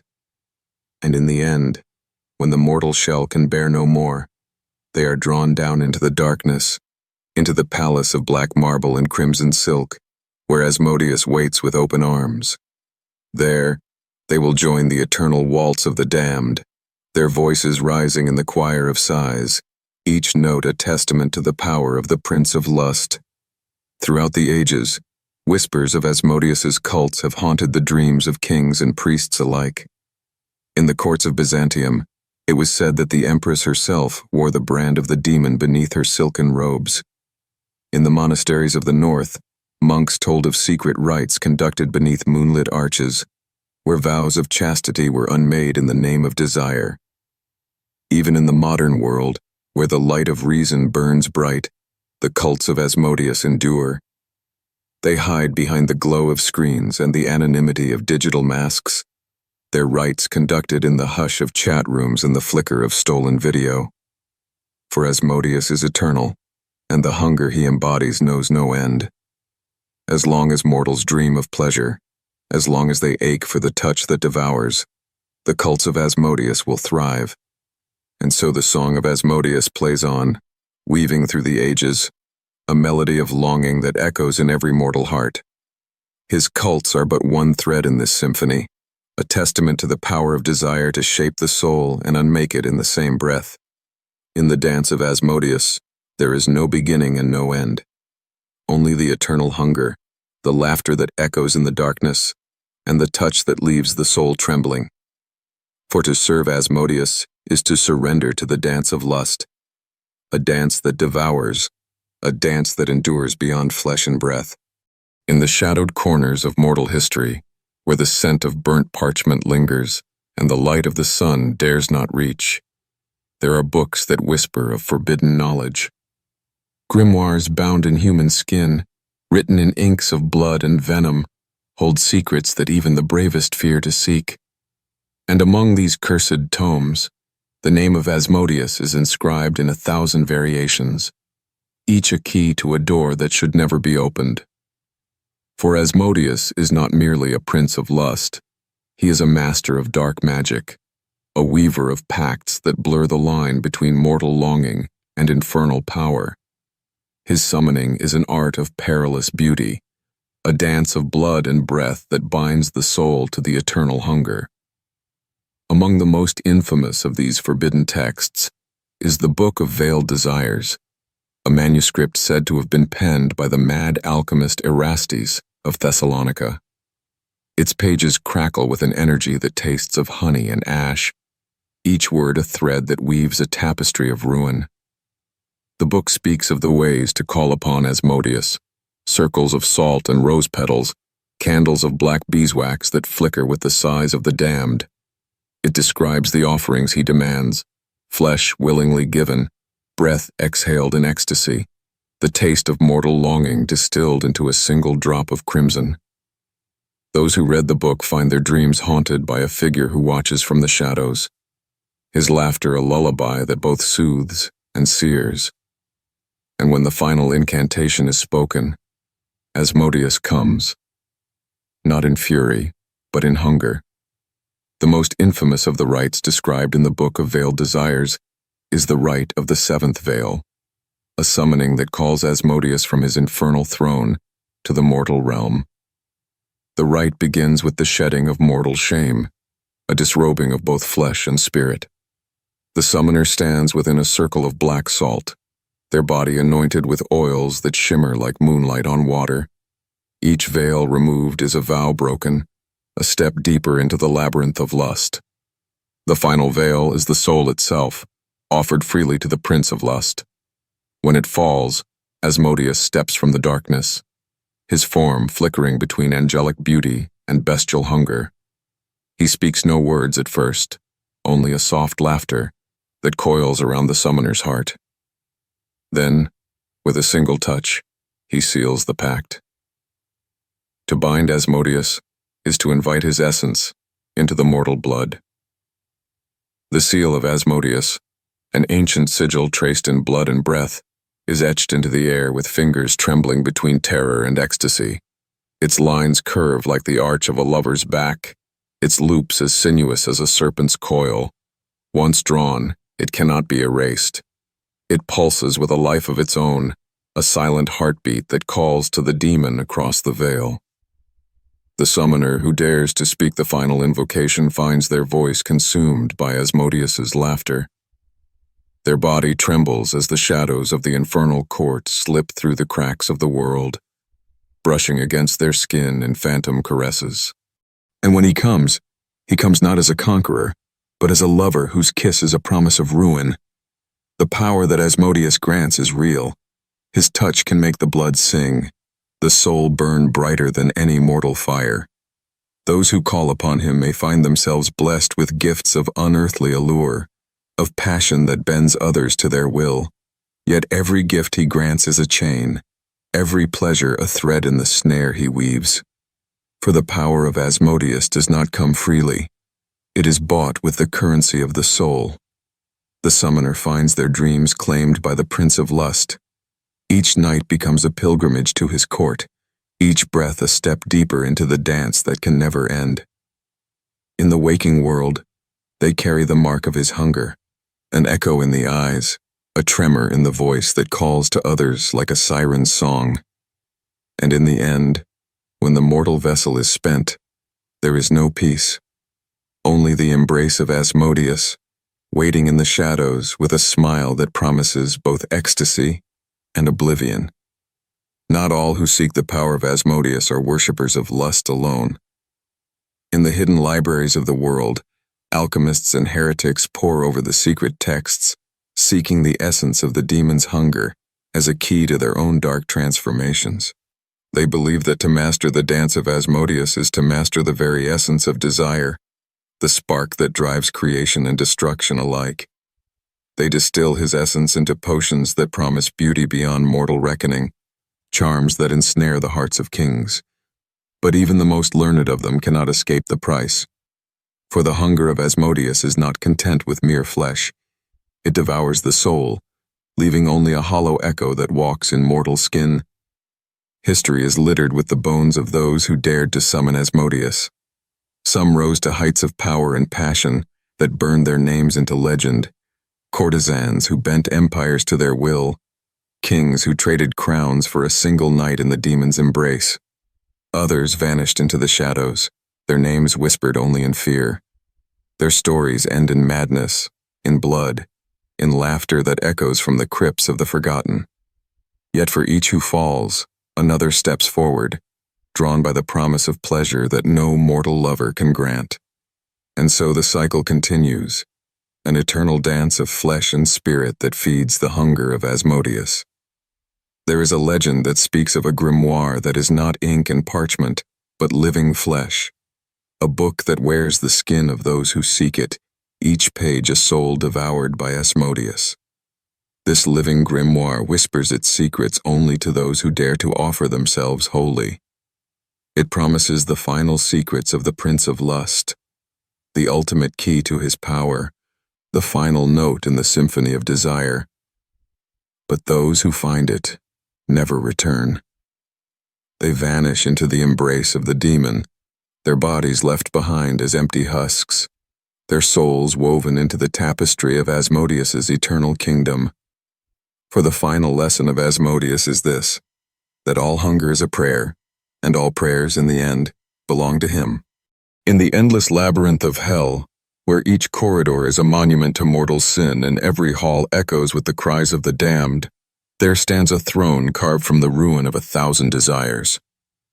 Upon this throne sits Asmodeus, his laughter weaving through the darkness like a song of silk and flame. He is no mere demon among demons. He is a prince of the infernal realm, a sovereign whose dominion is etched into the very bones of creation. His kingdom is lust, but his rule is absolute, his hand shaping the passions of mortals and demons alike. The court of Asmodeus is a place of fevered beauty and cruel delight. Its halls are draped in velvet shadows, its floors polished obsidian that reflects every secret sin. The air shivers with whispers of longing, and each breath tastes of incense and blood. Around him gather the lords and ladies of the infernal host, archdemons of wrath and gluttony, of envy and pride. They pay him homage, for even they cannot deny the power of his domain. Lust is the spark that ignites all other sins, the whisper that unravels every vow. In his presence the damned kneel not in chains, but in trembling devotion. For Asmodeus does not rule through terror alone. He rules through the promise of ecstasy, through the seduction of power that binds more surely than any iron fetter. In the infernal order, Asmodeus stands among the greatest of princes, third in power in some grimoires, though others place him even higher. His title echoes through the shadowed realms: King of Lust, Lord of the Ninth, Prince of the Burning Heart. Yet titles alone do not define his power. It is in the hearts of mortals that Asmodeus's true throne lies. Each sigh, each fleeting caress, each secret ache of the soul is a prayer offered to him, a tribute that weaves his dominion tighter around the world of the living. His courtiers are legion, succubi and incubi, who slip between worlds like whispers of silk, lesser demons whose touch leaves mortal hearts quivering. Each serves him not out of fear, but from a hunger that mirrors his own. An endless dance of wanting and taking, of giving and devouring. To the other lords of hell, Asmodeus is both rival and ally. He plays their endless games of power with a smile, weaving webs of lust that snare even the proudest of demons. When the Prince of Pride seeks to claim a soul, Asmodeus is there, his laughter a soft promise in the dark. When the Lord of Wrath rages against the chains of his own fury, Asmodeus whispers of pleasures that soothe the blaze, only to stoke it higher in the end. He is the secret hunger that drives every ambition, the spark that turns every sin to wildfire. In the councils of hell, his voice is soft but irresistible, a melody that coils around every decree, every command, until none can say where their own will ends and his begins. The throne upon which Asmodeus sits is said to be carved from the bones of those who offered themselves in passion, mortals and angels alike who surrendered to the call of lust. Each bone bears a story, each curve a testament to the price of desire. When Asmodeus leans back upon this throne, the air itself seems to pulse with a rhythm older than the world. His eyes flicker like dying stars, and his laughter is a shiver in the soul. Those who stand before this throne find themselves stripped bare, not of flesh, but of every lie they tell themselves. In his gaze, there is no room for shame or denial, only the truth of what they crave, and the promise that he alone can give it to them. There are stories, whispers in the hidden grimoires, of angels who fell not through wrath or pride, but through the soft touch of Asmodeus's hand. For even in the celestial host, there are hearts that burn with longing, wings that tremble at the thought of a touch that devours. Asmodeus does not break such souls with violence. He unravels them with a smile, a breath, a promise that tastes of both sin and salvation. And when they fall, they do so willingly, offering their halos as crowns at his feet, their wings as mantles for his court. These fallen ones become his most trusted servants, their purity turned to a blade that cuts deeper than any mortal sin. They move through the mortal world like ghosts of longing, weaving the dance of lust that binds both heaven and earth. The music of Asmodeus's court is a song that never ends. It is the moan of a lover's breath, the gasp of a soul that teeters on the edge of surrender.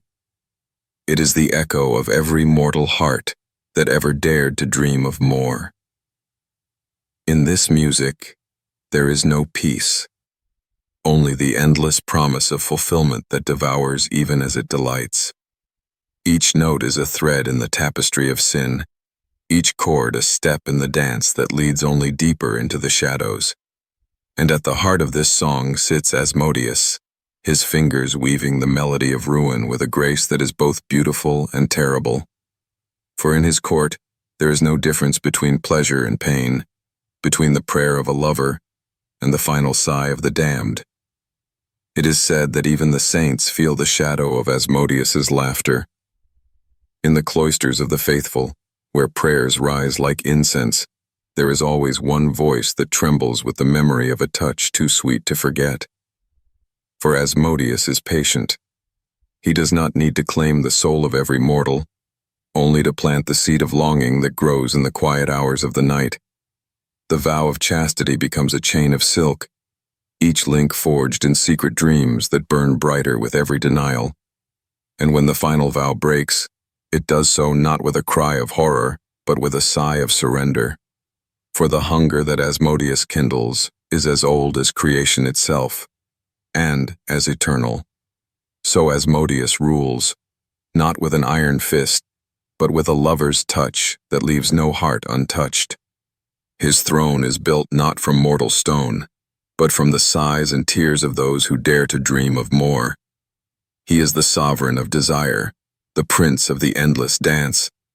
And as long as there are hearts that beat with longing, as long as there are souls that tremble at the thought of a touch that devours, his reign will endure. For the throne of Asmodeus is not merely a seat of power, it is the echo of every mortal heart, the hunger that lies in the shadows of every soul. In the endless twilight of the infernal kingdom, where shadows flicker like candle flames and the air itself tastes of forbidden delights, Asmodeus sits upon his throne and contemplates a truth older than creation. That love and lust are twins, each a reflection of the other, each a snare that binds the soul in chains of longing.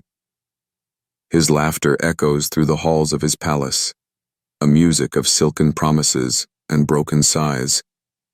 For Asmodeus knows that in every mortal heart, love and lust are intertwined, a dance of tenderness and hunger that can lift the soul to ecstasy or drag it down into the abyss.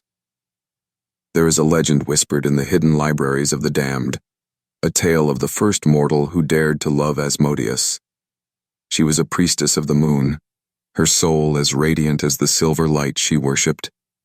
Her prayers were pure, her heart untainted by the shadow of desire. But Asmodeus saw the secret longing that lived behind her eyes, a longing for something more than the cold, distant light of her goddess. He came to her in the dark, his voice a caress of velvet, his laughter a promise of pleasures beyond the reach of mortal dreams. With a single kiss, he claimed her, and in that kiss, she found both heaven and hell. For the touch of Asmodeus is a blessing and a curse, a flame that warms and consumes in the same breath. She gave herself to him willingly, and in her surrender, she found a rapture that eclipsed every prayer she had ever spoken. Yet when the dawn came, she wept. For the kiss of Asmodeus lingers forever, a memory that devours all others. To love Asmodeus is to walk a blade of fire, each step a choice between delight and despair. His embrace is tender, his touch a balm that soothes the ache of mortal loneliness. Yet beneath that tenderness lies a hunger that knows no mercy. For Asmodeus does not love as mortals do. His passion is an inferno, beautiful, all-consuming, and utterly indifferent to the ruin it leaves behind. Those who offer him their hearts find themselves caught in a storm of wanting.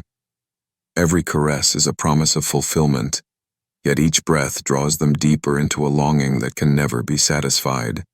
And so they dance in his arms, their souls shivering with pleasure and terror.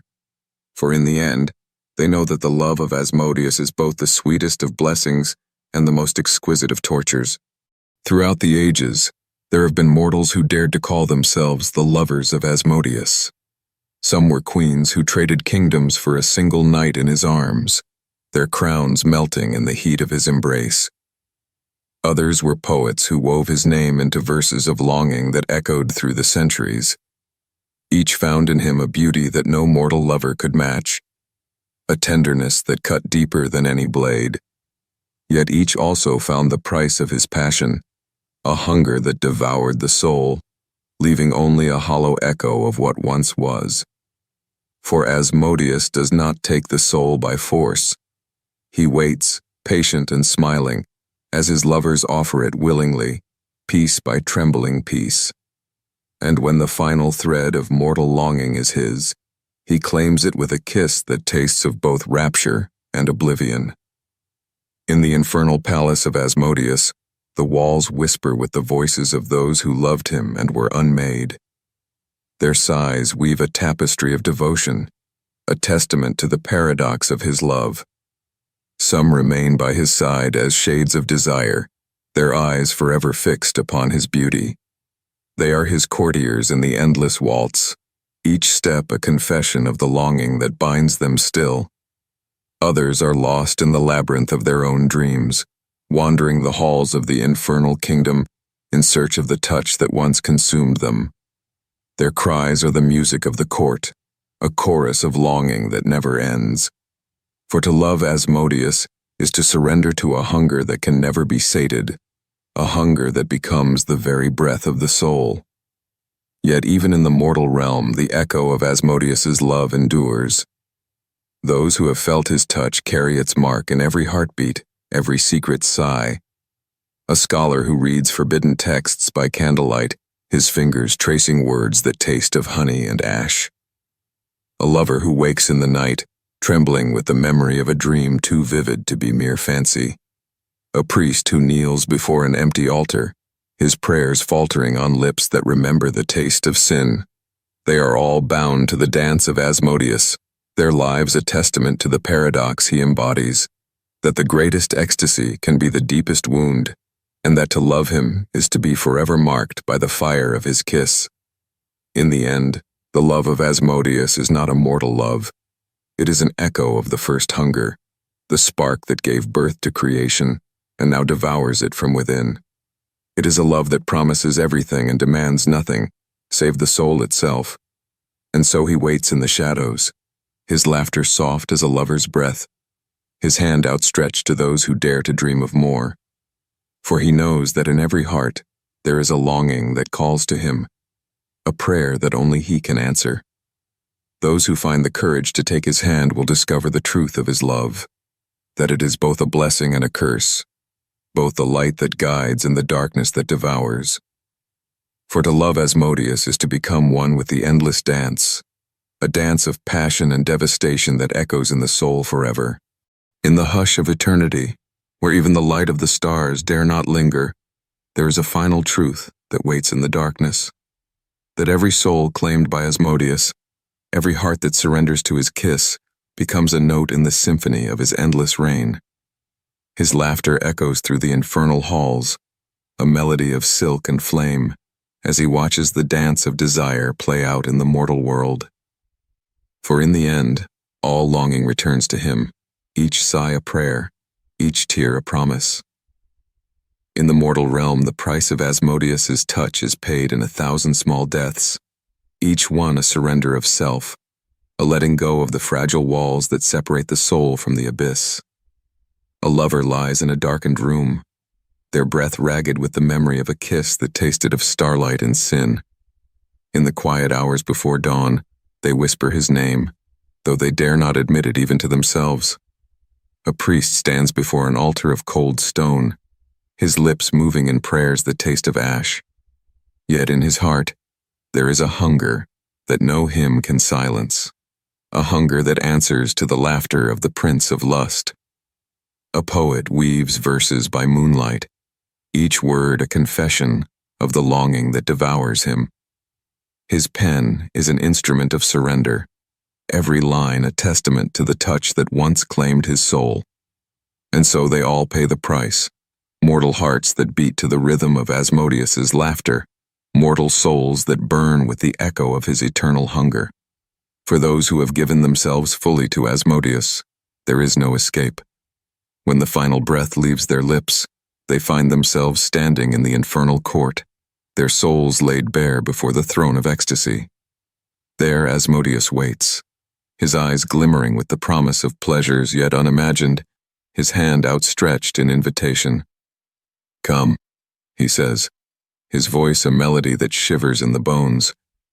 "Dance with me one last time." And they do. They step into his embrace, their spirits trembling with both terror and delight.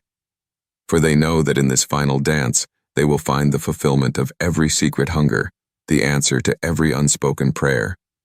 Yet they also know that in the arms of Asmodeus, there is no return, only the endless echo of longing, the endless laughter of the Prince of Lust.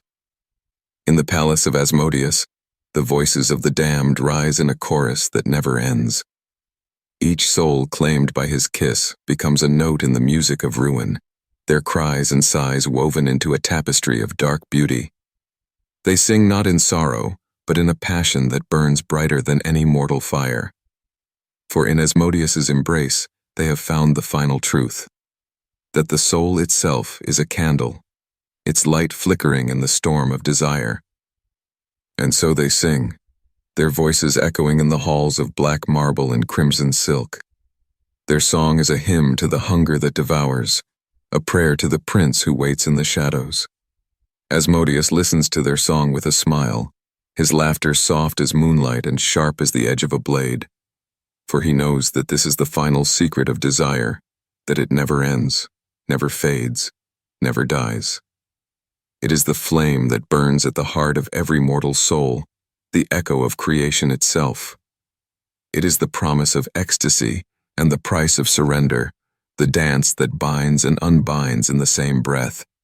And as long as there are hearts that beat with longing, as long as there are souls that dream of a touch that devours, his laughter will echo in the darkness, an endless music of sin and salvation. So ends the tale of Asmodeus. Yet in truth, it does not end. For the Prince of Lust is eternal, his throne built not of stone and shadow, but of the secret hunger that lives in every heart. In the mortal world, his name is spoken only in whispers, his image glimpsed in dreams that leave the soul trembling. Yet he is always there, waiting in the darkness with a smile that promises everything and demands everything in return. He is the dance that devours, the laughter that echoes forever. And to those who dare to take his hand, he offers a single eternal truth, that in the end, all longing belongs to him,